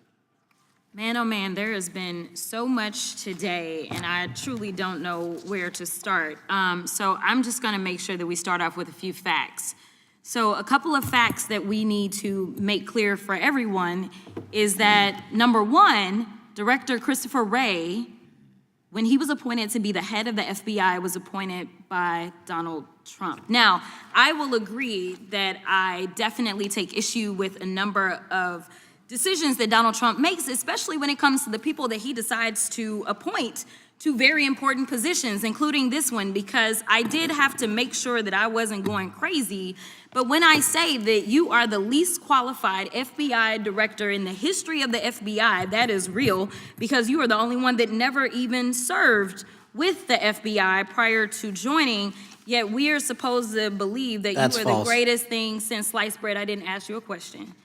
Now, What I want to Still go false. through is to talk about why you are a failure and why, honestly, we just need to tell you bye-bye. I know that you got a little upset and you put on your show for your boss because it seems like you're trying to save your job when it came to talking to Senator Booker yesterday. But let's go through some of your failures. So before you were even confirmed, and I think one of my colleague from Georgia, pointed out that you were already targeting career officials so that you could direct illegal firings. Mind you, these cases that you were so upset about, which are the ones tied to Trump, the cases came through his handpicked FBI director. And frankly, when people sit around and say things like, oh, you know, we're happy because now we feel safe. I don't know who feels safe in this country except for the white supremacists, because I specifically as a black woman definitely don't feel safe. And frankly, my colleagues have been real nice to you today, and I applaud them, but I don't have the same demeanor because I know that multiple colleagues on this side of the aisle have faced death threats. In fact, somebody tried to kill one of my colleagues. And frankly, I don't know if this FBI or under your leadership, if those people would have been caught. I don't have any confidence in you. And if we start talking about the reasons that I lack confidence, we could start with you not just wanting to acknowledge some simple facts. Simple facts like the vast majority of the threats are coming from right-wing extremism. And I know my colleagues have tried to stress this, but I decided that I would maybe do it in a different way. Number one, I have a couple of UCs. Kim Buck, one of multiple Republicans receiving death threats for voting against Jim Jordan as House Speaker. Without objection. Another one, Republican lawmaker says she received death threats after voting against Jim Jordan in Speaker's race. Without objection. In addition, there was another one from another colleague who now is leaving Congress because they said that they were calling his wife anonymously and threatening her life to the extent that she ended up sleeping with a firearm. Without objection. Okay, so here's the deal. How are we supposed to have confidence when you're sitting up here telling the Senate yesterday that it will take you 14 years before you can get the FBI fully staffed to do their jobs? You're also now redirecting resources so that they can go and play ICE agents on the streets. You're getting rid of your most qualified people, and even when it came down to somebody that you consider to be a friend, you were posted up having some fancy dinner to the extent that you posted not only once erroneously, you posted twice erroneously as it relates to catching somebody, and then you want to go and say, let me take a victory lap. Because honestly, if it wasn't for parents deciding that they were going to turn in their child, it seems like y'all wouldn't have got there, even though he literally confessed online. So I'm confused about what it is that the FBI is doing except for trying to put on a show for the apprentice or whatever you want to call him. The day after all of this took place, there was domestic terrorism that was taking place at HBCUs. They were targeted. Yet I didn't hear anything from the FBI about what was going on. And again, black people kept saying, how did we end up in this? Because the numbers are so very clear that white supremacy is a problem. And honestly, I've not heard anything out of you today that makes me believe that you're going to do anything about the white supremacy problem, the one that is leading to children being killed, children being shot, as well as members of their community as they're worshiping in their churches. The time of the gentlelady has expired. If the gentleman would like to respond to any of that. Well, I mean, I'll respond. Kash Patel, as I said when I introduced him, public defender, former prosecutor, top staffer on the House Intelligence Committee, Deputy Director of National Intelligence with the National Security Council, Chief of Staff at the Department of Defense, and FBI Director. I think that's pretty good resume for the guy who's now running the top law enforcement agency in our country. And we've seen all the stats that he's given to the committee on how much better they're doing at getting the bad guys than the previous guy was doing. With that, I recognize the gentleman from South Carolina. Thank you, Mr. Chairman. Director Patel, I think you're witnessing some auditions clickbait auditions for the Academy Award for my Democratic colleagues. We'll see how they fare as they're on MSNBC later on today. Do you care, before I launch into my line of questioning, to respond to Ms. Crockett from Texas on that very elaborate and theatric display? Here's what I've learned in my government service. I don't give a damn what they say about me as long as I'm succeeding in the mission. We're succeeding in the mission because the men and women of the FBI have never been empowered to do more work and to hit the streets harder than by President Trump's authorities and resources he's given us. And so all I care about is that we are capturing more child predators than ever before, taking more drugs off the streets than ever before, that we are capturing murderers at a significantly historic rate, and we're delivering this country the lowest murder rate in recorded history. That are facts that you cannot dispute. But you can come at me all you want. I don't care. Thank you, Director, for that, and we appreciate your service. We appreciate the results speak for themselves, I think, pretty plainly, and your commitment not only to results, but to transparency, so we do appreciate that. Director, who was John Durham? He was a former federal prosecutor, United States attorney, and ultimately appointed special counsel in the first Trump administration. Correct, and there was a document that he released in his findings called the Durham Report. What was the Durham Report briefly, and what were the findings very briefly? It was every special counsel that's appointed produces a report to the Attorney General. Special counsel's Durham Report largely focused on Crossfire Hurricane and included extensive summary findings in classified and unclassified manner, and we released the classified version, finally declassifying it for the American public in this committee. Correct, and you released that in July of this year. I think so. Yes, sir. Isn't it true that in the classified Durham Annex, as it's referred to, that in 2016 the Obama administration obtained intelligence information from a source contained in two separate memoranda, one in January of 2016 and one in March? The two memoranda described confidential conversations between DNC Chair Debbie Wasserman Schultz and two individuals from the Soros Open Society Foundation. Isn't that true? As written in the report, I'll let her speak for itself. In the Durham Annex in January of 2016, the memorandum noted in part that President Barack Obama intended to scuttle the FBI's investigation into Hillary Clinton's private email server and mishandling of highly classified information during her time as Secretary of State. Isn't that found in the report? I believe so. Isn't it also found in the report that in March of 2016, the memorandum also included references to the same Obama effort to shut down the Clinton investigation, but additionally outlined a plan to falsely connect Trump to Russia? Isn't that in the Durham Annex? I think it's in more than the Durham Report, but yes. The memo also stated in part that, quote, the Democrat Party's opposition is focused on discrediting Trump, among other things. The Clinton staff, with the support from special services, is preparing scandalous revelations of business connections between Trump and the Russian mafia. Isn't that also found in the now unclassified Durham Annex? I believe so, sir.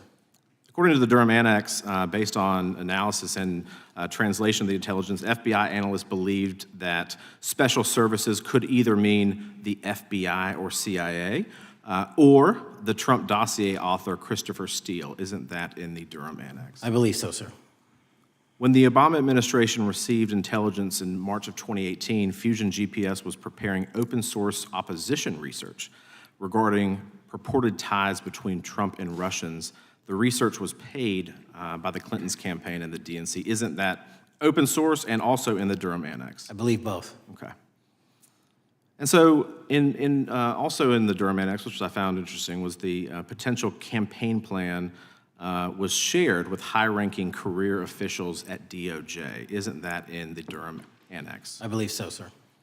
The Durham Annex describes that in July of 2016, emails allegedly between Leonard Bernardo, senior vice president of George Soros' Open Society Foundation, included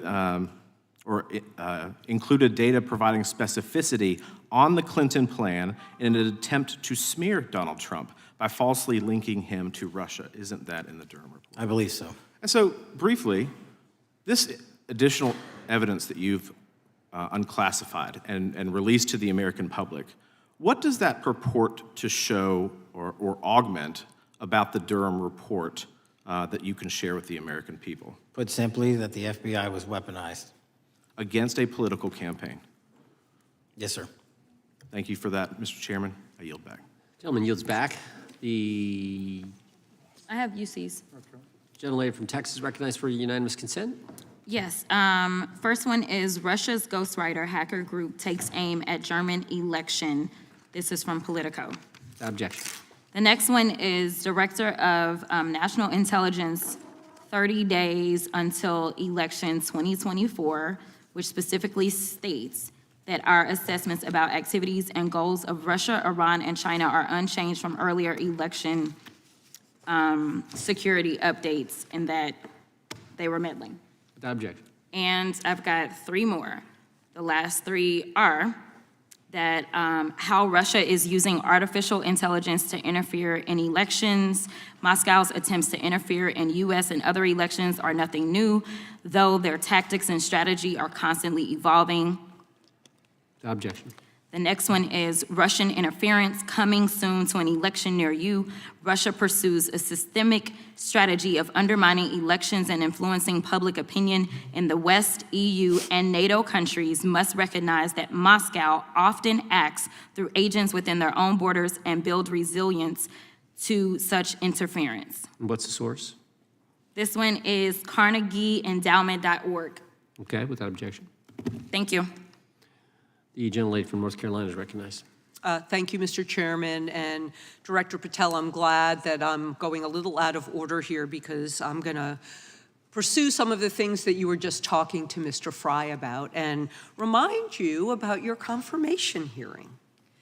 At your confirmation hearing in January, you said under oath, and I quote, "There will be no politicization at the FBI. There will be no retributive actions taken by the FBI should I be confirmed." And in your written response to the Senate questionnaire, you said, I quote, "Personnel decisions shall be based on performance and adherence to the law. And every FBI employee will be held to the absolute same standard, and no one will be terminated for case assignments." So I want to just go through a couple scenarios with you to get a sense of whether you think these are examples of politicization of the FBI or making decisions based on the performance and adherence to the law. So, first question. Would hiring FBI agents, analysts, and supervisors from only one political party being politicization of the FBI or making personnel decisions based on performance and adherence to the law? We don't ask FBI people, applicants, where their political parties are. Mr. Patel, do you ask FBI applicants who they voted for? The FBI does not. Are you aware that in the lawsuit that Mr. Driscoll filed against you and the FBI, he was asked who he voted for? Since that lawsuit has been filed, that's ongoing litigation, I'm not able to comment. Well, but it also means that you just said that what happened in his situation didn't happen. So we will go on to the next question. Let me ask you an even easier one. Does firing agents for working on the cases that they were assigned to and that the president didn't like, is that politicization of the FBI or making personnel decisions based on performance and adherence to the law? The FBI doesn't terminate anyone based on case assignments alone. Has the FBI ever been sued by somebody who felt that they were terminated based on case assignments? In the entire history of the FBI, I'm sure they have. No, since your tenure. I'm sure there's ongoing litigation. Yes. In fact, there is ongoing litigation. And in fact, people have been asked who they voted for. And in fact, you are running an FBI for the President of the United States rather than the people of the United States, because my questions were not hypotheticals. They are the things you have done during your tenure. And according to a lawsuit filed last week by long-term FBI agents, you fired former acting director Brian Driscoll. He had served with the Bureau for nearly 20 years, earned a Medal of Honor, Medal of Valor for bravery during the dangerous ISIS raid, and had a wealth of crisis response experience, and led the FBI's Critical Incident Response Group.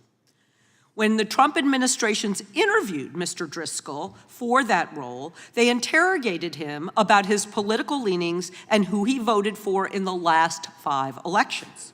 Questions Mr. Driscoll refused to answer because those types of questions impermissibly politicized the FBI. You also fired Steve Jensen, who served the FBI for nearly 2 decades and ran critical terrorism, counterintelligence, and organized crime operations, whom you once described as embodying what the American public demands of the FBI. But he was fired because he took part in investigating crimes committed on January 6th. And Trump's MAGA base lambasted you online for keeping him at the FBI. So he's no longer at the FBI. You also fired a decorated combat veteran with decades of experience in the Bureau, Special Agent Walter Jardia, because he worked on the investigation into the Russian interference in the 2016 presidential election and helped investigate Trump's ally, Peter Navarro. Director Patel, it is very clear that you have flunked your own test. You've put saving your job, which I actually believe you were being honest about during your confirmation hearings, over doing what's right for the FBI and the American people. That is not adherence to the law. Thank you, and I yield back. Time of the gentlelady is expired. The chair now recognizes the gentleman from North Carolina. Thank you, Mr. Chairman. Director Patel, it's great to have this opportunity. Thank you for being here. Thank you for your service. And I've got to say, one of the most disheartening components of the previous administration, when I was working with local law enforcement all over the state of North Carolina, all over the country, people rightfully did not really care about the inner workings of Washington, D.C.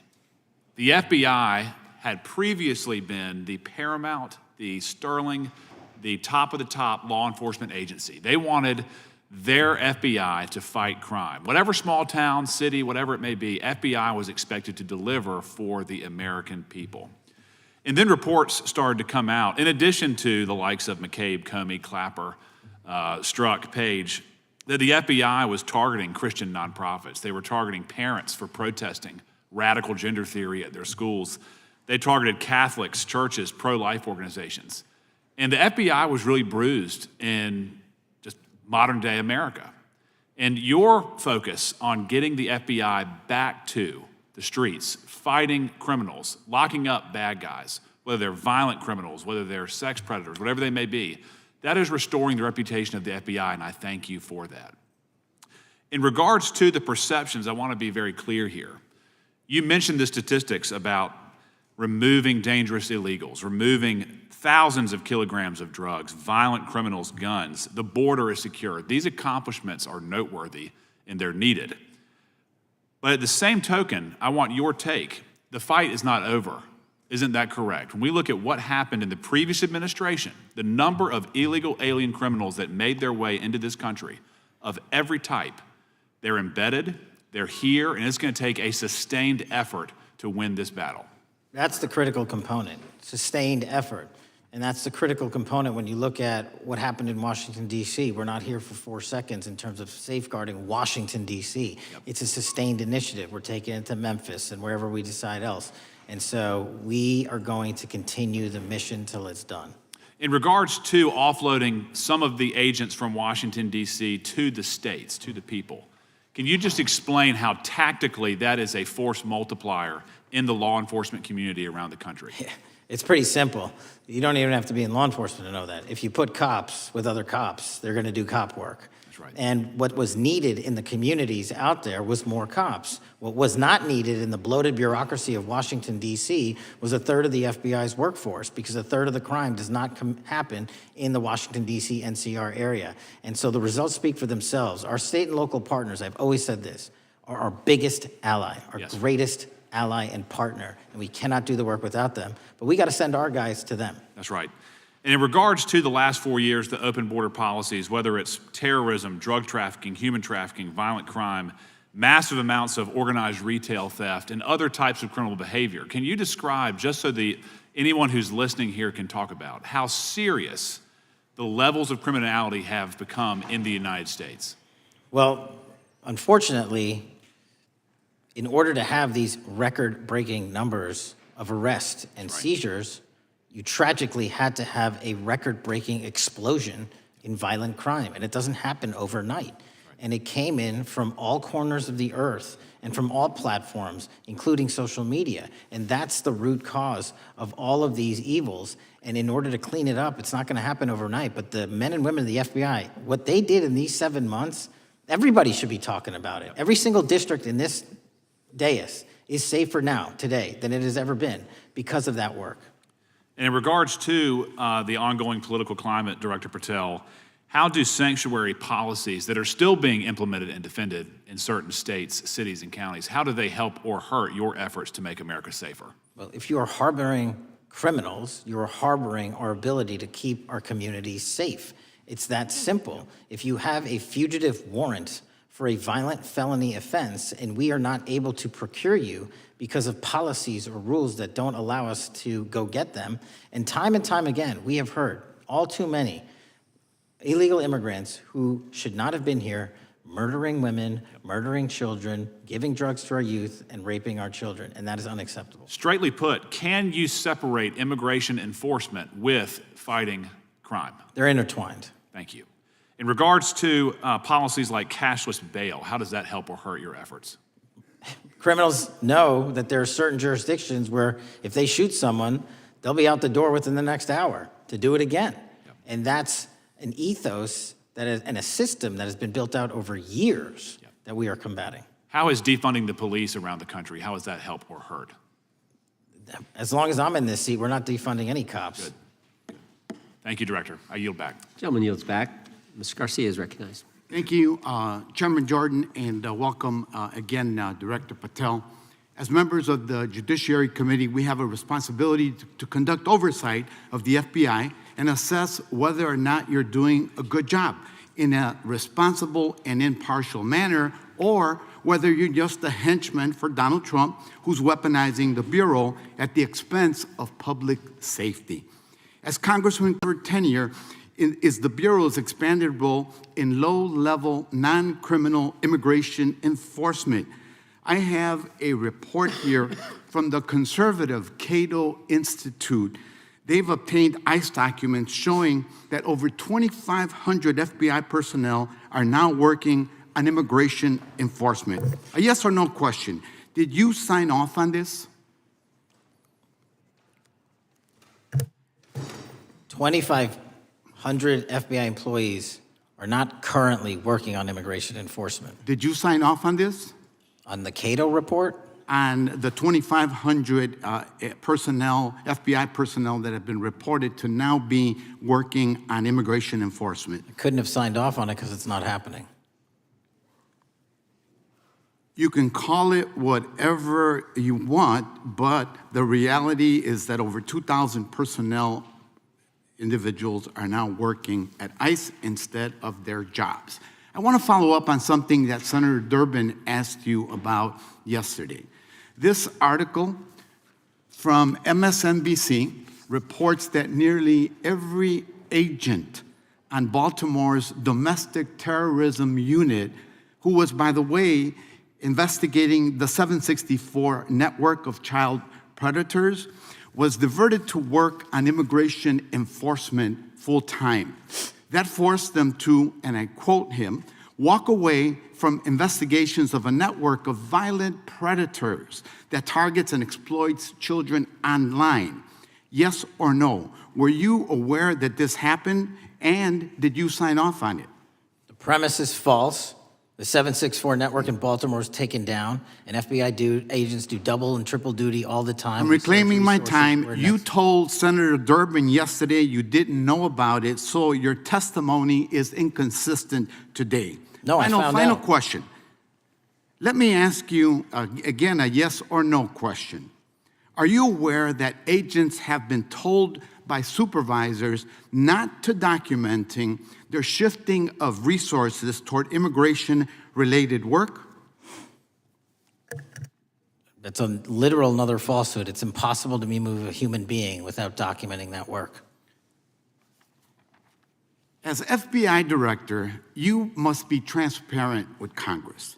You need to provide us information about how many agents have been diverted to non-criminal immigration enforcement, why the Baltimore unit was dismantled, and whether there's a cover-up of what's happening under your leadership, because this goes to the heart of whether or not you're carrying out the stated mission of the FBI, keeping our communities safe.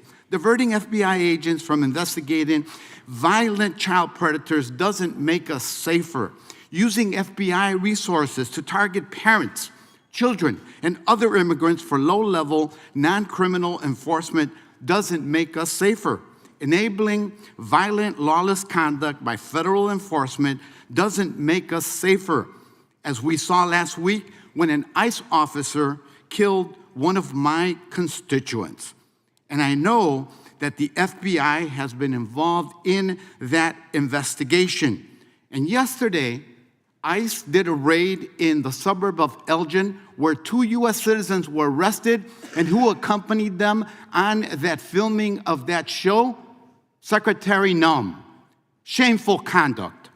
And weaponizing the FBI to serve Donald Trump's political agenda instead of the American people does not make us safer. Before I yield back, Mr. Chairman, I request unanimous consent to submit the following documents for the record.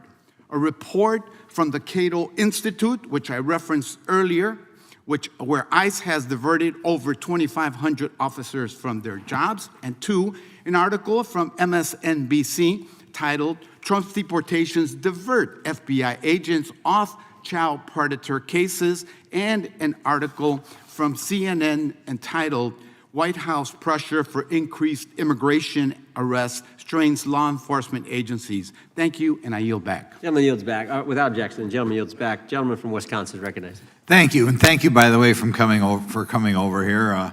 Sorry you have to put up with all this. I know when you took over, the FBI's reputation in a lot of circles perhaps had never been lower. I mean, part of that is brazen involvement in political activity, the Foreign Influence Task Force, getting involved and trying to suppress news stories in the New York Post, Crossfire Hurricane coming up with bogus stories to try to flip the 2016 election, FBI downplaying the stories of Hillary Clinton's emails in the 2016 election. That's their overt involvement in political activity. I think a strong anti-religious bias. We talked about stories of an anti-Catholic bias in there. I know I've talked to people about horrific overreaction at the big Hindu temple in New Jersey, in which, just so people understand, you had a rectory in the temple area. The religious leaders, taken out at gunpoint, big problems. And I think finally the FBI trying to turn America's viewpoint on certain political issues. And when I talk about that, I'm talking about what was done in Mexico with regard to shipping weapons, fast and furious, shipping weapons into Mexico in an effort, I think, to try to turn the Americans against the First Amendment. But in any event, what scares me is, and all these horrible things that were done in the past, there were individual FBI agents who participated in them, in which apparently their supervisors told them this is okay or even admirable. And what I'm going to ask you, are you able to do anything to make sure that in the future these corrupted FBI agents understand the importance of religion in our life, and they're not to view it with suspicion? They understand parental rights and the idea that traditionally in America, parents have the ability to object when their young 5 or 6-year-old children are 12-year-olds or very young children are getting what most people consider highly inappropriate sexual contact. What are we doing there to try to make sure we don't have problems with these FBI agents again, or make sure that in the future administrations, they would object if they are asked to behave in such a immoral fashion? Two things. If you are corrupt, you don't work at the FBI. It's that simple. So we don't tolerate any form of corruption or any deviation from our high standards, whether you're an agent, an intel analyst, or whatnot. And just to show the American public the resurrection that the FBI has had in these last 7 months, you don't have to believe me.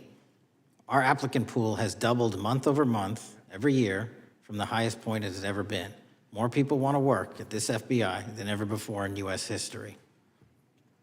I'm sure that's because of you, and you're kind of anticipating my next question.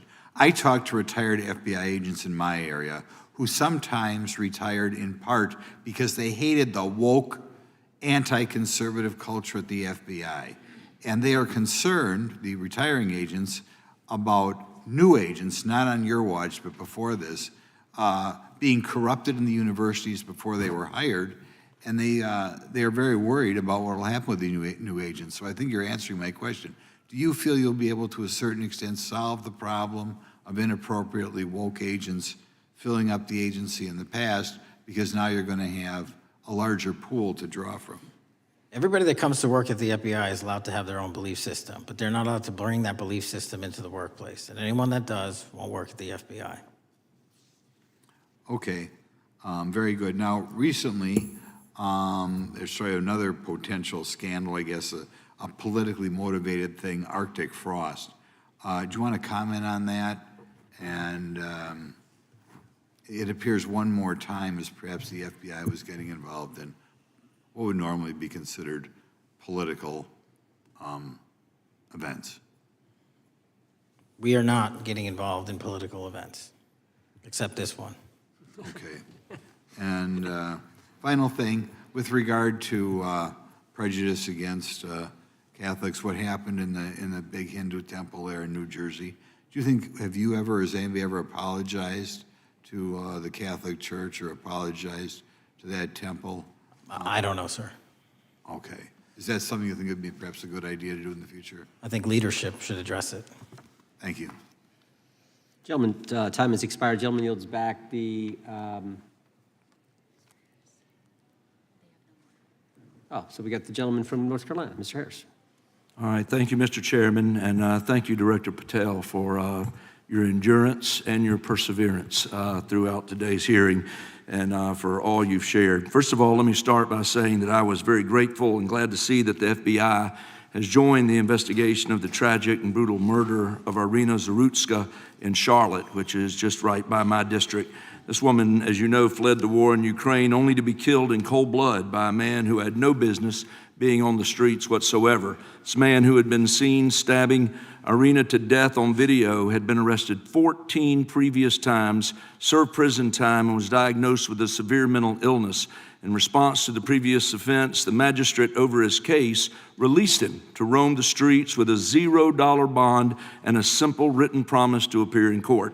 Mr. Patel, let me just ask, should judges apply the most lenient bail standards to people with extensive criminal history?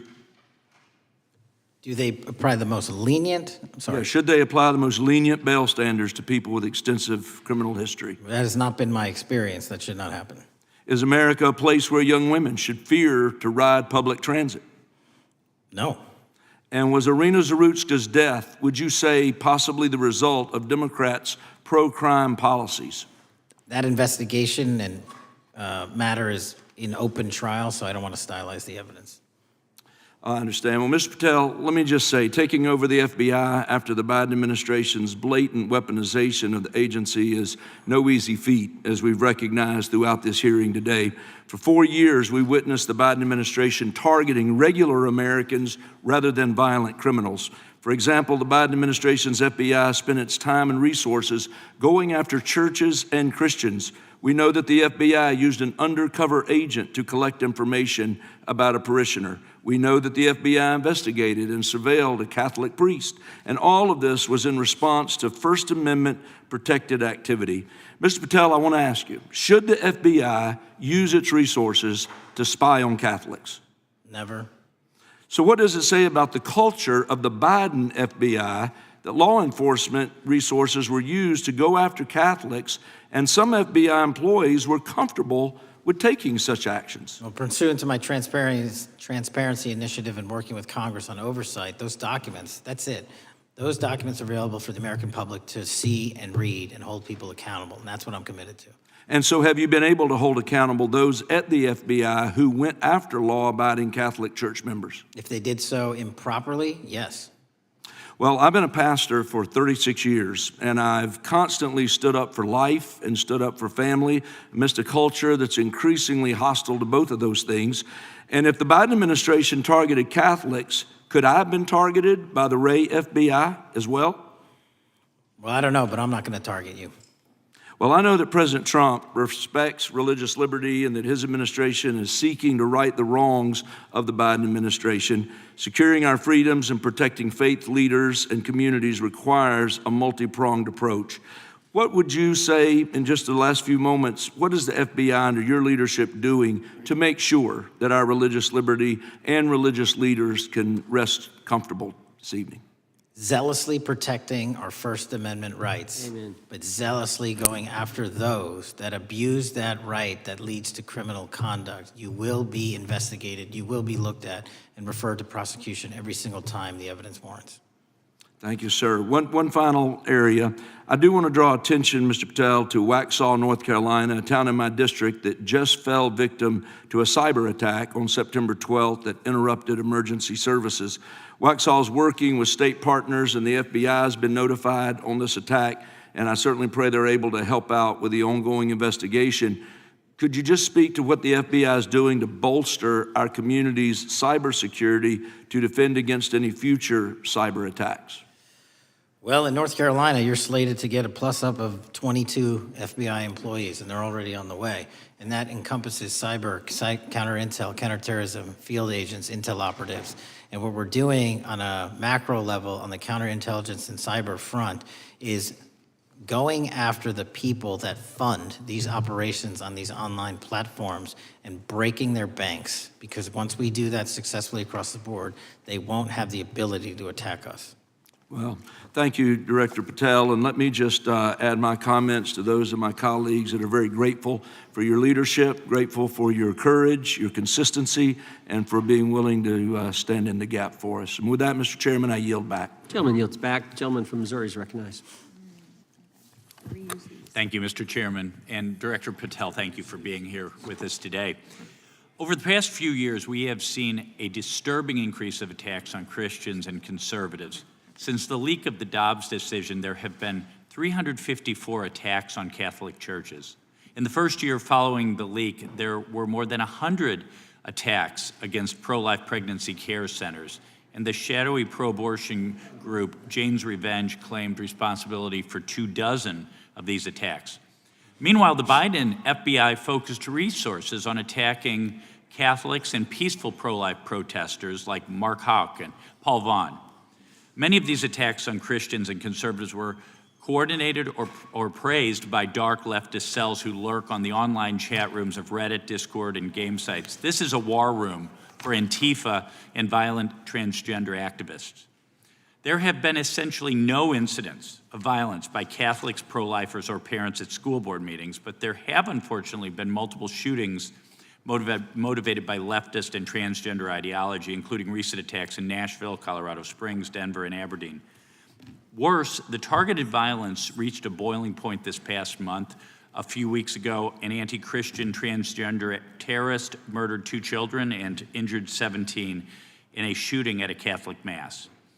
And last week, while we were sitting in this committee room almost to the hour, Charlie Kirk was assassinated by a 22-year-old who appears to have been motivated by leftist and transgender ideology. As you confirmed yesterday to my Senate colleagues, he may not have acted alone, and you testified that in his online chat room of more than 20 trans ideologues that you were aware, I believe you said many more, many were aware of and possibly complicit in the assassination. Director Patel, in light of the increased violence emanating from the far left, is your FBI investigating this violent trend of anti-religious, Antifa, and transgender-driven violence? All of it across the board is being zealously investigated, no matter what your motivation or bias is behind it. Very good. We've also noticed a dramatic surge of the number of clinics offering so-called gender-affirming care. Whistleblowers in a recent NIH study confirmed that these clinics prey on some of the most mentally ill children and young adults in our society, and these clinics are quick to prescribe life-altering puberty blockers, cross-sex hormones, and surgery, and often these patients get worse rather than better, and unfortunately, some have become violent, some have even committed mass shootings, and the partner of one of them assassinated Charlie Kirk.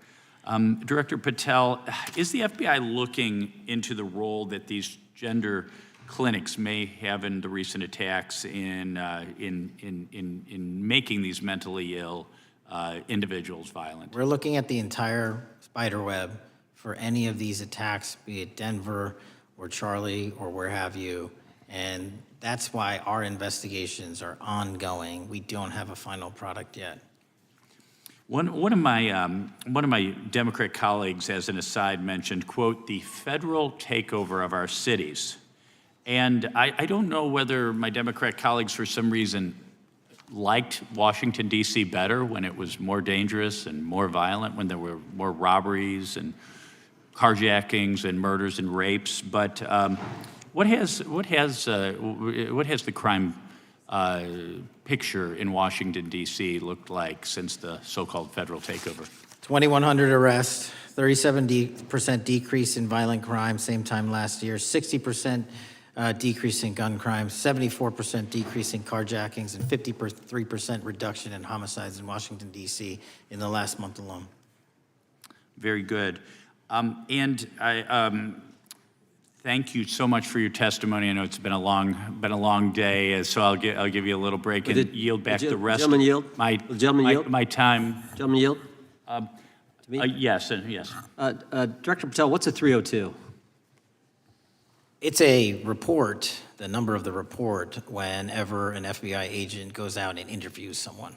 And are you familiar with the 302 where the FBI agent interviewed the whistleblower who's come forward and talked about the former chair of the Intel Committee here in the House pushing staff members to leak classified information? Well, I'll just read from it.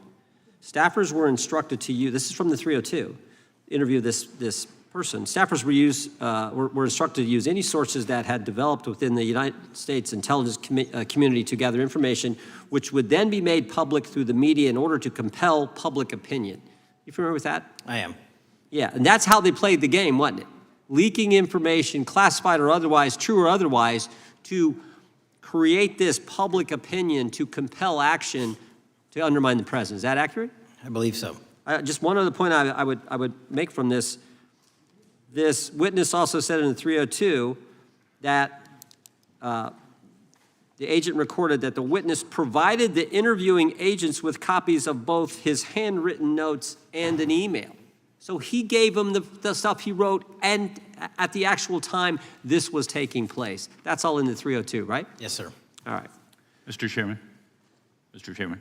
Gentleman from Missouri. Mr. Chairman, I would like to submit for the record an article from The Hill, Massive Crime Drop in D.C., City Sees Zero Murder Week, dated August 25th, 2025. And I'd also like to submit for the record an article from the New York Times, dated April 18th, 2025. Man who set fire on Shapiro's mansion cited treatment of Palestinians, police say. Yeah, thank you. Without objection. I have Gentlelady from UC. Texas and then Pennsylvania. Thank you so much. My first UC is the FBIAA letter to Congress on summary terminations, where it states denying fundamental due process and summarily dismissing special agents will only make it harder to protect our nation. These actions distract agents from their work, foster fear that their assignments could cost them their careers either now or under the next administration, and increase the risk of criminal and national security threats by undermining unity and morale within the Bureau. Without objection. The next one is a CNN article. FBI agents are again pulled from their day jobs to address a Trump priority. It states, morale is the worst I've seen, said one law enforcement source. The Bureau is becoming unrecognizable. Lots of people are weighing really difficult decisions right now. Without objection. Gentlelady from Pennsylvania is recognized. Thank you, Mr. Chair. I'd request unanimous consent to introduce into the record a September 16th, 2025 article in the New Republic entitled DOJ Quietly Deletes Study on Politics of Domestic Terrorists. The Justice Department has taken down a study that proves Republicans' entire narrative wrong about left-wing violence. Without objection. Thank you. Gentleman from Washington is recognized. Thank you, Mr. Chair, and thank you, Director, for being here. I think without question we can say that Donald Trump has been tougher on crime and tougher on international terrorism than any president in American history. I imagine that brings you a lot of satisfaction and pride as director of America's foremost law enforcement agency.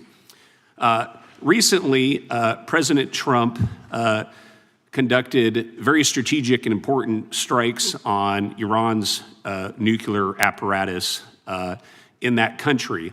We also know that there are concerns of significant Iranian sleeper terrorist cells here in the U.S., perhaps exacerbated by the open border during the Biden administration. What can you tell Congress and the American people about what the FBI is doing to safeguard us from potential terrorist attack by Iranian cells? So our counterterrorism division, which is fully stocked up, watches for reflections in the intelligence streams that our intelligence community collects and produces, and works hand in glove with our partners at the CIA and elsewhere to make sure that any threat, even if it's hearsay, double hearsay, triple hearsay, or totally incredible, is not only fully run down, but we also take our duties to notify and give defensive briefings to those who are mentioned in those intelligence reports to make sure that we do both our notification obligation and our investigatory obligation. Thank you. The FBI is also the foremost counterintelligence apparatus here in the U.S. We know the U.S. faces a more complex threat of global, more complex array of global threats than any time perhaps World War II or even superseding that time. As America continues to be under attack from various intelligence agencies globally, what can you tell us about the counterintelligence operations of the FBI as a core function? This is why the CIA mission is so important to the FBI, because as you said, no one else can do it. No one else has the authorities to do it. And even if they did, they don't have the capabilities to do it. And the CIA mission has to be headquartered in Washington, but have far-reaching capabilities because we have to face against our adversaries in the DPRK, in Russia, China, Iran, and elsewhere. And in order to do that, we have to have dedicated intelligence professionals on those target sets.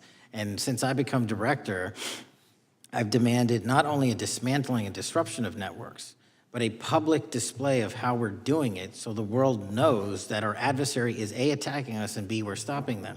And that's why you've seen these dramatic increases in counterintelligence arrest in the PRC by 33%, in Russia 83%, in Iran 60%. We are showing the world that they are trying to engage in espionage activities against us, and we are holding them accountable publicly. And there's been increasing concern about the Maduro regime of Venezuela, both their potential support of terrorist activity, criminal drug networks, and potential espionage entities here within the U.S. What can you tell us about your activities regarding the Maduro regime of Venezuela? Generally speaking, one of the largest transshipment points and shipment points for narcotics out of South America, Colombia, obviously, and also Venezuela, is being utilized heavily by the narco traffickers to send up cocaine, meth, and fentanyl, and excuse me, all the other illegal narcotics through the island chains in the Caribbean Ocean and ultimately for America. So there has to be more work done in the region to stop those navigable waterways from being traversed with drugs bound for America. And finally, Mr. Director, what is the one thing that Congress could most do in terms of passing a law to best support the FBI in making America safer and more secure? Get us more authorities to get online, to get onto social media companies, gaming platforms, have legal access, and also have private partnerships with the FBI of those companies and allow them to report into us on a daily basis. There is no human being or AI system on earth that can go out there and cover down on the threat in those theaters. And so we need the assistance, and we need more authorities, and we need the private sector to double down. Well, thank you very much for all you're doing, all the men and women of the FBI are doing to keep us safe, and I yield back. Gentleman yields back. Got a UC request from the gentleman from Arizona. Thank you, Mr. Chairman. I have an article titled, FBI Flooded with Record Number of New Agent Applications Kash Patel's First Month. The FBI saw 5,577 new agent applications in March and more than 10,000 since January. Without objection. The gentleman from Kansas is recognized. Thank you, Mr. Chairman, and Director, thank you for being here. I have listened carefully to all the discussion in this hearing. I've reached two top-line conclusions. First, I am glad I don't have your job. And second, I am glad you do. Thank you for being willing to step up and serve in this role. I'd like to plow a little bit of ground that we've not spent a lot of time on so far and explore. You mentioned, and I'm well aware of your strong commitment to partnering with state and local law enforcement authorities. Obviously, one of the missions is in the counter-drug space. Another is in the forensic laboratory space, where both you and a lot of local and state agencies cooperate in terms of evidence analysis. From the state side, programs such as the HIDA programs, very, very important in counter-drug, such as the Coverdell grants, very, very important in maintaining state laboratory capacities. Would I be correct in concluding that if we are able to maintain robust funding for those types of programs, including both Coverdell and HIDA, that would contribute to the safety of the United States and to your mission? Absolutely. Director, you have talked a little bit about some of the counter-drug work that you've been doing. One thing we haven't talked about yet, the President, in one of his first actions upon taking office back in January, designated a number of the cartels as foreign terrorist organizations. That's not just a paper transaction. I believe the list has been expanded since those first actions. In terms of America's military engagement with the cartels abroad, in terms of our intelligence engagement with them abroad, that designation has had real meaning and has affected some of the thinking and approaches of our military and our intelligence community. Can you talk a bit about how that designation might be affecting or should be affecting the FBI's approach to dealing with the domestic activities of the cartels? The simple way to analogize it is after 9/11 and the manhunt for the foreign terrorist organizations overseas in places like Afghanistan and Iraq, the FBI received certain authorities to go out there and dedicate a mission to go after them both lawfully and investigatorially and collect evidence and provide it to our agency partners. Once the foreign terrorist organization designation was labeled over to the Mexican drug cartels, we can now do that here, and in Mexico, and in Colombia, and in Venezuela, and anywhere else they are. And so that's the best analogy I have. What we're able to do is take our counterterrorism platform, traditionally used for global terrorist manhunting, and bring it into this hemisphere against a very real threat, which is the drug traffickers, and they are foreign terrorist organizations. So we just have so many more resources and authorities now directed at them. So, for example, Director, in the regions, from the vantage point of local law enforcement, there are structures that have historically handled those partnerships separately. HIDA, for example, is an example on the drug trafficking side. The JTTFs are an example on the terrorism side. How is the thinking evolving in terms of on a regional basis, either merging or not merging those structures now that the targets in many ways are merged? So the JTTFs are kind of our forward operating base across every single state in this country to take on that mission. And anytime you're labeled a foreign terrorist organization, you come right under the authorities of the JTTF, the task force officers, and the state and local level police work that gets done in those JTTFs. And the Homeland Security Task Force layer on top of that, I think 25 or 30 across the country, specifically working with DHS and Secretary Noem to go after the drug trafficking foreign terrorist organizations because they have unique capabilities and authorities dedicated to that mission.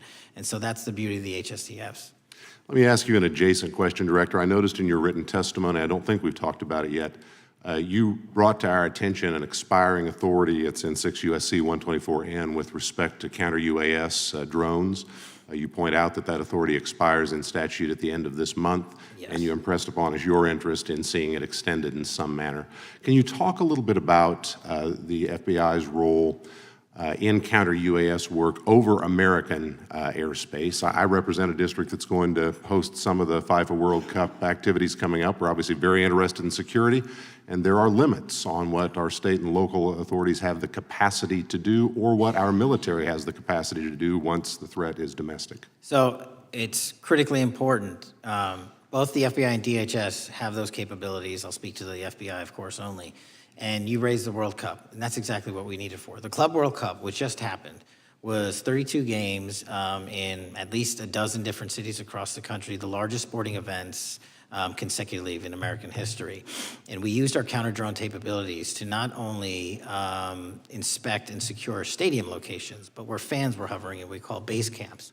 And thankfully, because of the success of the FBI and DHS, we had no significant security incidences.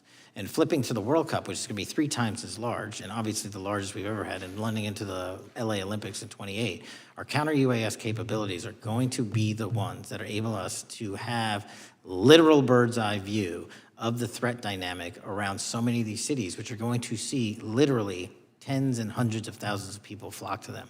So we have to have it. And making sure the bad guys don't have the same. Exactly. Very good. I yield back and thank you.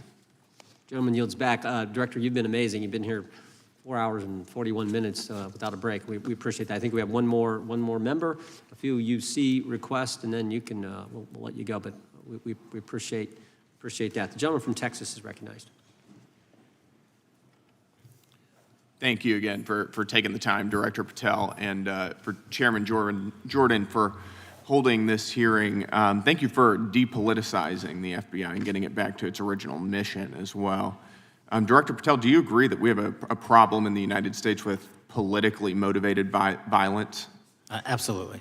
And I very much agree. I think we can all agree that political violence is wrong, it's evil, regardless of which side it comes from, and that we can all adamantly and vehemently reject it, or we certainly should. But one of the things that we've noticed recently is that affinity and tolerance for political violence is not equally distributed on both sides of the aisle. In fact, right now, social media is filled with leftists who are cheering on the murder of an iconic conservative political figure, Charlie Kirk.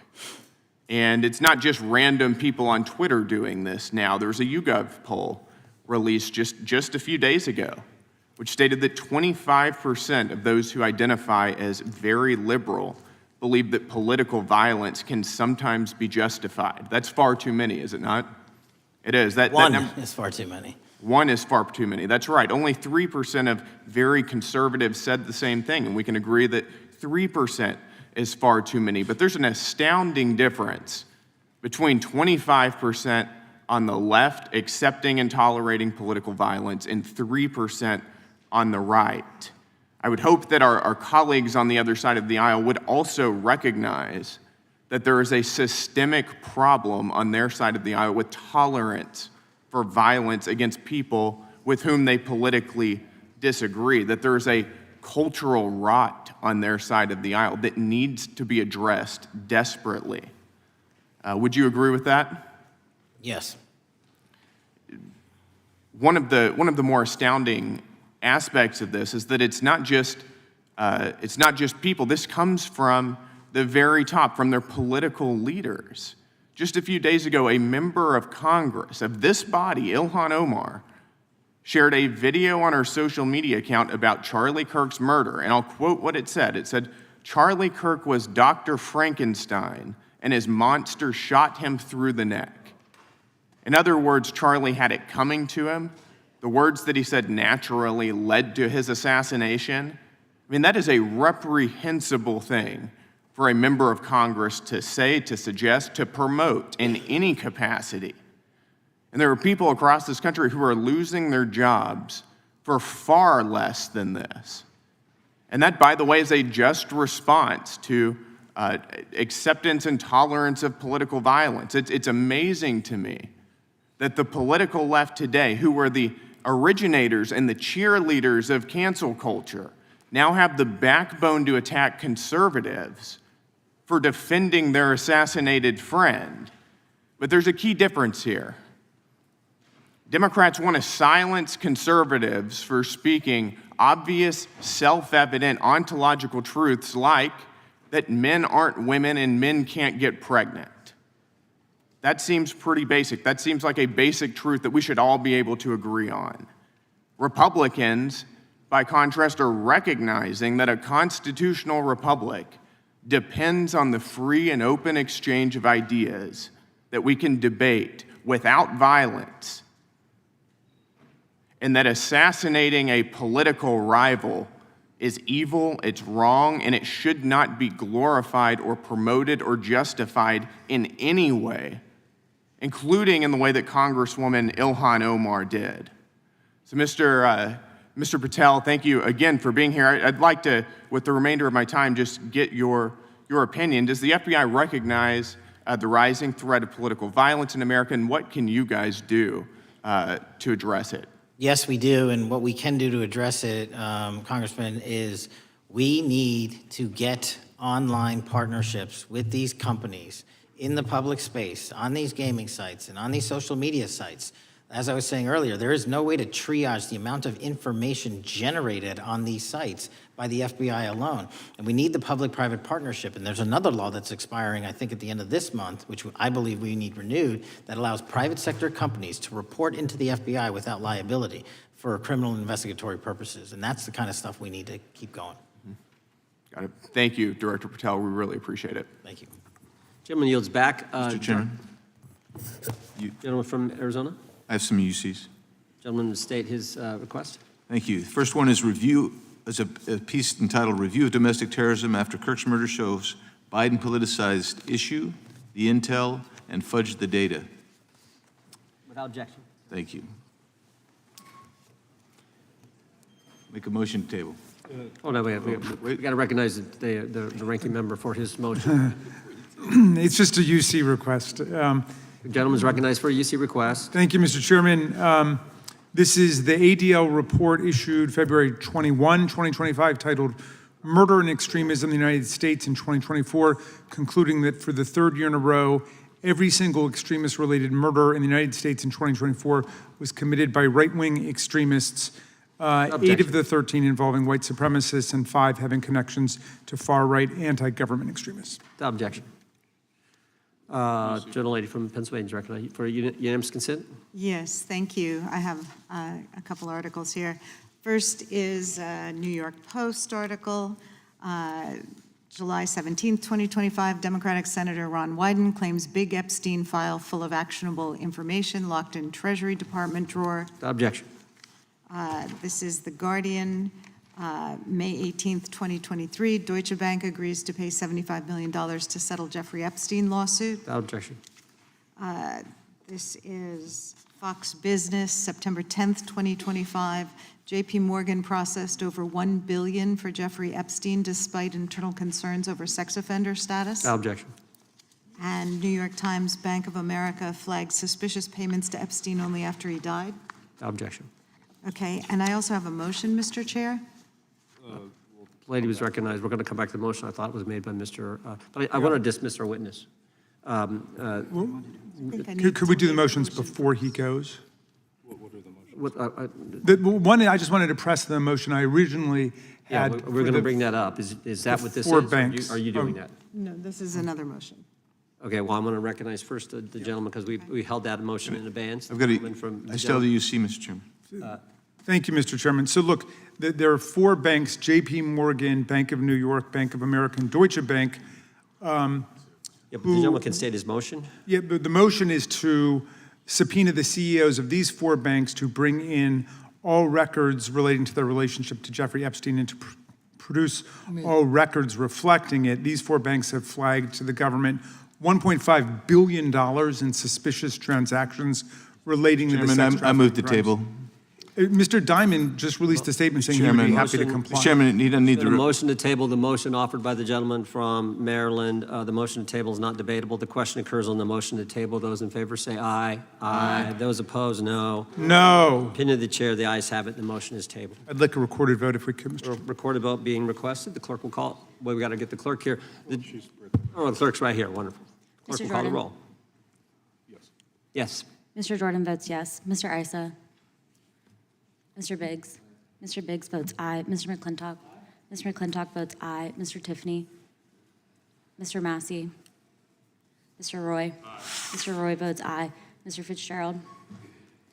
Mr. Klein? Mr. Klein votes aye. Mr. Gooden? Mr. Van Drew? Mr. Nels? Mr. Nels votes yes. Mr. Moore? Mr. Moore votes yes. Mr. Kiley? Ms. Hageman? Ms. Lee? Mr. Hunt? Mr. Fry? Mr. Grothman? Mr. Grothman votes aye. Mr. Knott? Mr. Knott votes aye. Mr. Harris? Mr. Harris votes aye. Mr. Onder? Mr. Onder votes aye. Mr. Schmidt? Mr. Schmidt votes aye. Mr. Gill? Mr. Gill votes aye. Mr. Baumgartner? Mr. Raskin? No. Mr. Raskin votes no. Mr. Nadler? No.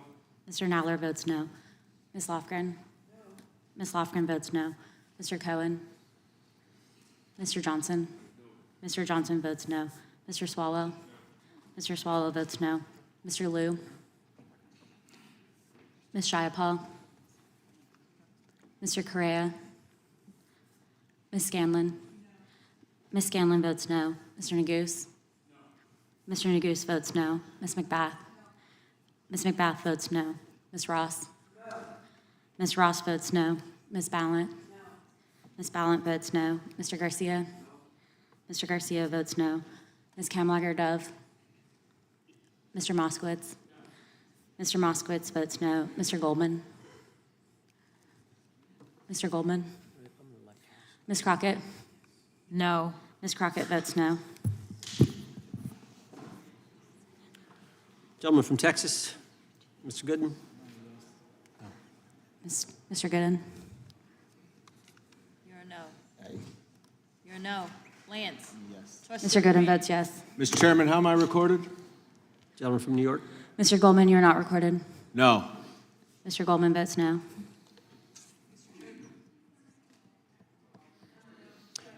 Gentlelady from Washington. Ms. Jayapal votes no.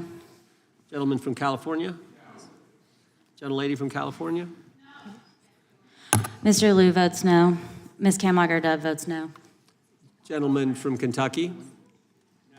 Mr. Massey votes no. Director, I want to thank you again for being here. While we're waiting for members to get back to record their vote, you don't need to stay around for these kind of motions. We appreciate the service you're providing the country, appreciate your testimony today, and appreciate the fact that you did it 5 hours straight. That's amazing. So God bless you and keep up the good work. The witness is dismissed. I know, but I'm dismissing the witness. I don't think nothing involved. I'll just put them in the record. Mr. Chairman, we're still waiting for members to come back to record their vote on the motion offered Good. by the gentleman from. no, I just, as a point of order, I just wanted to establish that the dismissal of the witness doesn't affect the viability of any of the motions. No, the committee's still going. How many members we need?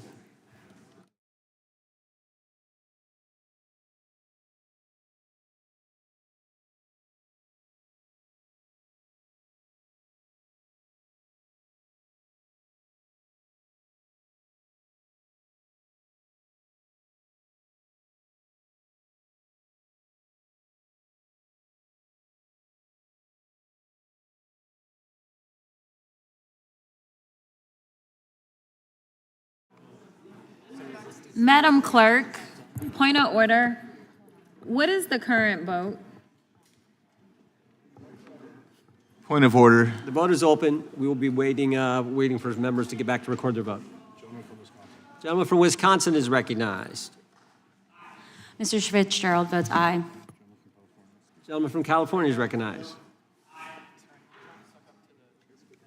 Mr. Kiley votes aye. The gentleman from California, I think, Mr. Chairman, is seeking to be recognized. Mr. Correa. Mr. Correa votes no.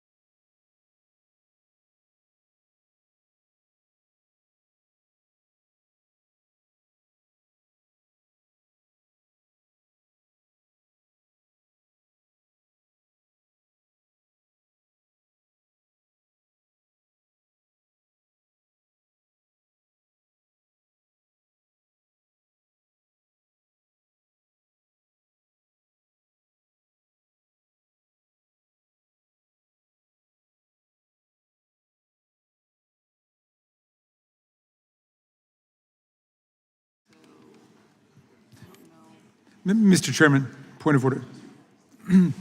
Gentleman may state his point. A number of members have conflicting markups and committee hearings going on right now, and I'm just wondering, how long are we going to hold this open? My read on the vote is that right now it's 18 of 14? 17? It's 1916. 19 to 16? We're going to give members an opportunity. As you point out, as the ranking member points out, members have numerous obligations, different committees going on, but we want to give everyone an opportunity to record their vote, and that's why we're waiting. Mr. Chair, point of order. We'll state her point of order. Couldn't we just be debating instead of sitting here waiting? There's a motion on the table. There was a motion offered by the ranking member, a motion motion to table offered by a member, and that's what's on the table right Ms. now. Frandry, you are not recorded. Mr. Frandry votes yes. Right.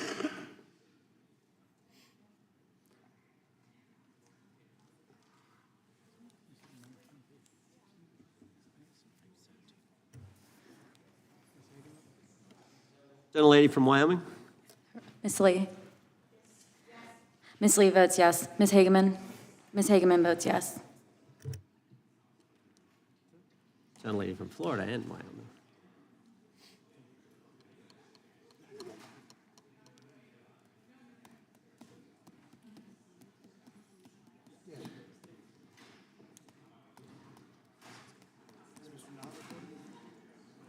Mr. Knott, you're recorded as yes. Gentleman from Wisconsin. Mr. Tiffany? Mr. Tiffany votes aye.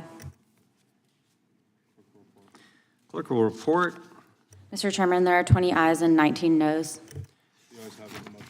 The ayes have it. The motion is tabled. The gentlelady is recognized from Pennsylvania. Thank you, Mr. For what Ch- purpose? I have a motion.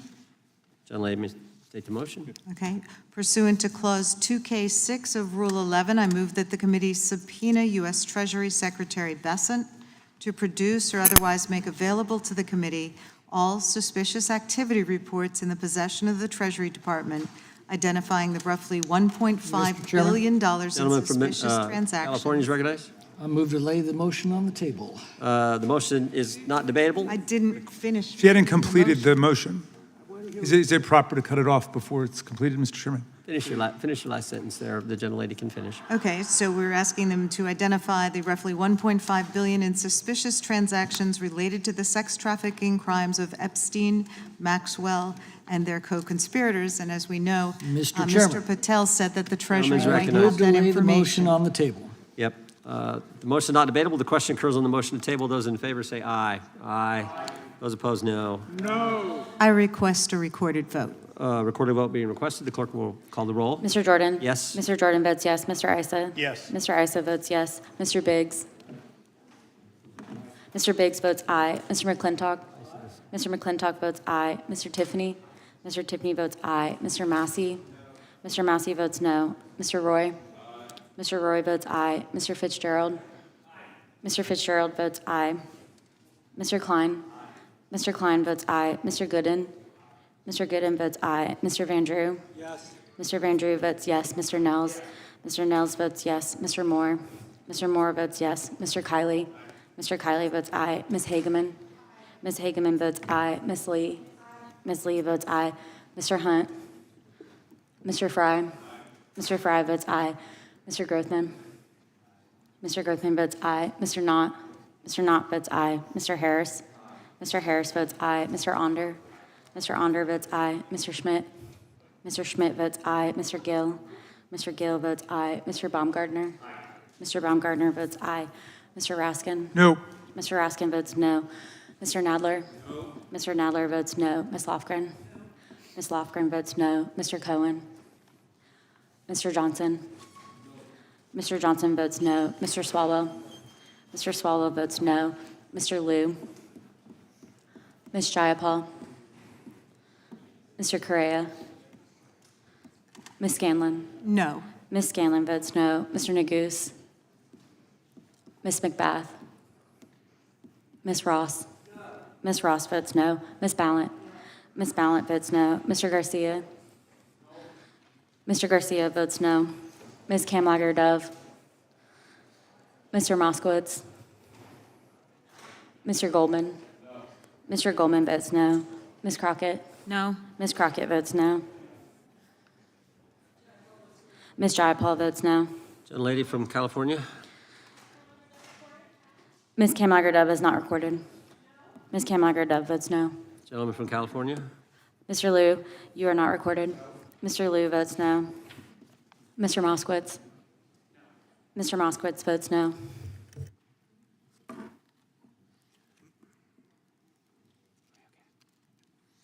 Clerk will report.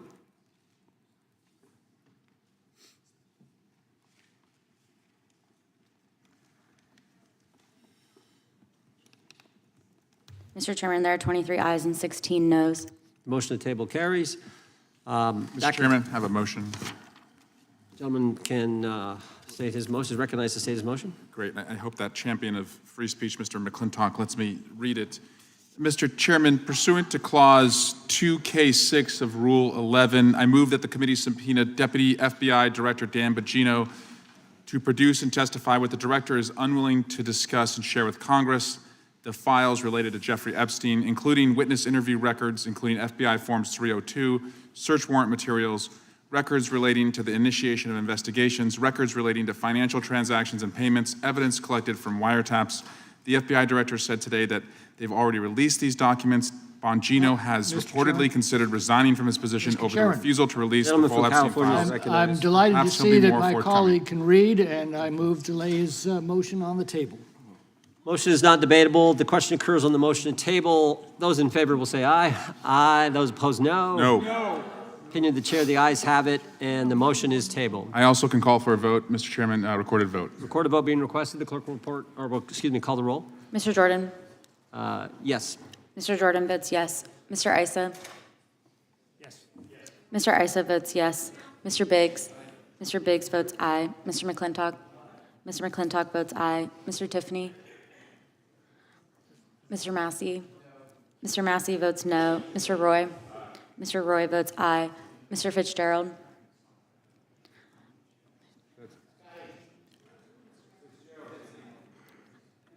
Mr. Fitzgerald votes aye. Mr. Klein? Mr. Klein votes aye. Mr. Gooden? Mr. Gooden votes aye. Mr. Van Drew? Mr. Van Drew votes yes. Mr. Nels? Mr. Nels votes yes. Mr. Moore? Mr. Moore votes yes. Mr. Kiley? Ms. Hageman? Ms. Hageman votes yes. Ms. Lee? Ms. Lee votes aye. Mr. Hunt? Mr. Fry? Mr. Fry votes aye. Mr. Grothman? Mr. Grothman votes aye. Mr. Knott? Mr. Knott votes aye. Mr. Harris? Mr. Onder? Mr. Onder votes aye. Mr. Schmidt? Mr. Schmidt votes aye. Mr. Gill? Mr. Gill votes aye. Mr. Baumgartner? Mr. Baumgartner votes aye. Mr. Raskin? No. Mr. Raskin votes no. Mr. Nadler? Mr. Nadler votes no. Ms. Lofgren? Ms. Lofgren votes no. Mr. Cohen? Mr. Johnson? Mr. Johnson votes no. Mr. Swalwell?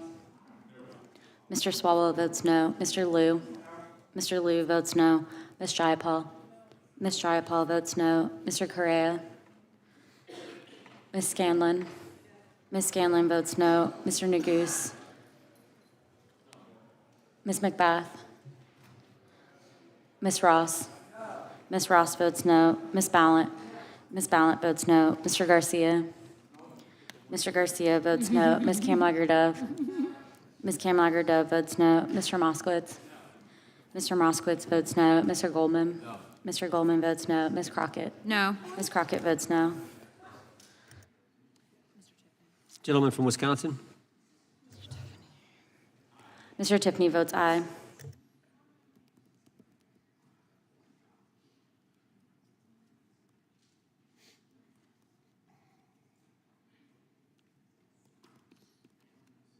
Clerk will report. Mr. Chairman, there are 21 ayes and 16 noes. Motion to table is successful. That concludes today's. Nope, I've got one.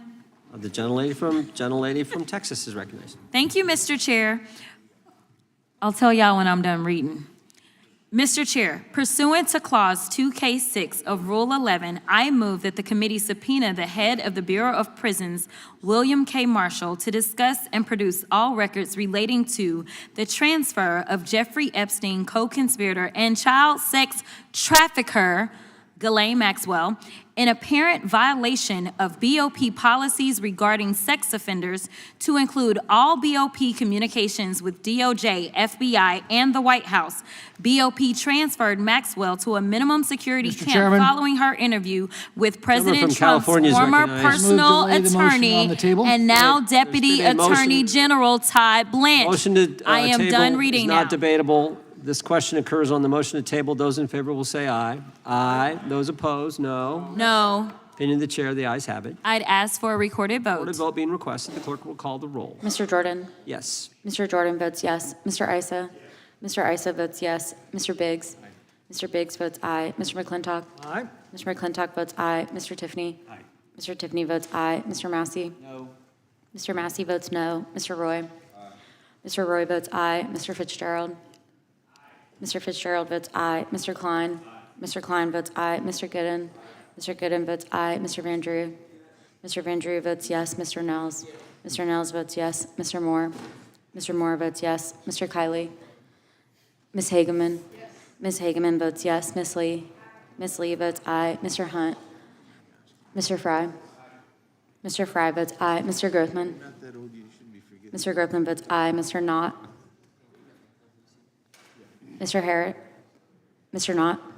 Mr. Knott votes aye. Mr. Harris? Mr. Onder? Mr. Onder votes aye. Mr. Schmidt? Mr. Schmidt votes aye. Mr. Gill? Mr. Gill votes aye. Mr. Baumgartner? Mr. Baumgartner votes aye. Mr. Raskin? Mr. Raskin votes no. Mr. Nadler? Mr. Nadler votes no. Ms. Lofgren? Ms. Lofgren votes no. Mr. Cohen? Mr. Johnson? Mr. Johnson votes no. Mr. Swalwell? Mr. Swalwell votes no. Mr. Liu? Mr. Liu votes no. Ms. Jayapal? Ms. Jayapal votes no. Mr. Correa? Ms. Scanlon? Ms. Scanlon votes no. Mr. Neguse? Ms. McBath? Ms. Ross? Ms. Ross votes no. Ms. Ballant? Ms. Ballant votes no. Mr. Garcia? Mr. Garcia votes no. Ms. Kamlager-Dove? Ms. Kamlager-Dove votes no. Mr. Moskowitz? Mr. Moskowitz votes no. Mr. Goldman? Mr. Goldman votes no. Ms. Crockett? Ms. Crockett votes no.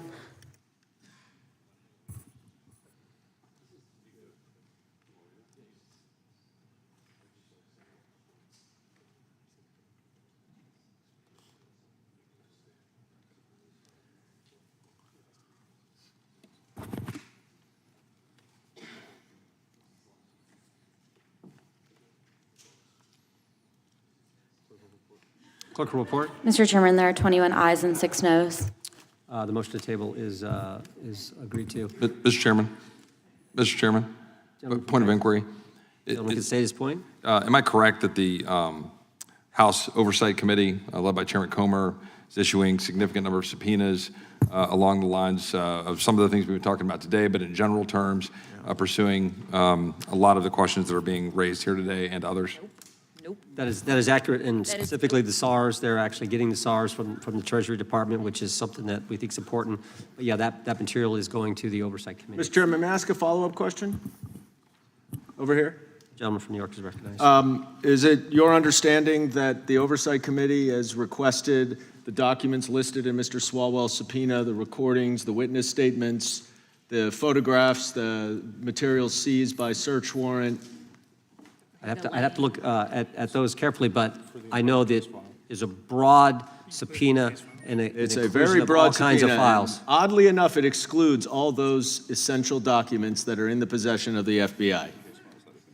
I think that'll be included in the case files that have been subpoenaed. The chair recognizes the gentleman from Arizona. I have a UCs, several UCs. Gentleman can state his unanimous consent request. Yeah, first one is Democrat running for Attorney General issues profanity-laced Charlie Kirk post. Without objection. Next one, Cleveland Fire Chief removed from duty over incendiary Charlie Kirk social media post. Without objection. Next one, generic condemnations of political violence won't stop the left from escalating it. Without objection. Next one is, a few weeks before Charlie Kirk was assassinated, CNN runs widely viewed interview with Destiny describing Charlie Kirk as spawn of Satan. Without objection. And let's see here. I think the next one is, gosh, I'm having trouble finding it, sir. Dang it. I will submit it for the record later, the rest of these. I have another 30, so I'll just submit those. Speaker, Mr. Chairman. Gentleman from New York is recognized for what purpose? Point of information with respect to everything that Mr. Biggs just read. So what? It's all free speech. First Amendment is alive and well in this great country, and thank the good Lord for that. Mr. Chairman. The gentleman from Florida, for Just- purpose, does the gentleman seek recognition? Point of inquiry, to the question that Mr. Roy was raising about how that is being done in the Oversight Committee, I'm just curious, was Mr. Roy asking because he believes that should be done in the Judiciary Committee instead, or he was just confirming that it's being done in general? I don't know the motives behind Mr. Roy's statement. I just know what Mr. Roy said. I think Mr. Roy's here. Yeah, that concludes the, well, you can talk to him. You can go talk to him. You can walk right across the thing. That I get concludes one today's hearing. final UC. Man, this is a record day for UCs. Go ahead. The gentleman from Maryland is recognized for the Timeline. final UC. Thank you. This is it. Timeline suggests Trump team changed its tune on Epstein files after Trump was told he was in them. CNN Politics. Without objection, all members will have 5 legislative days to submit additional written questions for the witness or additional materials for the record. Without objection, the hearing is adjourned.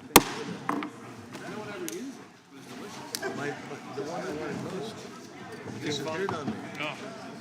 It was there. I had it. Kate and Sarah.